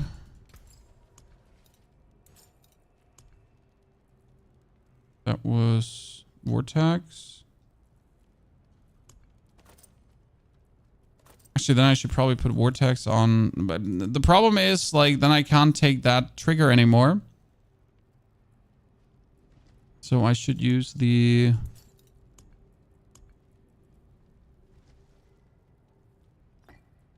travel 5 meters for Vortex, probably.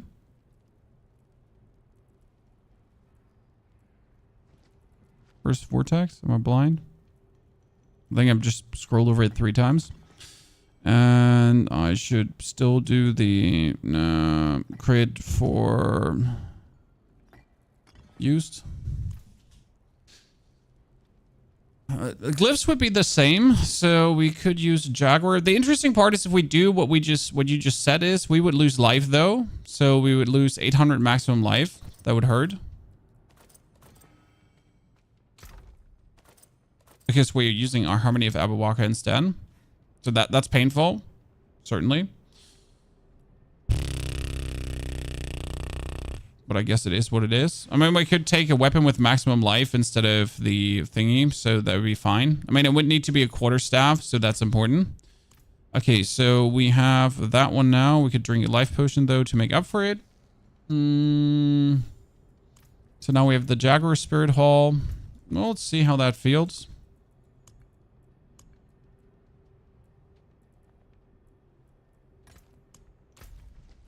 The glyphs are still the same. So what's the advantage of the Jaguar Spirit Hall? I never looked into what the actual does. So the Jaguar Spirit Hall just gets the damage there up and then just goes crazy. But wasn't the Jaguar Spirit Hall overdoing it right now?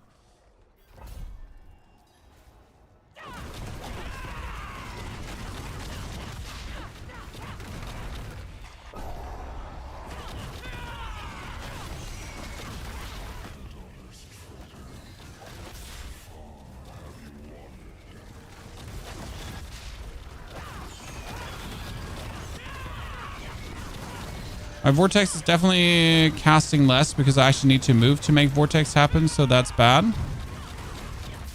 That doesn't make me happy.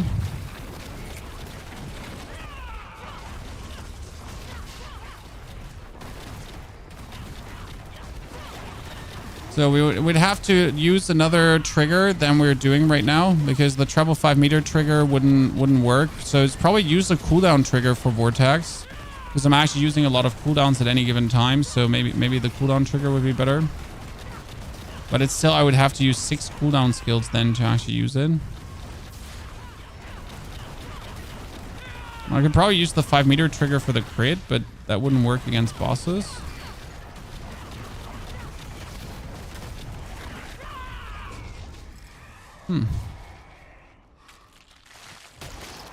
Yeah, our Stomp is currently Gorilla Jaguar. But it's not Eagle. Would you take Eagle for crit? So the reason I'm not taking Eagle for crit is actually very simple. Because I do want to be unstoppable. I might be lazy, call me crazy. Like, you could get more damage, but I just want to be unstoppable. You know?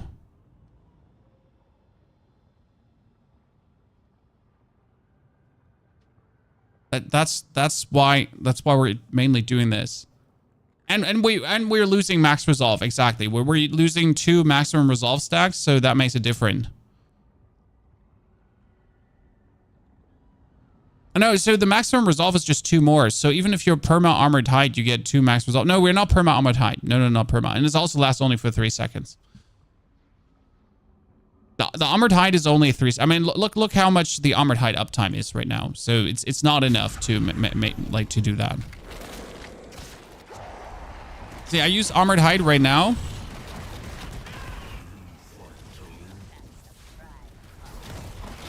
And then I use armored hide again like a while back. So now I've used armored hide again. So this is like the difference between armored hide, just to like give you a feeling for that.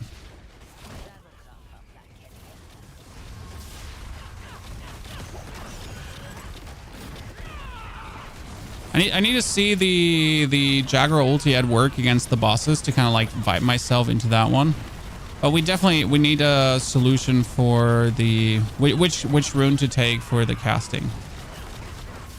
The spending resource trigger is now unfortunate when we put the Crown of Lucian away because my thing costs only 16. So that's only like 15 offering per resource spend. It's like too much needs to be done to actually get there. So if I'm not playing the Crown of Lucian, then my resource spend trigger is shit. Because we're sadly not like just spending enough resource.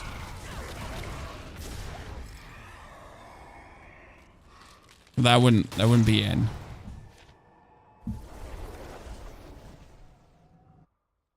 I love theory crafting is awesome. Oh, I'm genuinely enjoying this with the community. I mean, I'm always willing to take input and talk to you guys. So what does this do? Every 15th time you deal direct damage to an enemy with Jaguar skills, unleash an additional strike, dealing 15% of the damage you have dealt to them in the last 0.5 seconds. Oh, that's actually funny because if we then kick him with the kicks and with the crushing hands, then the Jaguar can do. Okay, so I can see where this makes sense because we're producing enough barrier otherwise. Okay. I mean, we have the crushing hand barrier and we have the concussive stomp barrier, plus we have barrier generation. So that actually gets us up really a lot barrier wise. I can see where Jaguar over Gorilla could work. Okay. Now the discussion is obviously, do we need this in the back? Do I need the maximum resolve +2? I mean, again, what does maximum resolve +2 do? It gives my crushing hand another 6% damage. It gives us overall 4% damage bonus. So that's already half of the 30% of the Abawaka, right? And it just makes me unconditional unstoppable. Now, what you could do is technically you could also put skill points into the initiative to just have the Eagle make us permanently unstoppable as well. Because every time we cast Eagle, we're unstoppable 2 for 6 seconds. But I kind of like the permanent unstoppable because it's just permanent 12% damage, right? Like the only way how we would make the armored hide better is by actually putting more points in. What I'm thinking about is if I still need perseverance, because perseverance gains additional 1.5 damage reduction per stack of resolve. But do I even need more damage reduction? I feel like I am absolutely more than good enough. So if I pull these 4 points, for example, out, I mean, I could also just get more max life because more max life is fantastic, right? And I could get more damage versus knockdown enemies. So that was anyways what we should probably do. So what you're saying right now is if we swap this spirit over to Ego, for every 4 meters you move, your critical strike chance increases by 4. This bonus is reset 2 seconds after you crit. I mean, it just, like, I don't know if I want this with a 30% more damage. It sounds too good. And then I would just have to deal with not being permanently unstoppable. So, sure, makes sense. But I don't like it. Like, I just don't like it. So, you know, keep that in mind. Okay, so the moving into Vortex is not an option. What else do we have then if moving into Vortex is not an option? We need 300 offering, ladies and gentlemen. 300 for Vortex, but how are we going to do that? So casting a cooldown skill would need me to cast 6 cooldowns. We could do invoke another skill from another class. But then we would have to invoke the other skill from the other class, right?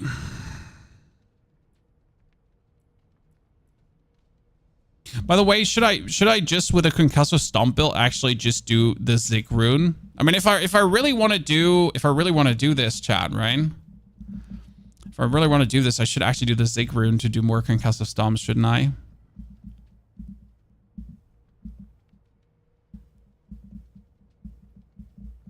I've actually not put this into, like, I have not put this into the equation, but I think I have no choice.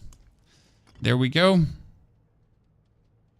So the Zik rune would actually work perfectly together with using cooldowns. So if I now use cooldowns, I get Concussive Stomps. So the use cooldowns. So I would have to use then 5 cooldowns, 1, 2, 3, 4, 5, boom, and I get a free stomp in between for bonus damage.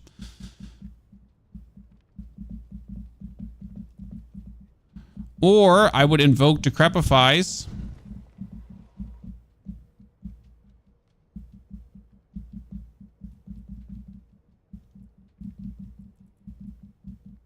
To invoke more Concussive Stomps. I mean, I could get Decrepifies for casting cooldowns. Use much resource, not anymore, sadly. But that would lose us the Vortex. Okay? That would lose us the Vortex, which would make me sad.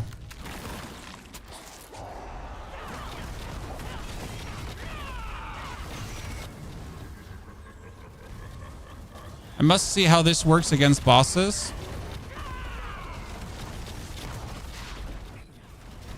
I mean, damage is nice, so that's undeniable.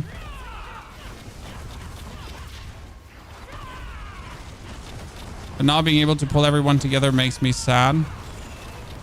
We now have to, like, walk everywhere.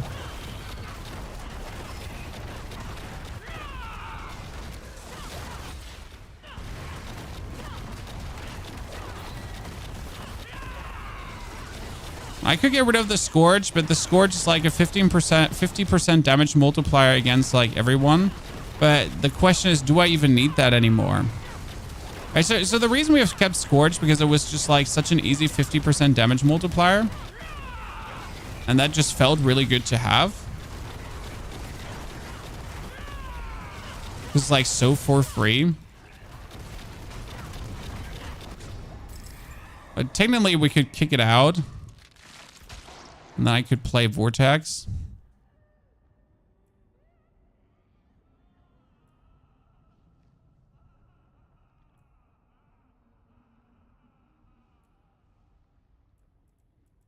I see this gave you vigor. This gave you the 50% damage here. Each time you hit an enemy with Scourge, you gain increased critical strike damage with crowd control enemies. It doesn't work against bosses. So technically we should take Vortex. Right? But then I would also have to cast Vortex, which actually makes me unhappy.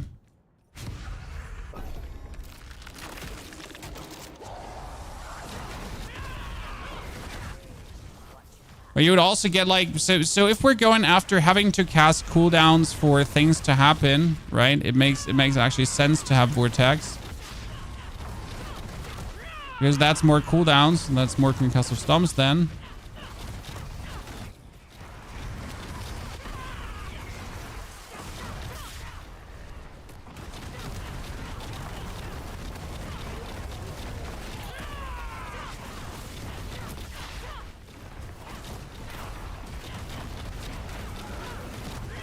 If I now would get a higher crit chance, we would be actually really good. But the problem is we need a higher crit chance. Because right now we're back to a 30% crit chance. That's not good.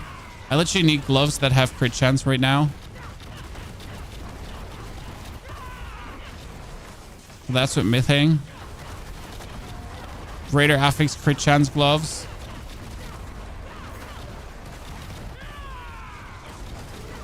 Also, that brings us back to the question, could we now get rid of the Ring of Midnight Suns? So people have been asking, hey, so could we now get rid of the Ring of Midnight Suns technically?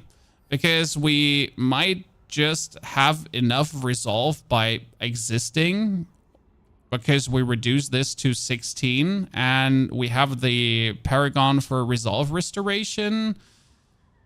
So if I could take the Ring of Midnight Suns away, which doesn't do much for us, might it be good? Because again, our crit chance is currently only at 36%. That's nothing.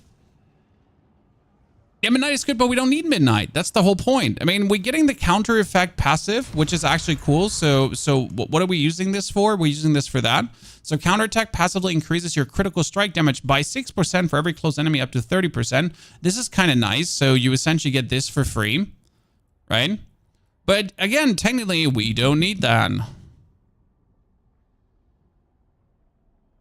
The rune for 25% more crit chance we can't take because we currently have Decrepify into bonus concussive stomps for more concussive stomps. So we can get more concussive stomps, which is kind of fun. What do we have? We have at the end 50% faster, and now we need to take more fiends. Do you need the ring for vigor? No, it should work without as soon as you have the Starless Skies. I don't actually see how I need the ring for vigor because you have a paragon. You have a paragon node that gives you, if you cast with the same spirit 3 times in a row, you're actually getting 15% of the vigor back that you have used to cast the skills. And since our skills are now so cheap and we still have vigor generation, we are actually at a point where that recasting should give us enough vigor to then not matter anymore. So yes, the rune would be easiest, but I think it's actually easier to get a new ring because if I also sacrifice the ring, I could get charges on my eagle.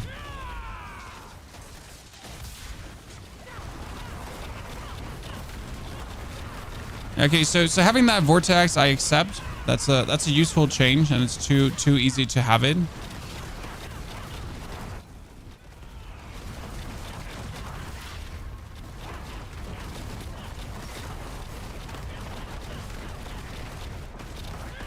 By the way, we're currently playing without Unstoppable. So we swapped our Spirit Hall over to the Eagle to just get the more damage from the Ibawaka as well. To make our skills have 90% bonus damage. And it's somewhat working, I would say.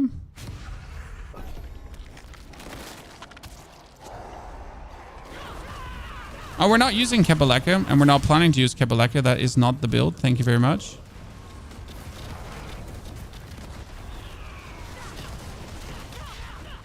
Like again, we're stomping here.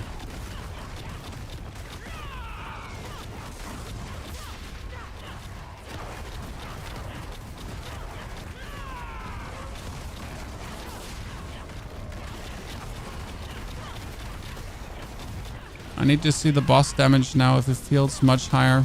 We haven't essentially, like, since we did all these changes, we haven't seen boss damage. So, like, I'm not sure if I feel much faster clearing this. I mean, I definitely feel more convenient because I can do the vortex more often. So that one is working, like, plenty fine. It has me happy. But it's good that we actually did these changes because, you know, sometimes I'm resistant to changes because I'm just like very happy with what I have. And I was happy with what I had, but obviously you can always take a step further and try new stuff. Unstoppable elites, more elites. Do runes get sent to your mailbox if not picked up? No, I don't think so. No, I don't have a 100% authority on that one, but I don't think so, actually.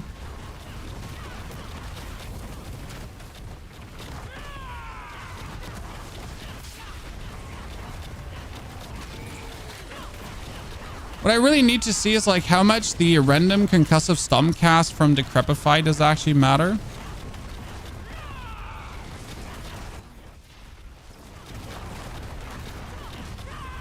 We definitely need more crit chance. Robin, new Once Human season is probably tomorrow, but honestly, right now, I could also just do Diablo for the next 2 weeks without ever touching Once Human. But I might as well, so as I always like to do it, I might as well do a Once Human week 1, day 1 kind of stream where I max everything out that you can do in that week. Even though it's a new season, like a good 8-hour session should allow me to just really efficiently bang through every existing piece of content, at least that 1 week has to offer.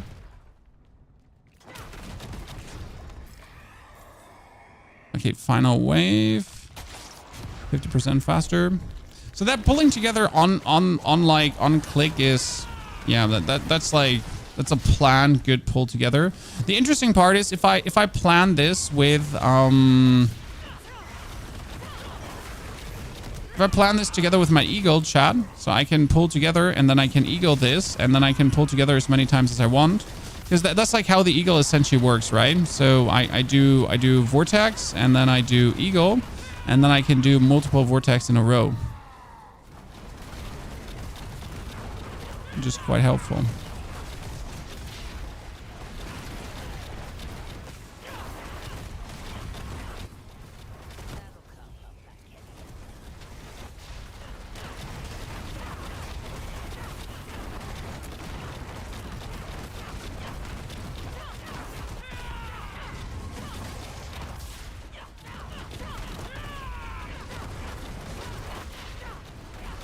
I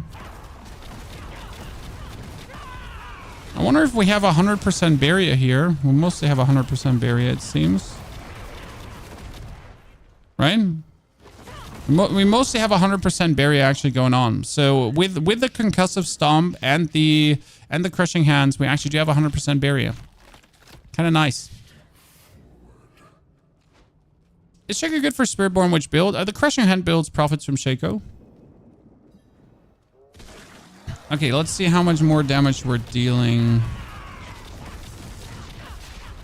If we're dealing them more damage. Oh, that was a 944 million. Wow. Where did that come from? Hello?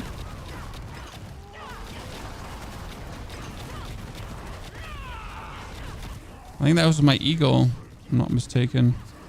Yeah, my kicks are definitely doing more damage now too. So that's kind of cool.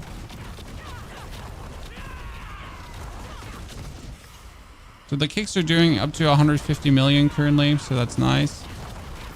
Yeah, damage is up. Damage is up, chat. So feels good.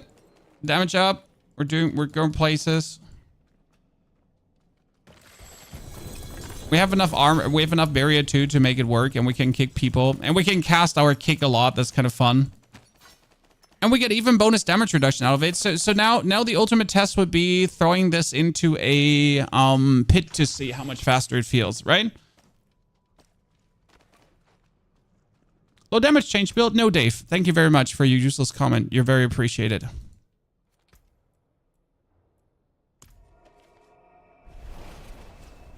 If you went the other route, you have 300% more damage while in the vortex. Yeah, but then I have less vortexes, nerd.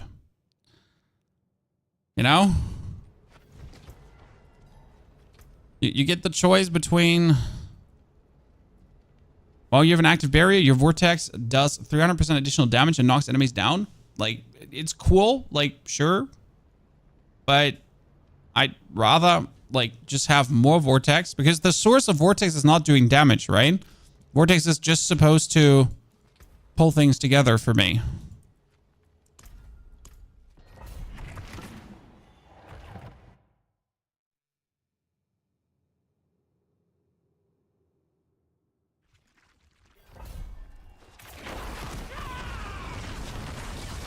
Oh, that's quite nice. Being able to just pull everyone on command is definitely useful.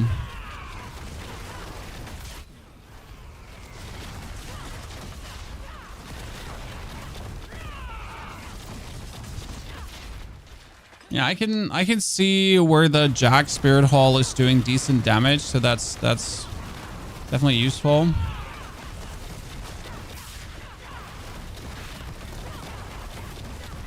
The fun part is, so due to casting more concussive stomps and the vortexes, I forget one thing. Do you know what it is? You're actually making things unstoppable really quick.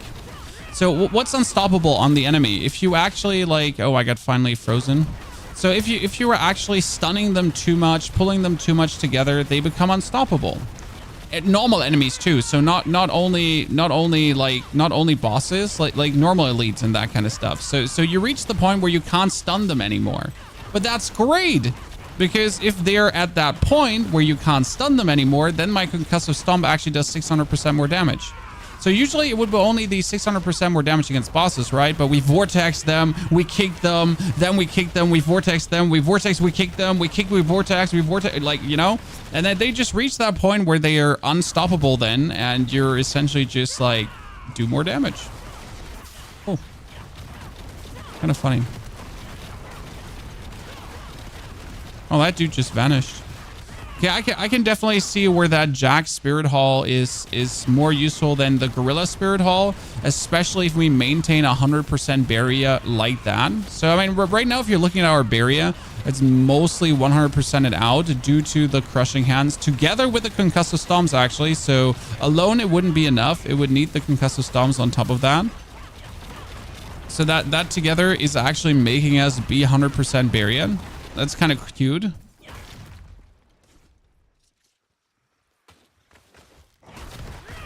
I thought like we would not have enough barrier, but I was wrong. We do have. So that has me absolutely reassured. So shout out to the community. Shout out to Mr. Neil for making me try this out. I know you've done it yourself. No, I'm very happy. So build fields fantastic and reasonable again.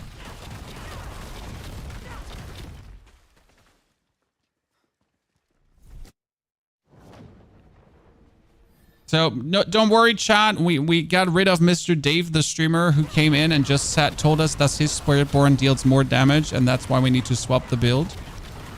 Without even for 5 seconds trying to understand that we're not aiming for the most damaged Spiritborn build in existence. We're aiming for the best Concussive Stomp Spiritborn build in existence. Right? We just want our stomps to stomp harder. What is so hard to understand about that? He's probably also someone like, so there's this special brand of people, chat. They literally watch a Necromancer video, then they go into the comments and they say my Spiritborn does more damage, and you're like, okay, thank you. What am I supposed to do with this piece of information now? You know, like what am I supposed to do now? Like should I cheer? Should we like congratulations? Like, do you want a trophy? Are we like, you know? What's going on? What's happening?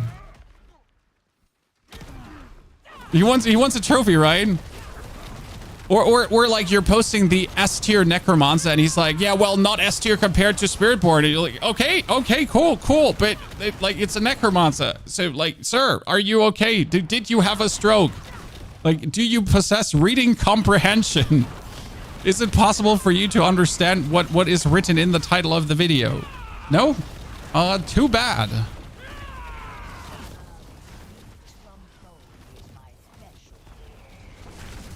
Like when you're making a video about waffles and someone joins like, pancakes are better. And it's like, thank you, but this is a video about waffles, sir. Did you get lost? Do you need help going back where you came from?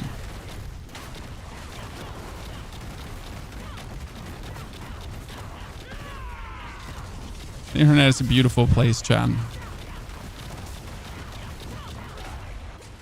Wow, we actually suffered there a sudden loss of barrier. Oh, 600 million concussive stomp, chat. Might have been the Jaguar Spirit Hall, don't care. It was definitely the concussive stomp. I pressed the button and I saw 600 million. This is all I wanted. My daily happiness is achieved, chat. I call it the dopamine simulator. This is generally what I like. So my main plan I try to achieve with these builds is they're supposed to be dopamine simulators. So you're supposed to have one skill that does a lot of damage, like, you know, the concussive stomp occasionally, and then you just like press the button and you see a big number and you're happy. By the way, like, I cannot tank certain things anymore, so that makes me sad. I do actually need to play and look out. So that's a point of sadness for me. 210 million for the concussive stomp. Thank you. I mean, that's nothing compared to trillions, but again, not the point. We achieved our ultimate goal.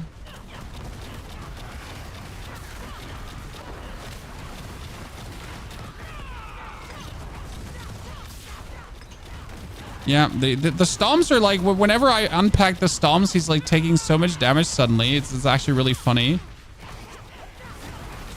So it works exactly as intended.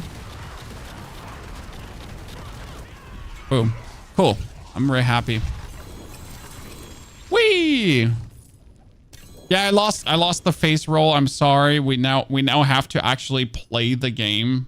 My apologies. We have to pay attention to things that... Oh my goodness, that's a Rakanoth Awake.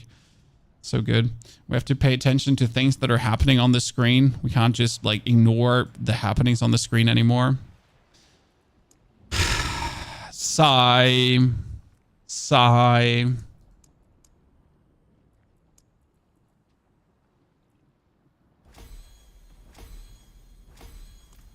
I'm still in favor of dropping the ring. What do you think, chat? Okay.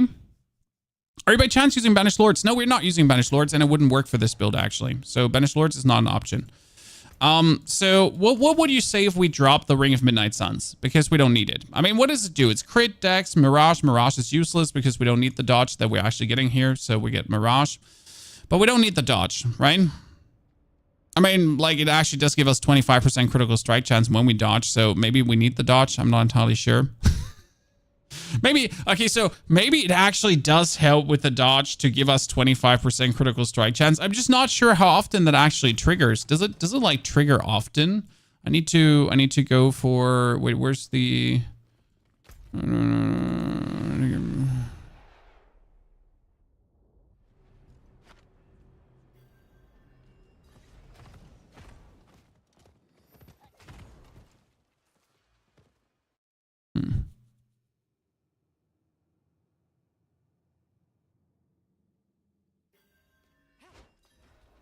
So we're gonna do normal, multiple, physical attacks, please. Do you physical attack? Did you get that? Did you get the meme? You're supposed to attack? Okay.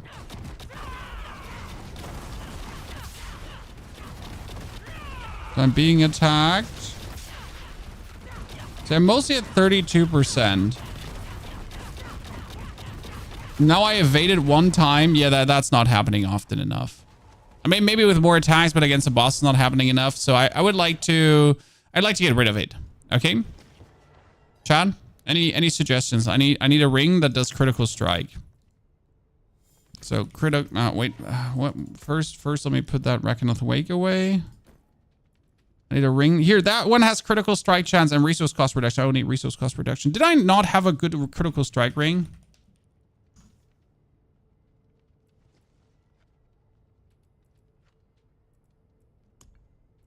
Jewelry. All right, like here, just use Lockrins, chat. just randomly slap on a Lockrins because, you know, like we have a, I think we have a max roll one with like good chances actually, like here. See, just put on a Lockrins, be happy, but it wouldn't work. I can't swap my amulet. I need to literally swap a ring. Why do I not have good rings? What is this? They're all terrible. I mean, that's like the best ring. That's wait, what was it? Was that ring that had like 6% critical strike here? Like random ring? No, I had a greater affix ring here with critical strike chance of 5%. Huh? Bad. Mother's Embrace. Oh, I have a Mother's Embrace with 12% crit chance. Don't worry.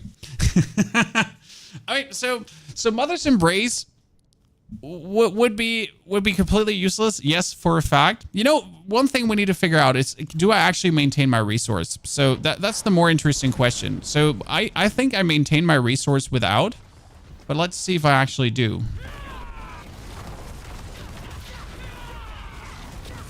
Yeah, see, that's what I said. Due to the Paragon node, I do maintain my resource, so I don't need the ring to do that, right? As you can see, we're maximum out. Like I'm literally never running out of resource. As long as I use my Ravager, we're gonna be good enough. So I would need a ring that gives me crit and attack speed. The good thing is, if I use a different ring, I can use a different aspect too. Chat, think about it. Okay. So if we now get a different ring, we could also get another aspect. I'm not sure which aspect I would be taking, but that doesn't mean there is nothing interesting for us to take. Figures out that there's nothing interesting to take. Yikes. Right, because we're already playing the critical strike bonus. We get the concussive stomp bonus when we get hit, because we have another concussive stomp bonus, by the way. We get the juggernaut. We get the barrier increase in damage. We get the bonus resolve stacks, as we should be having, right? I mean, we could be getting...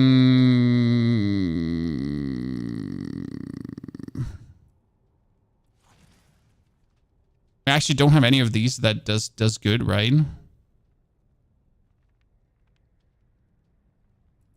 We could be going for another utility aspect then. Something useful. Oh, no. Actually, we only have resource or offensive from that one. Wait, no. Utility could go in gloves, right? Yeah, that's true. You know, there's actually no good aspect to take. That's good. So, chat. The gorilla damage boost. We have the gorilla damage boost. Gain increase. Well, we have this one here. The casting a gorilla skill increases your weapon damage. That one is on the amulet already. I mean, technically, it could go down from the amulet on the ring if I had enough armor. I mean, if we're looking at the, like, we're 3,800 armor. So the increased weapon damage on a ring would be how much? Unyielding on a ring is...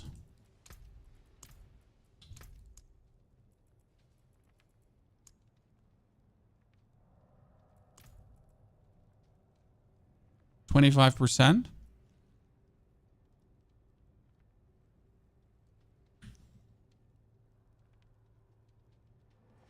That's not happening yet. Sadly. But if we had more armor, so we would need at least wait,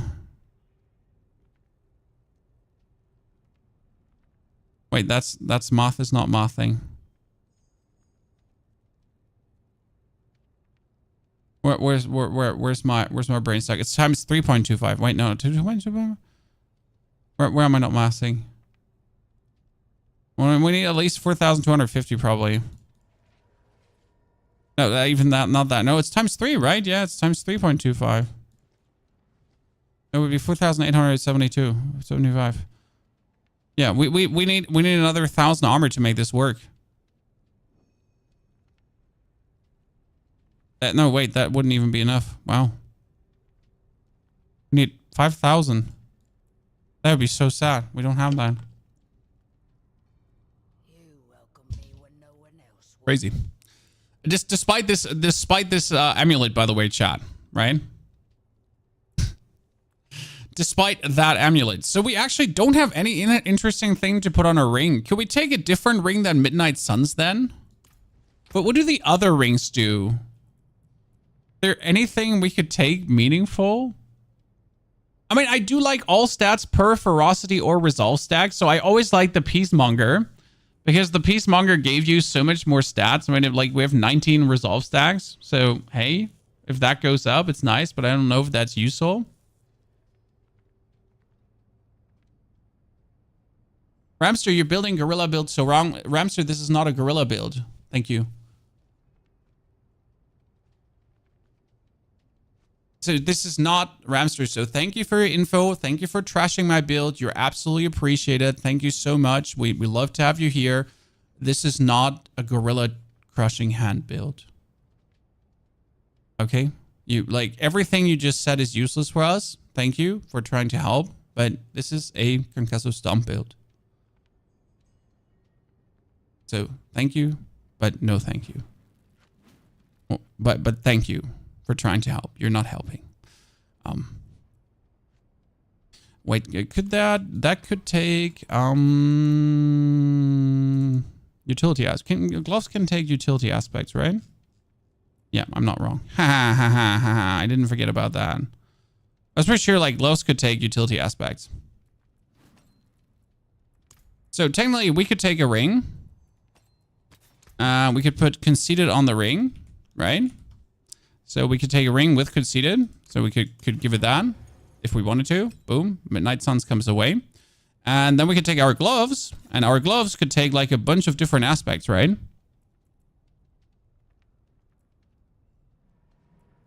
To do some fun with. If I then wanted to do this, right? I mean, we could do intercom, but intercom is obviously useless. You could do what is it called again? Like you could do a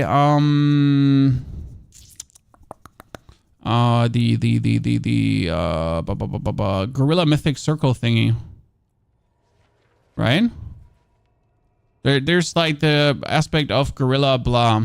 I mean, we could do Retribution too because you deal increased damage to knocked, stunned, or knocked down enemies, and our enemies are always knocked down. It'd be another 30% damage increase like this. That might actually be the thing, because they're always stunned or knocked down, like always. Like never not, always. Everything I fight is knocked down consistently. Or stunned. Family, be right back.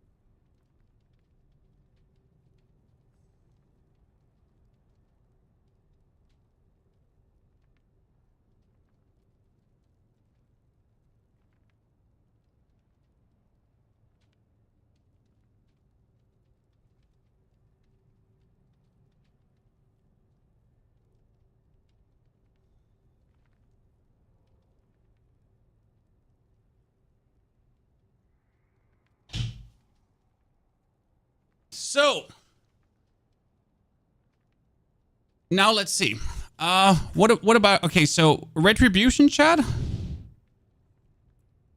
Or, I mean, we could do every third consecutive crushing hand smash an additional 10 times, but that's useless for us because we're not doing that.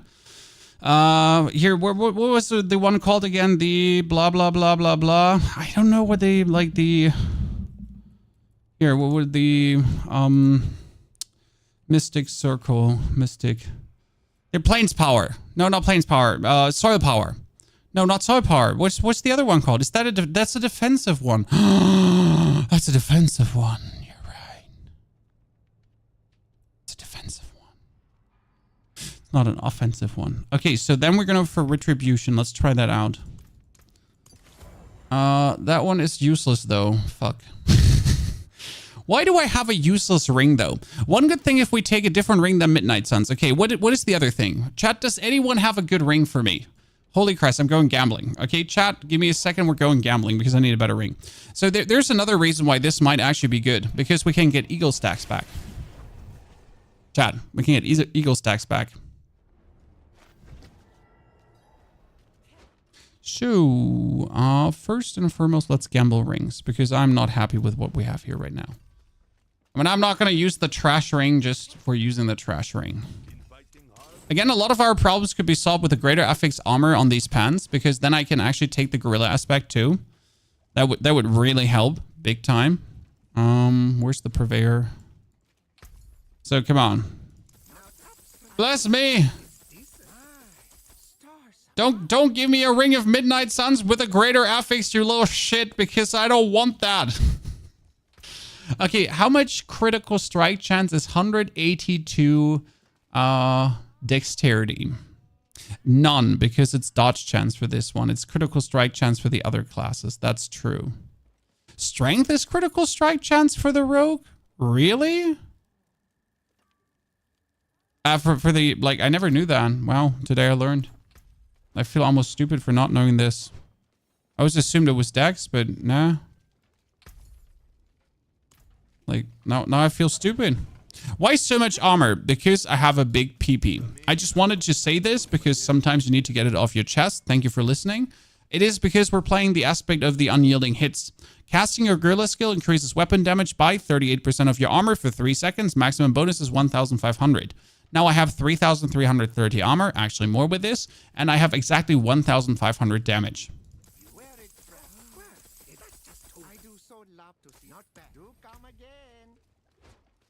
Okay, that's another band of the first breath. That would give me the Armored Heights passive effect the whole time, which is useless because we have max resolve anyways, so we don't need this one.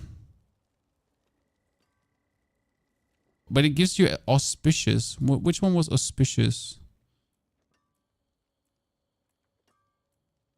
That's useless.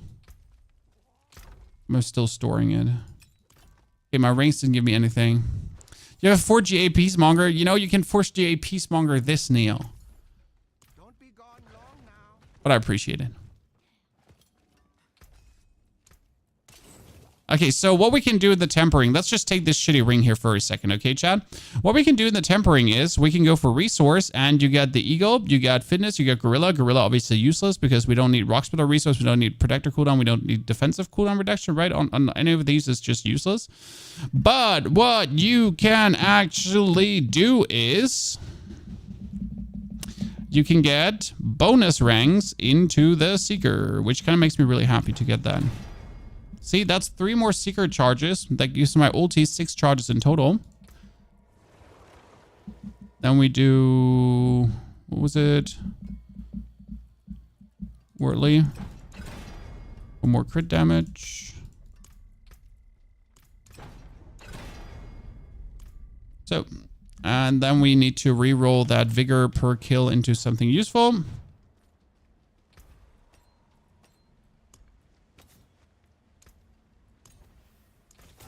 Thank you very much. Could actually have gone for attack speed.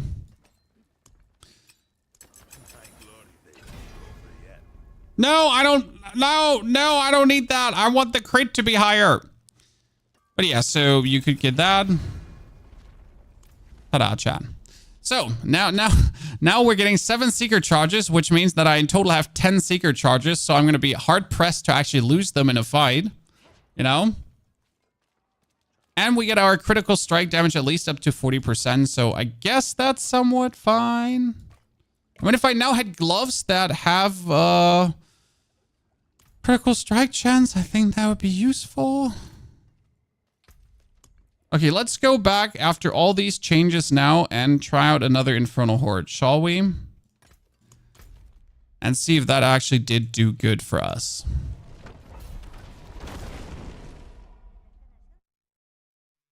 What do we get? Rawhide by salvaging from tonight on as the patch hits. Okay. So yeah, that one died faster than ever, so that already worked.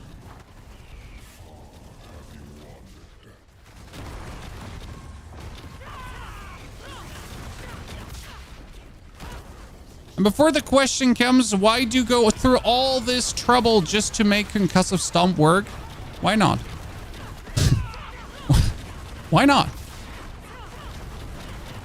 Why wouldn't I go through all this trouble to make Concussive Stomp work?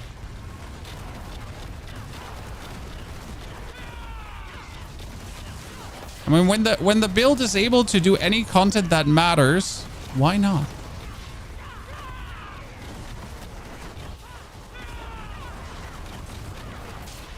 Like, I'm able to do any tier 4 content, so we're perfect. Yeah, this is definitely doing more damage. In a grand total scheme of just doing more damage. So the thing is, we're essentially now with Retribution, so we're knocking down enemies with this. Okay, Concussive Stomp actually knocks down enemies. We're knocking down enemies with this. We're getting Concussive Stomp charges when we block attacks. We're getting Concussive Stomp when we cast cooldowns. So we literally just have to cast cooldowns to get Decrepified, damage reduction is slow on our enemies, and then we're also getting Concussive Stomp. Then if they're knocked down, we get the 30% damage increase. Oh, and they have a chance to be stunned or knocked down anyways by 10%. Cool. We get the Conceited Running for the bonus. We get the Concussive Stomp now with a 90% damage bonus from Harmony of Ebawaka, plus the 50% damage bonus from the Ring of Starless Skies. So that's a Gorilla, Jaguar, Eagle, Concussive Stomp with a 90%, with a 50%, with a 30, with a 30, with the everything. And then with the Resolve stacks, and the Resolve stacks are still 19, or actually 17 at this point. So that all just kind of works out really fine together, I guess.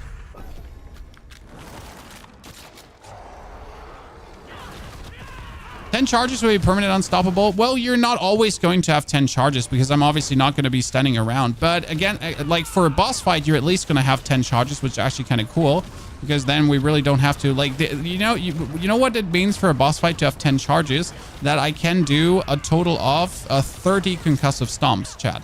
Because every charge of the Eagle ulti means that we essentially have 1 Concussive Stomp. 3 Concussive Stomp per charge of the Eagle ulti. That's kind of like how it works. That boss just vanished. You know, that elite there, he just He just went away.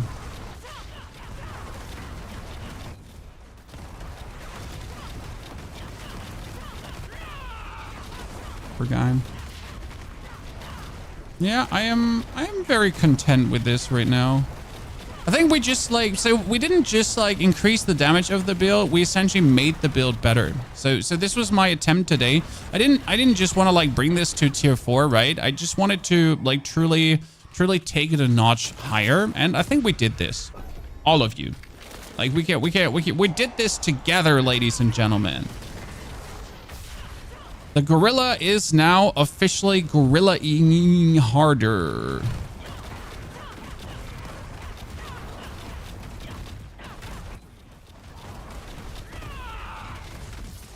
Perfect.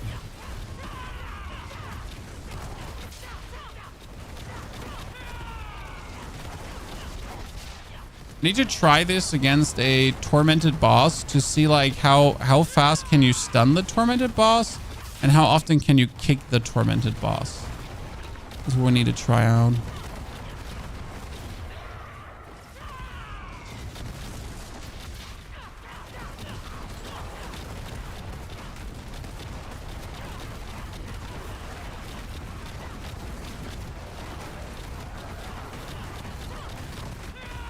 I'm gonna get used to like not just crashing my cooldowns away like there's no tomorrow.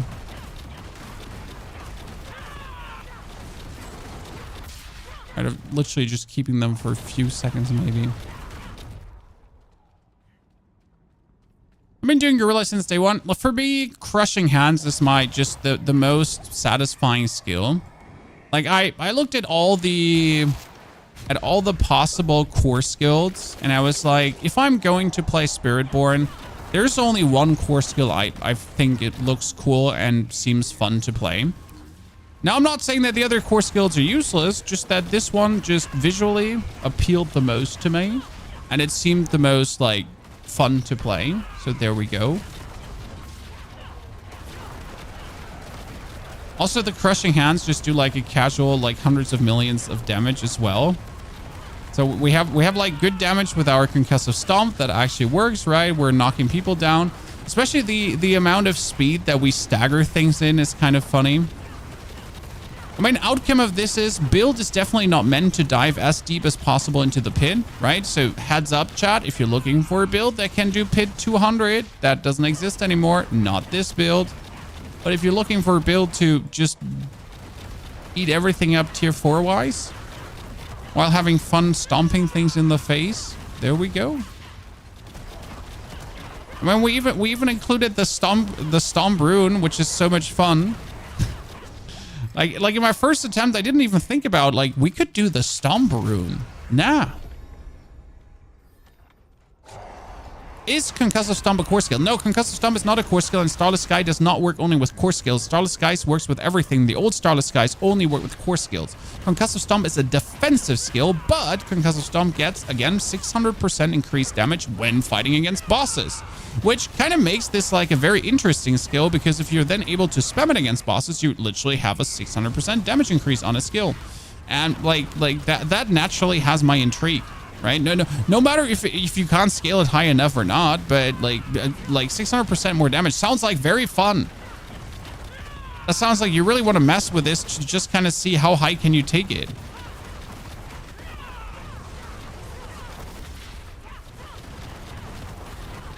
Anything that gets increased by 600% should be cherished. Oh, they just all fell over. That looks funny. Poor lads. They literally spawned in and then all just get kicked with one kick and fell over. Them too. And that retribution seems to be mandatory. That works way too good. Okay, bursting masses, teeming masses, gorging masses. So useless, and that one is at least interesting. And the overpowered version is great. And I hope you're enjoying it. I mean, like with the overpowered version, you're obviously focusing on the crushing hands to just crushing hands things, which is brilliant in itself.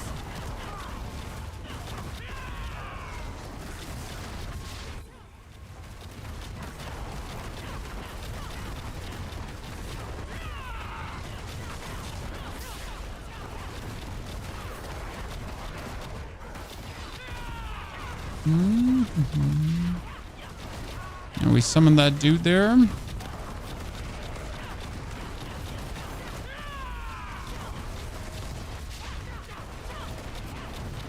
Yeah, we're definitely not missing the Ring of Midnight Suns, that's for sure. Dude, that guy just got eaten.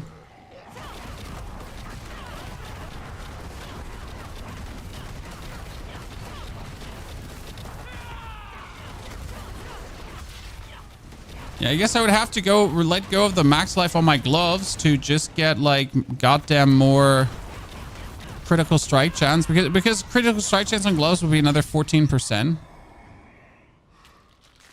That would be amazing.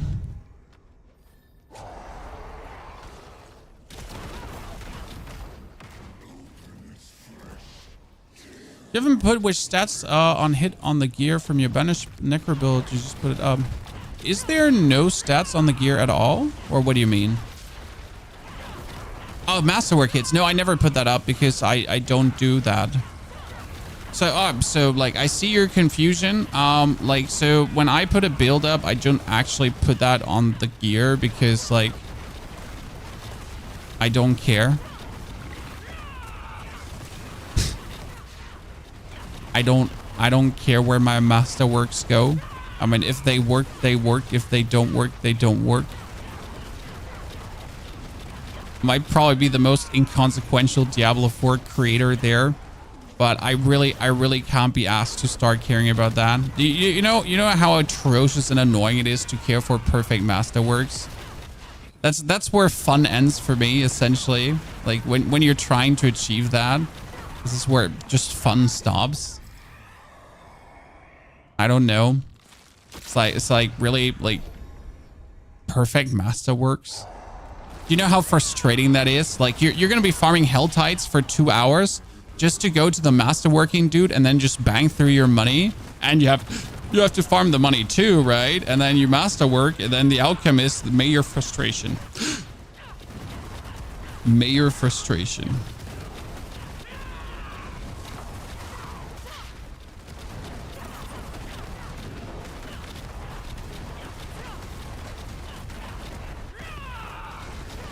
Okay.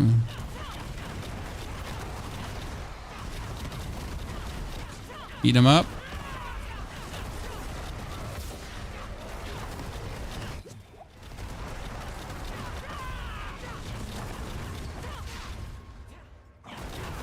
You know what? That's a good one. For an 8 waver getting like a 600. If we had 2 more waves here now with good outcome, this could easily be 1,000, Chan.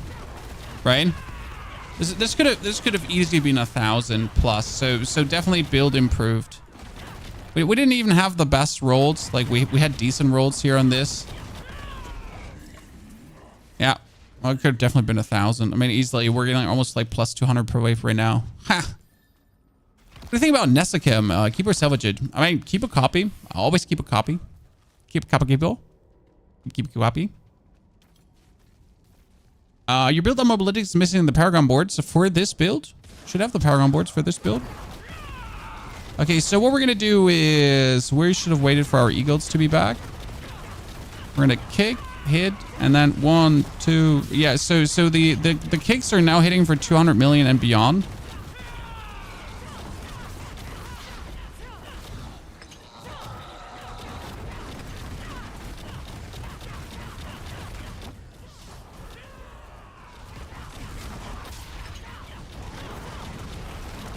Perfection.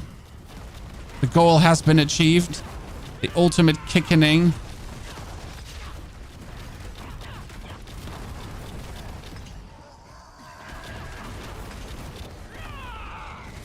Eagle. Kick. Kick. Kick. 110 million kick.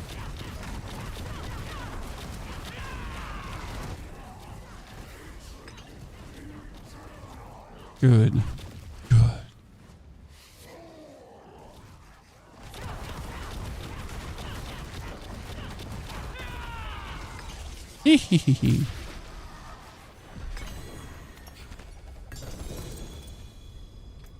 What do we get? We get a new helmet, a Warlord Great Helm with 4 to payback. If we ever wanted to play payback, which we don't want to.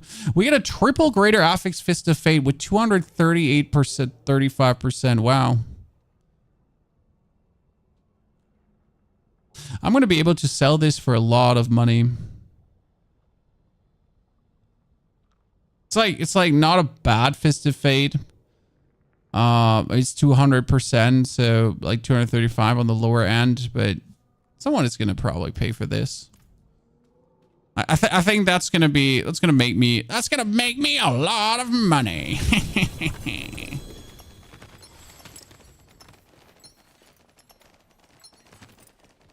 So finally something up on Diablo trade, huh, Chan?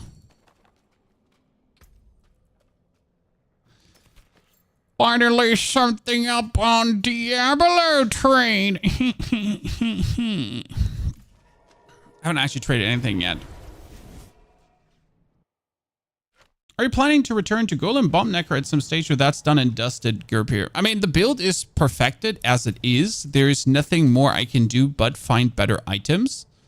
So at this point, what I'm going to do is I'm going to just make more necro builds instead of just like hogging the same necro build that we have already done, you know, because it's done, right? We have everything done for it.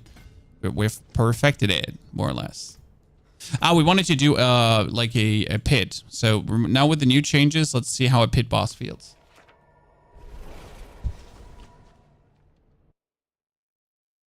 Isn't 56 million not a lot? Well, so like Alan Williams, in the grand scheme of things, doing millions of damage is not a lot. No, billions would be a lot. That being said, again, my goal is not clearing a pit 150, never, right? I am currently, I think if your build can clear pit 80, you're fine to go. You don't even need to clear pit 100 because pit 100 is really, So I know a lot of creators treat this a little bit different and some players also treat this different. But for me, it's like I'm making builds here that are really fun to play that can beat any tier 4 content that matters. AKA, you got to be able to do the Dark Citadel. You got to be able to do the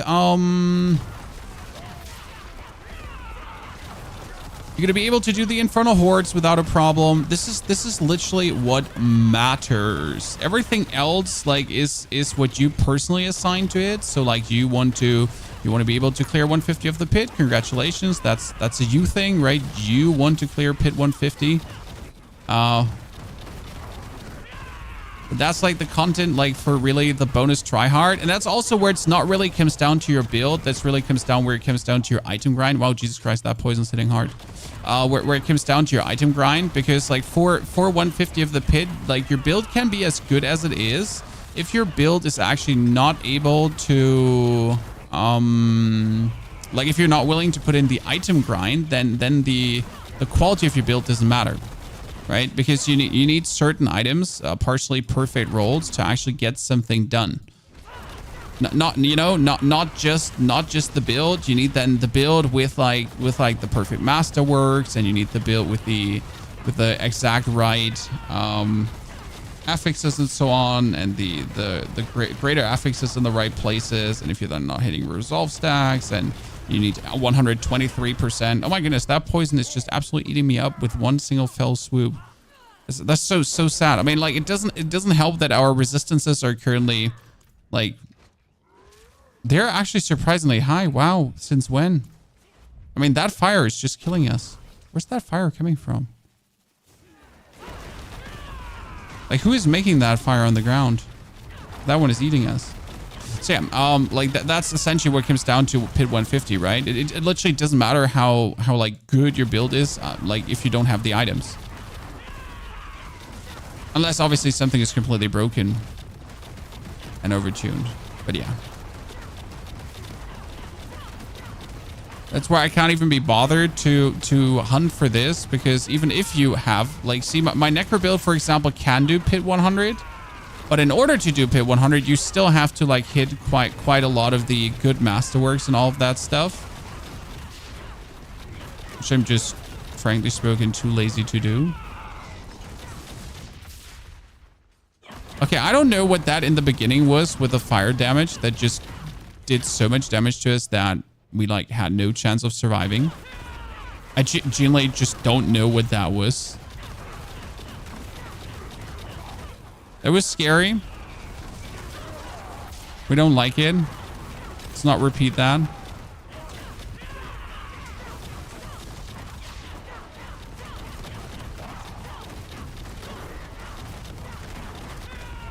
Oh, I went for the wrong one there. Just dies.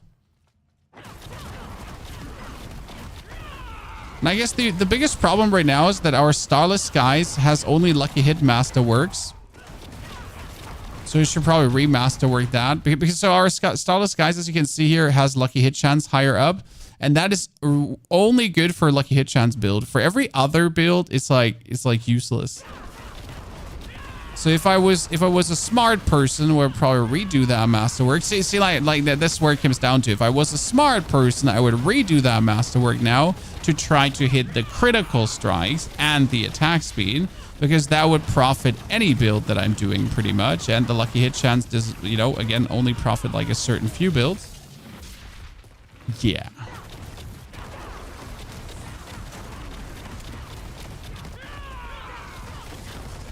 Yeah, I still do believe that most people that are looking for builds in the internet, they're actually looking for fun, right? I don't want to believe that most people that are looking in the internet are just looking for the very best build with the very best everything.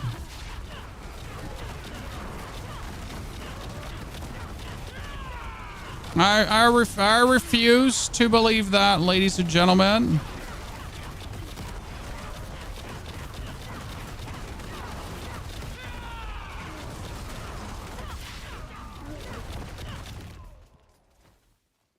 So under these circumstances, it's always valid to put out fun builds to play.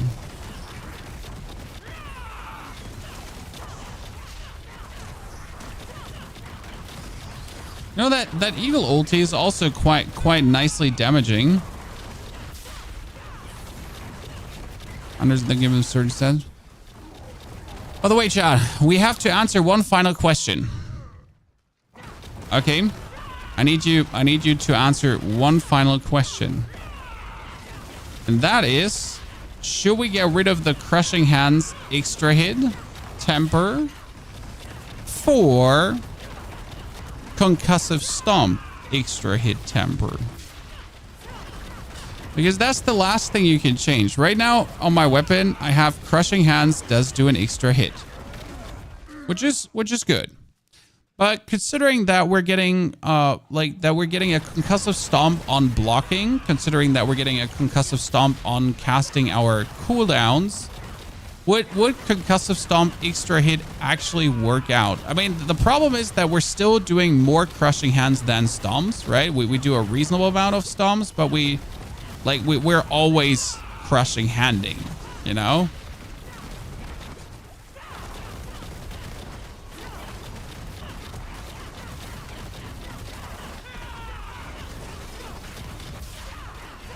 The way I don't see squat what the enemies are actually doing. So if they're doing anything nefarious, I don't know.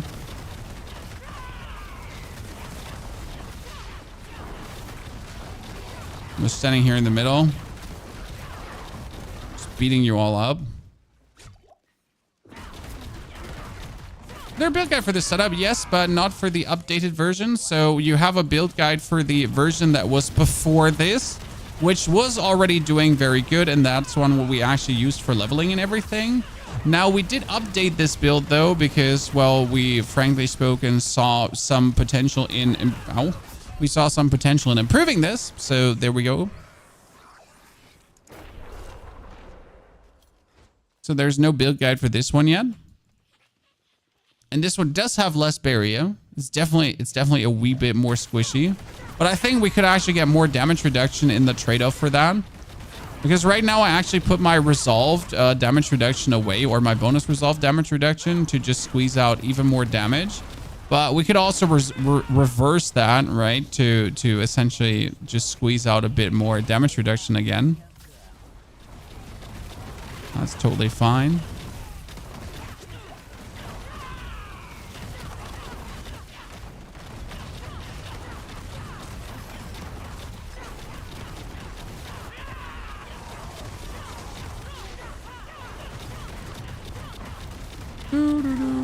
Hee.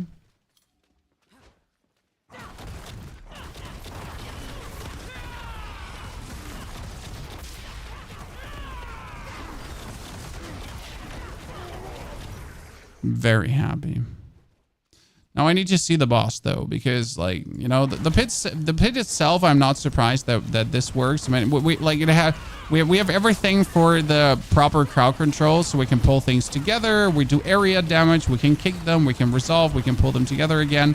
We can then eagle to actually put them down on the ground again. Then we can become unstoppable. So we get like the whole tools for us given to actually like just control this bunch of nerds here without a single downside. So that's a given.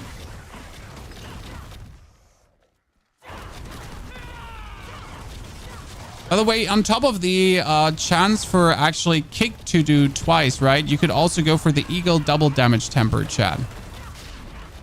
I mean, considering that the eagle is the skill that gets also like gets the most multipliers, we might also do eagle double damage temper, huh?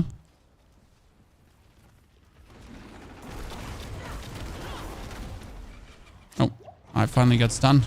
Hasn't happened in a while. So, roam, kick, and then eagle, and then kick.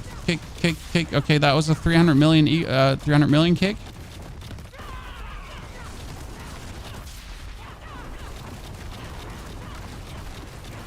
Kick this, and then boop, boop, boop, boop, boop. Wonder if we can like get like the third elusive oh,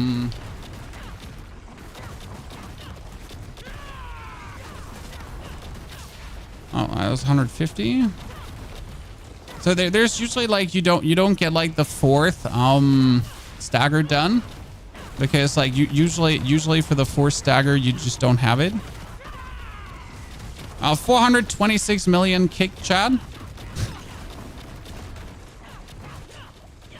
So the kicks are kicking, ladies and gentlemen.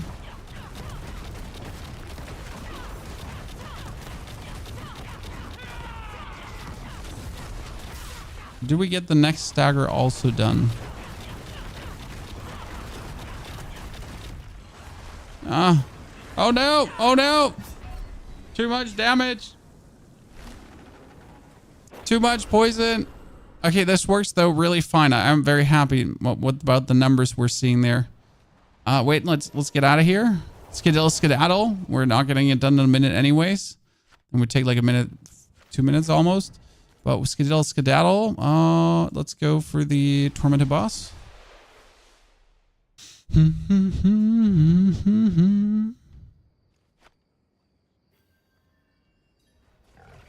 Are you gonna jump into one human? Not today, tomorrow. And then tomorrow we're gonna do like the week 1, day 1 kind of thingy for like survival and everything.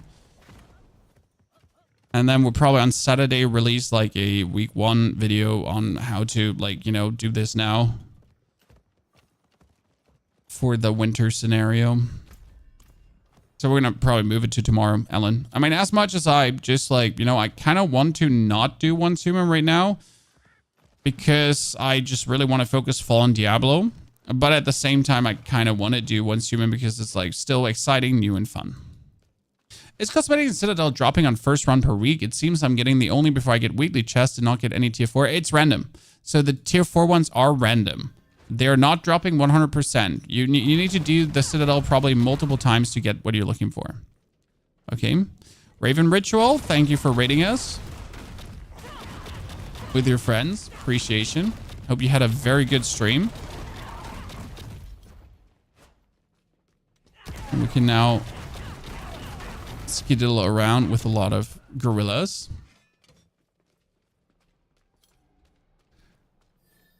Now let's see if the kicking works against him, or how much the kicking has improved. Uno. Okay, 1, 2, 3, kick, go, and then kick.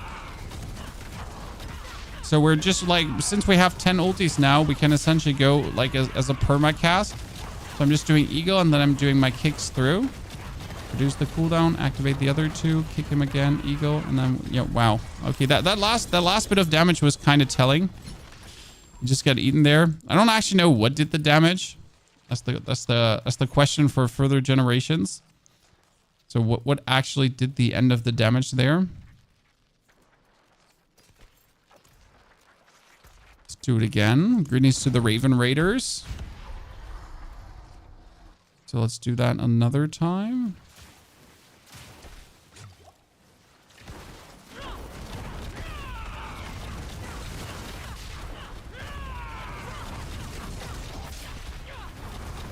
Kick, and then eagle, and then kick, kick, kick, and eagle, and kick, kick, kick. And get the cooldown reduction rolling. 1, 2, 3. Kick, eagle.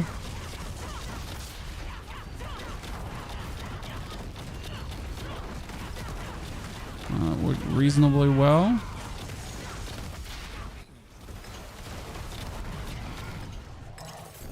Good. I mean, right now, I do believe we need a bit more barrier generation. That wouldn't hurt. I could get some more of that done to, like, weasel out more damage. But apart from that, I'm happy.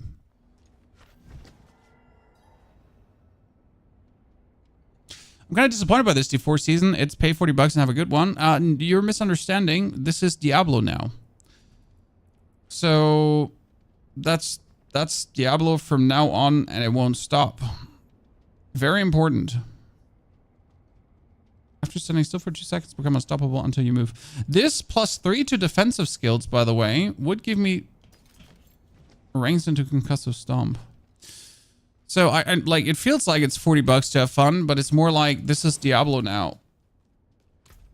You know, I mean, like, whatever you get in this season is now here forever. This is not just here for now. This is here forever. And it won't go away for anything.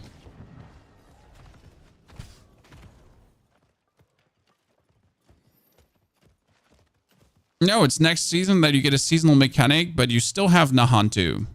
And you still have double Hell Tides. I mean, like, so what you have to understand is that next season, when you were leveling, and Hell Tides is still the best way of leveling, that I will have 2 Hell Tides because I have Nahantu. So the bonuses are gonna stay. It's not pay 40 bucks to have fun. It's pay 40 bucks to have a better game. That's what you pay 40 bucks for a better game.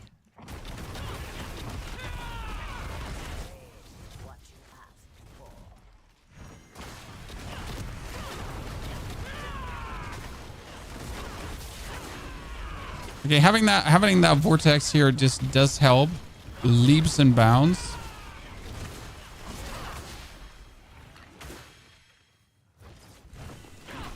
That's probably more how I would look at it.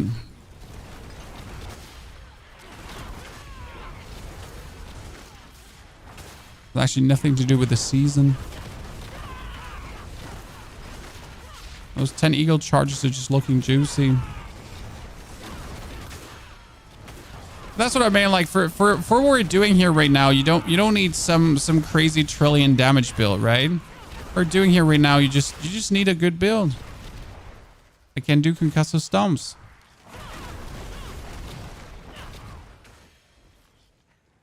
Yeah, I can't imagine playing without the DLC. I mean, like, again, I don't mean this to hurt, but if you willfully play without the DLC, just stop playing Diablo right now, because you will always be that odd job. I mean, in like 6 months, if you're still not having the DLC, like, I don't know. I don't seriously know what you're doing, because you're going to be missing out on like at least 50% of the content. I mean, right now it's some content you're missing out, but the content you're missing out is only going to get more severe. With every update, there's just more content you're going to be missing out on. And that's just going to be becoming more apparent with every update, essentially. Right? Because Blizzard ain't going to stop adding value to Nahantu, and also adding things only to Nahantu. So it's like, it's a curve of you just missing out And that curve just keeps like, you know.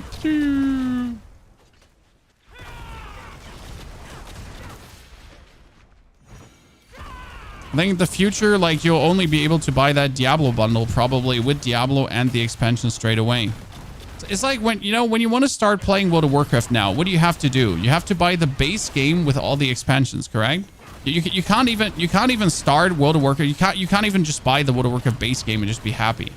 Right? Like, you want to start right now? Oh yeah, sure. So you're going to buy World of Warcraft, and then you're going to buy World of Warcraft The War Within, and you're going to buy World of Warcraft Skedaddle, and then you're going to, you know, okay, you can basically not start the game without buying anything.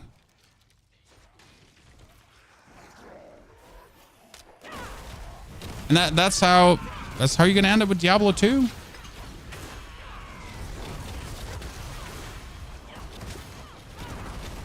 I guess it would have been better for them to call it an expansion instead of a DLC. Would work as a trial. Good. But because right now they called it a DLC, which makes it seem optional, but I truly don't believe it's actually optional. And this is coming from someone who's not even getting paid for this, right? I don't have anything to sell you, Chad. I mean, buy a subscription to my channel. Thank you. Appreciate it. Like the video. Like the shine. I don't have anything to sell you. I'm so sorry.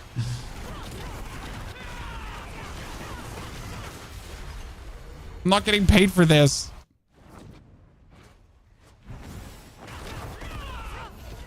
But yeah, I just want you to have the best time with Diablo possible. Simple as cake, I guess.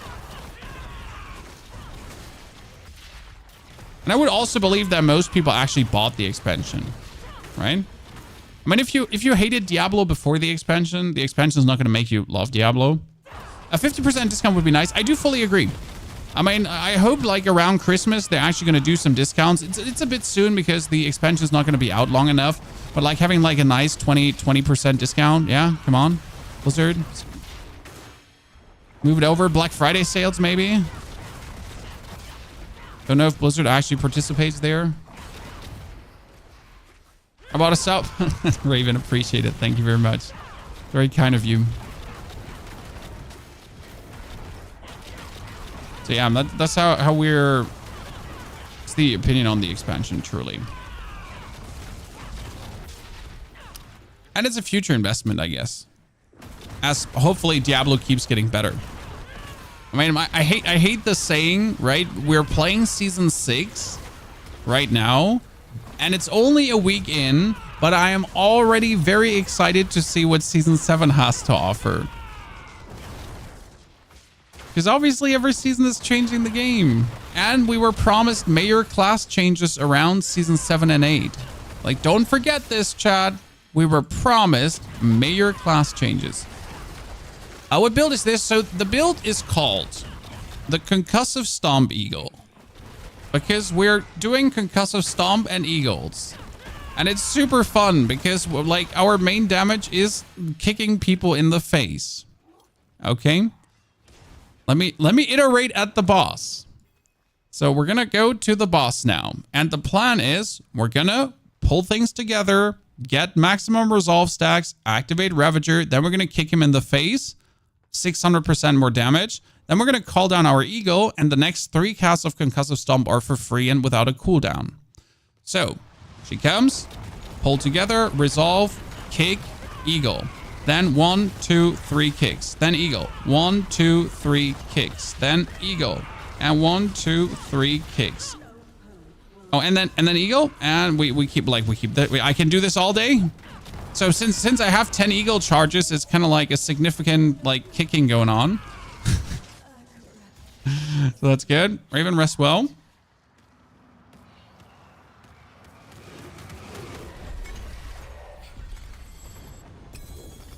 It's kind of like how the kicking is going on there. And now I just not entirely sure about what to do. Okay, because there's 2 things we can do. Look at my weapon. My weapon says chance for crushing hands to hit twice. So that's good because it's DPS. I need DPS. DPS is great. But we could alternative go for 2 things. We can go for the Seeker to deal double damage. And it's a 50% chance. That's insane. It's a 50% base chance. What? Yes. So I could technically have this eagle, which has done a billion almost, right? Raven Queen Noir, thank you for the Prime subscription. Also, Flink Puffer. Mr. Pink Fluffer, good to see you there too. Thank you for your support as a Prime supporter. Me for Lines, thank you for the 37 months. Coop, thank you for the 5. I missed that. And Granddad for the 12. So I'm not really sure if we would do more damage with this or if I do a bonus kick with the... Where is it? You get... Forest Augment, Soil Augment. Dude, where is it? I know there's an extra kick, but it's so hard to find. I hear Concussive Stomp to extra hit. So would that be better? Because I'm spamming the stomp more than the ulti, but an extra hit is not double damage. You know what I mean? So double damage is literally if this crits and it does 200 million, it does 400 million instead. But an extra hit would at the same time mean, hey, if I do a 200 million kick, I could do another 200 million kick, right? But I always feel like that double damage has the potential to just get way more out of control.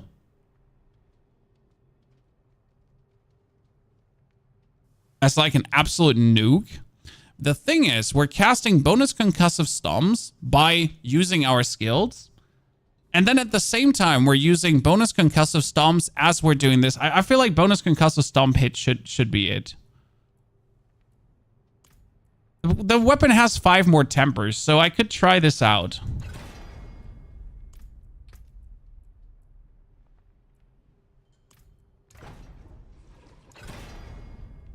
Oh, what's dominant? Well, what's dominant? just like what does that one do? Well, where did I get 8 ranks in? I got 8 ranks. Oh, this one. So Gorilla skills deal 55% increased damage to knockdown enemies, and their first hits have a 5% chance to execute non-bosses. I mean, cool. No, you know? I guess. Like just getting 8 ranks in that. Not what I'm looking for, though. But kind of nice. No, we're looking for Concussive Stomp. Okay, see, 82.5% on every stomp. Another one. Holy. What are we doing? Why are we even talking about this, chat, right? Let's get it going. Let's try that out. What happens now if I just get bonus stomps the whole time on everything? I need to try this against Greek again. I guess. Let's just kick him and see if the kicking hits harder. Diablo 4 campaign get me into the game. Never touched it before. Mommy Lithis swayed me. Cutscenes were fantastic and loved it. Loving this as well. Find it hard though with builds, so much stuff to focus on. Alan, I can see that.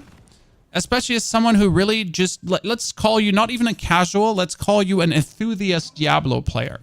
So someone that got into the campaign, that enjoyed it, that's just like trying to kind of weasel his way through and make his way to the end somewhat. And an enthusiast Diablo player. I can see where it can be overwhelming with all the systems, and especially the more systems they add, the harder it gets. That being said, it actually did get simpler. Like the armor value, for example, being now a single armor value thingy to go for, that got simpler. That's a good thing. Like we get up here, kappa clap, right? That's nice that they did that.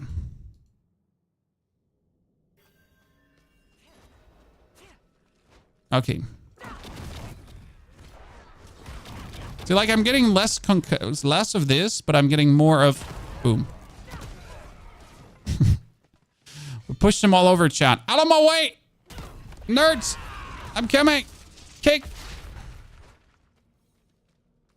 So let's see. We're gonna summon.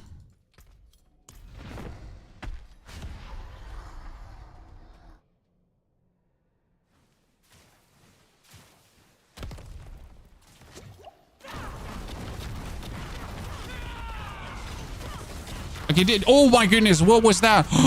What happened? What happened to him?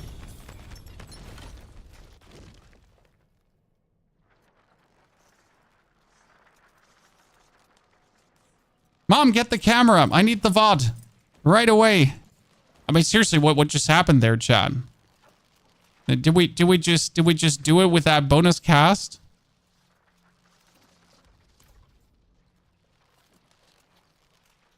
Bapa, tomorrow probably. New scenario. So wait, I'm currently waiting for my drive to wake up so I can actually check that kill. I don't know what just happened there. If that was just a random coincidence or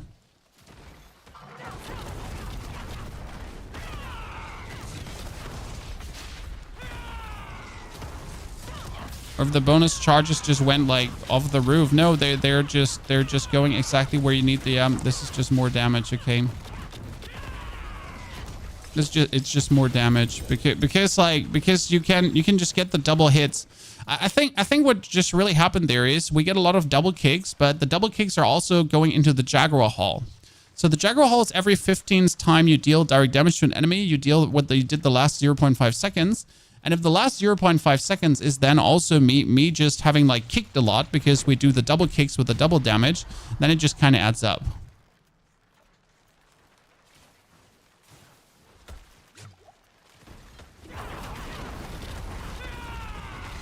See, like he just did it happen. What the?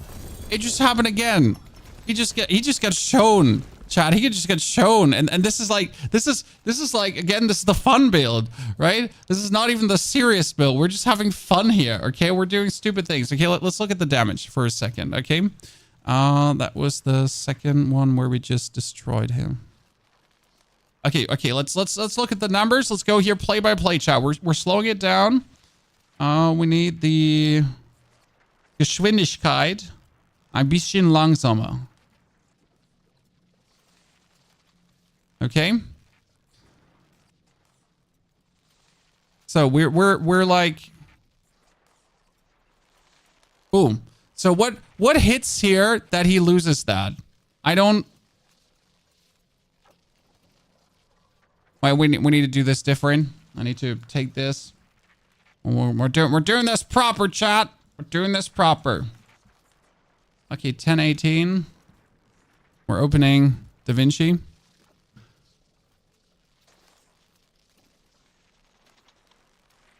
Yeah, he just deleted himself, right? I can't see anything. Okay, let's see. This is why we're going frame by frame Turing. Like that's what we have. That's what we have video recording tools for. So what we can do is we're gonna put the file in. A minute long. Okay. Then we're going to give you a full screen. Wait, I'm going to swap this around. Okay. Primary screen needs to screen number 2. Then I'm going to give you a preview, a video clean feed on. There you go. So. Okay. See, that's 200 million. We have the 200 million. That's from, I don't even know what that is. That could be a kick. So here, that's a kick. So we're doing a concussive kick for 200 million. Then there's 98, 92. So that's a double. So this 98 and 92, that's one kick. That is another kick. And see then, oh, that's a double kick. Look at this, 284 and 294. So this is what happened. He gets hit by something. And that double damages him. Okay, they're the numbers. That's 500 million essentially in one boom. And then we're doing, and we're hitting, and my kick comes off cooldown. And we kick him again. And he loses another chunk. But there's nothing here. There's nothing here that he's actually losing.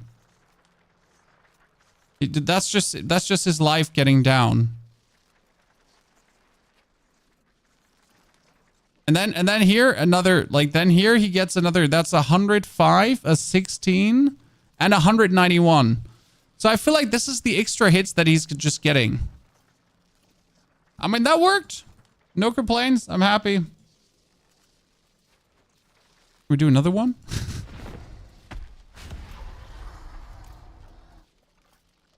Impulse, we're going to be checking the new Once Human scenario tomorrow. Okay, I didn't have a full stream today for Once Human, and I didn't want to cut it short, so let's go again. I mean, the kicks are just kicking so nice.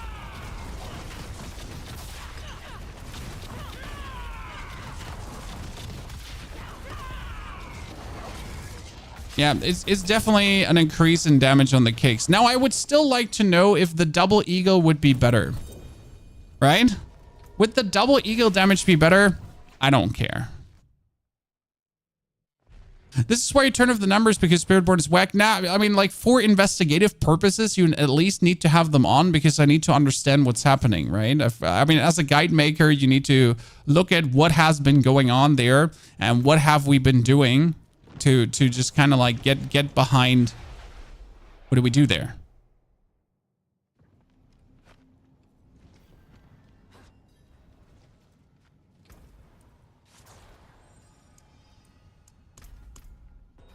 I think that's important.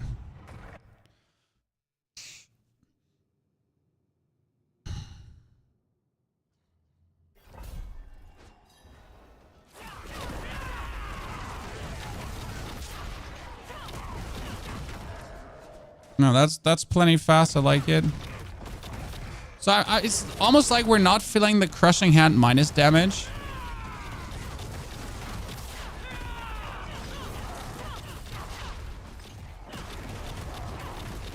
So the way how an extra hit, by the way, works is an extra hit is not an extra cast. Okay, so that's actually the interesting part about this Concussive Stomp there. An extra hit is literally just that. So your ability hits, and then your ability hits another time. So you see essentially 2 damage numbers in the place of 1 damage number. But it's not actually that the effect of the Concussive Stomp happens again, as far as I'm aware. So it's not like two actual stomps happening. It's 1 stomp happening that just hits another time. Does that make sense to you? Which is actually good, because Stomp like knocks down enemies, and if we would like just perma keep knocking down enemies, they would just like swivel off the screen. Now we're doing more damage. This is confirmed now. I like it. I wasn't expecting the double Stomp to have such an influence, but I think it being 85% is quite significant. I mean, because like every Stomp just hits twice, so we're doing so many Stomps that it just makes sense. I mean, if we're already gonna send it full into the Stomp area, then we might as well go. Okay, that makes me happy.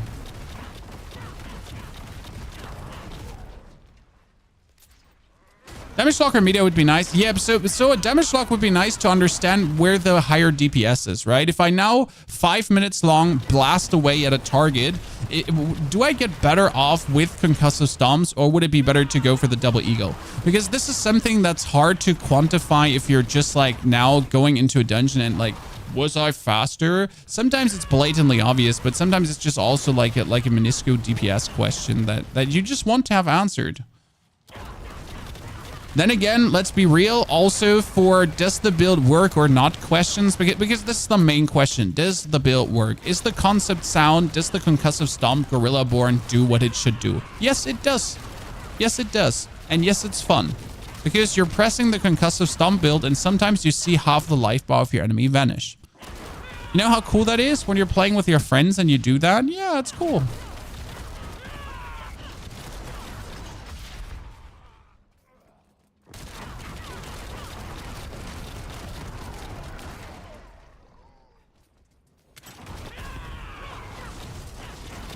This is also because, like, with the hit twice, this is also why it doesn't count for the Ring of Mendeln, for example. Because the hit twice is not an actual, like, second attack. It's just, like, the same attack hitting twice.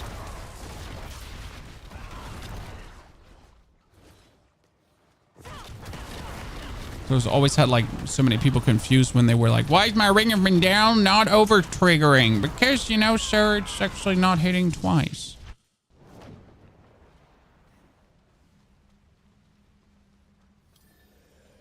Okay, let's see.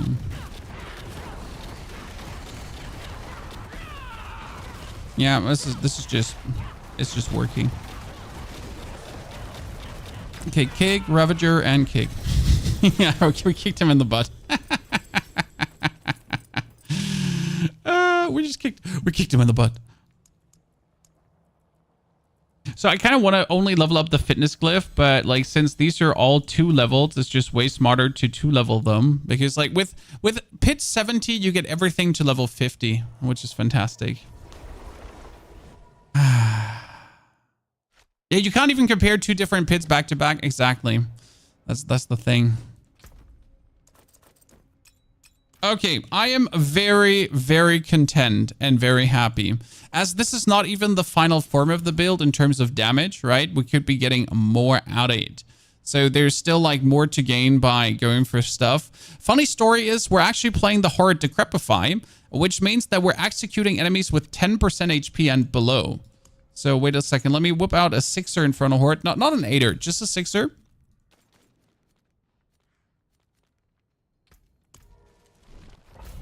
Nope. Wait. 6 in front of Horde. What's the time say? Just the time say. Raven. Rest well. Thank you again for getting your community over here.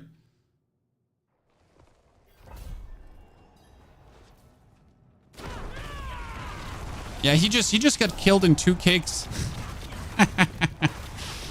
Intriguing. Yeah, well, I guess we're gonna post this tomorrow. Just to hear people tell me that their Spiritborn is better. I gotta say though, on the first Spiritborn build that we posted, everyone was very civil because they were just happy to see a build that is not orange quills, that is not evade Spiritborn, right? They were just like, oh wow, I am so happy to not have to play this trash. So most people were relatively civil, which is good to see. I always prefer when people keep it nice.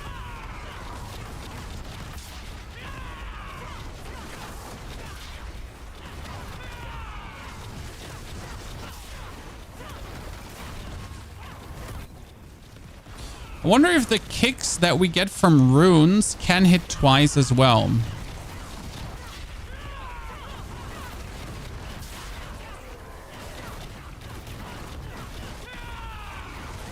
Can the kicks from runes hit twice as well?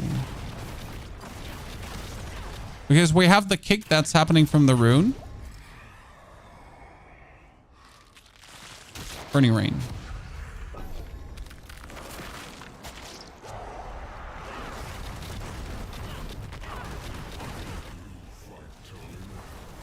Whee!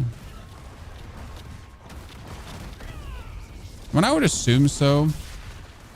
Because we're still casting it. Oh, they all fell over. That looked so funny.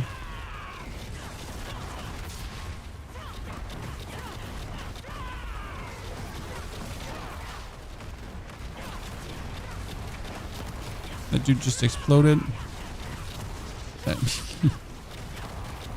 It's so unpredictable right now because I know how much damage I technically expect from one kick.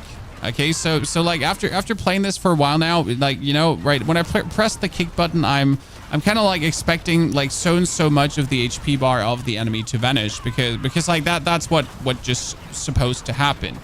But now with the extra hit, like I'm literally pressing the kick button and suddenly like more of the HP bar vanishes than I anticipated, and that just makes me happy. You know? It's just like, hey, this was not supposed to happen. Where did your much of the HP bar go?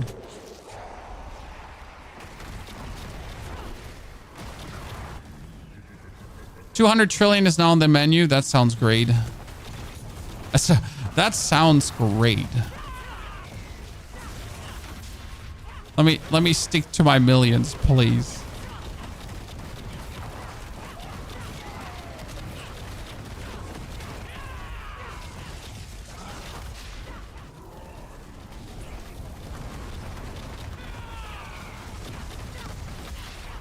Whee.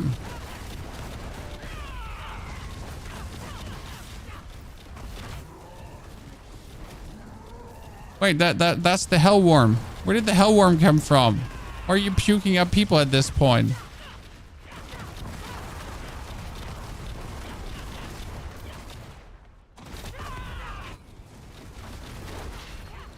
I'm very happy that we also got rid of the Scourge for Soar at this point, for Vortex. That made the gameplay so much smoother. Okay, summon Hellborn or 50% faster. See, that's the question right now. What's better? If I get 50% faster events or if we do actually get the Hellborns? Because we're like, we have the Aether Fiends ground +2 already. I guess the Hellborns are still better.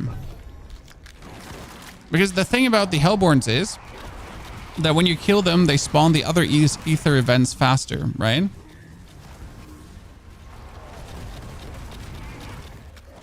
So you kind of want to have them to then kill them, to then spawn the other Aether events faster, to then have them, to then kill them, to then spawn the other Aether events faster. Okay, like we have played, by the way, now for quite a while, chat, and we haven't gotten a new pair of pants. Because the whole time I've been actually looking for a new pair of pants that I can then masterwork, where I can then put Resolve on to then make sure that we actually masterwork the Resolve higher to go for 20+ Resolve stacks, but we haven't been actually getting that. It's a bit of an unfortunate bummer.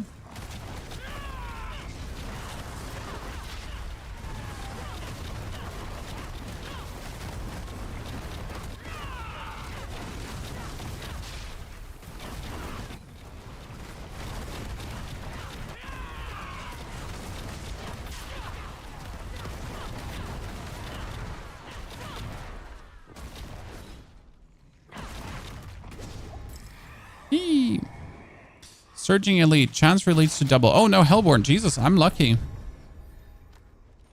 Huh.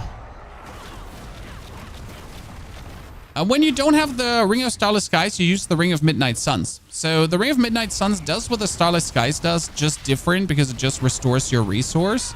But the Starless Skies, in vice versa, actually reduces your costs so much that it doesn't matter anymore that you don't have the resource restoration from Midnight Suns. So that's right now how I would probably play it. In case you don't have Starless Skies, then just, again, go for Midnight Suns. Seems like, for me personally, the most reasonable way to treat it. Especially as we're playing Abawaka right now, so that doesn't need you to have like some crazy essence requirement shenanigan anymore going on. So yeah.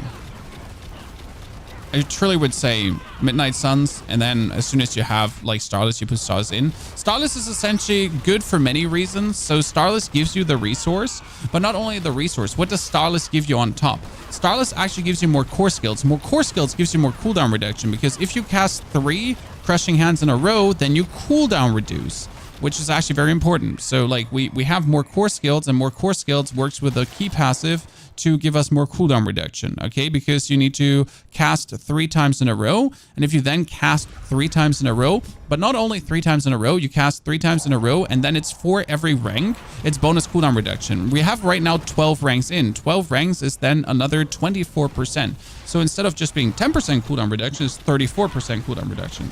Rachel, thank you for joining as a member on YouTube. Appreciation. Happy to see you over there as well. Okay, all together, nerds. Yeah, this build truly evolved today. And I thought we already had a good build. Now I feel silly. Right? I was unsure if I wanted to play this build more, because I felt like it was donezo, you know? Like the concept was solid, the fun was funning, like it was all feeling like very on point. But I gotta say, now looking at like the improved version, like I feel pretty silly, because this one is so much better and streamlined and more fluent and just like, you know, even more fun than the other version, that I feel bad for giving you the first now. This is also like, if someone now finds the old video, you're like, oh, please don't watch that video. Could you just watch the new video? You know? Could you just ignore that?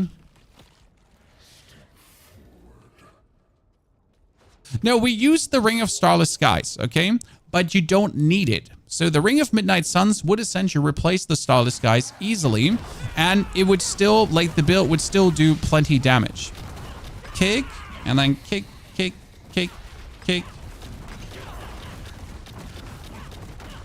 So the build does not require the Starless Skies to work. Oh, that was a 500 million kick. We did it, Chad. That was a nice 500 million kick. I like it. Yeah, we're killing everything faster now, so that's cool. So eagle and then kick. Oh my lord! Oh my lord! He went. Bum bum bum bum bum. Kick to death. Okay, well that worked fantastic. We abandoned the Kabaleka for good. We never had Kabaleka in this build. We never had. So the reason for no Kabaleka is simple. Because we are, in fact, playing 85% chance for Concussive Stomp to extra hit. Okay? Concussive Stomp to extra hit. Midnight Suns is ring 1. What is ring 2? We're going to walk you down. Give me a second. So the changes we did for everyone to understand. Okay? So we are playing right now Concussive Stomp to extra hit, and we're playing the chance block crit thingy on our weapon 2. So the redirected force. Because the redirected force right now makes us go from like 1,600 crit all the way up to 3,000 crit. And if I have my resolve up, we're at 8,000. And if I then block, we're at 15,000 plus critical strike. Okay. So it's truly something with these resolve stacks where we're going for it. That's like absolutely crazy. Then we have Starless Skies, which could be also Midnight Sun. We're playing the Conceited Ring with 7 Seeker charges. 7 Seeker charges. Yes, so we have 10 charges in total on the Seeker. That means if we enter a boss fight, like we just can just spam Seeker away like there's no tomorrow. We get the Amulet with 90% armor plus, which is needed, so we get the armor up, but it's actually not super needed because we could also get an armor roll better on the pants, which is only a 200, but it can go up to like 336. So there could be a better armor roll on a greater affixed pants, which we're missing right now. And you can go for Concussive Stomp size, because if you're looking at this right now, the Concussive Stomp is actually, look at how big it is. Or you could go for Concussive Stomp, look at how small it is. Like the Concussive Stomp is truly hitting like the whole goddamn screen with this. It just goes wham. Like everything just gets knocked down. So that's kind of cool. I mean, you don't need the 80%, 90%, right? Like just 70, 60 would already be enough. We get Vortex Sights, Resistance, Max Life, and then we get bonus Concussive Stomp cast on block, and we always block because our block is right now increased by block chance. So we have over 100% block chance in every single scenario. Like what the fuck? Our block chance is like through the roof, okay? Which gives us then vice versa even more crit again. So that's why the resolve stacks are actually going so absolutely crazy. We get the pants with bonus Juggernaut, and it would be good if we could get rid of this Juggernaut for the Gorilla aspect. Because if I get enough armor on this pants right now, so if I get a greater pants armor affix, okay? This is like, you need to understand this, correct? We get that. We could technically play the other defensive aspect, and that one is called Mystic. You could play defensive aspect of Forest Power, which empowers them to periodically grant you a barrier for 25% of your maximum life, which grants you armor by increased armor by 25%. So technically we could do this, but I'm not sure if we need the Mythic Circle. Like it just gives us more barrier, so it makes barriering up easier, that we don't have to care for barrier generation. That would be an opportunity, or we could just put on any kind of utility aspect, like for dazed bonus damage or something in that direction. So there's options to kind of do things. We have Abawaka now. Abawaka is really important because we're currently looking at a Jack and Eagle. That means our Concussive Stomp is Gorilla, Jack, Eagle, right? It just has to go crazy, and this is like Eagle, Jack, and Gorilla too. So we're kind of happy. It's kind of working nice. We're doing a lot of damage, so that's cool. And our Crushing Hands are also doing awesome. So I kind of like this. It's worth it. That's 90% damage increase on Concussive Stomps to even Concussive Stomp harder. Yeah, it's kind of like all wrapped together. That being said, now I'll be trying to get the planner out as soon as possible. I need to run because, again, me and the wife were invited for an event tonight, so I gotta go. I'll be back tomorrow with probably Once Human, but you're definitely gonna get the YouTube video on this, and I'm gonna put the stream live so you can actually check how we have built this build, and maybe you see some interesting things that you didn't see before. Therefore, I need to run. Good night. Love you all.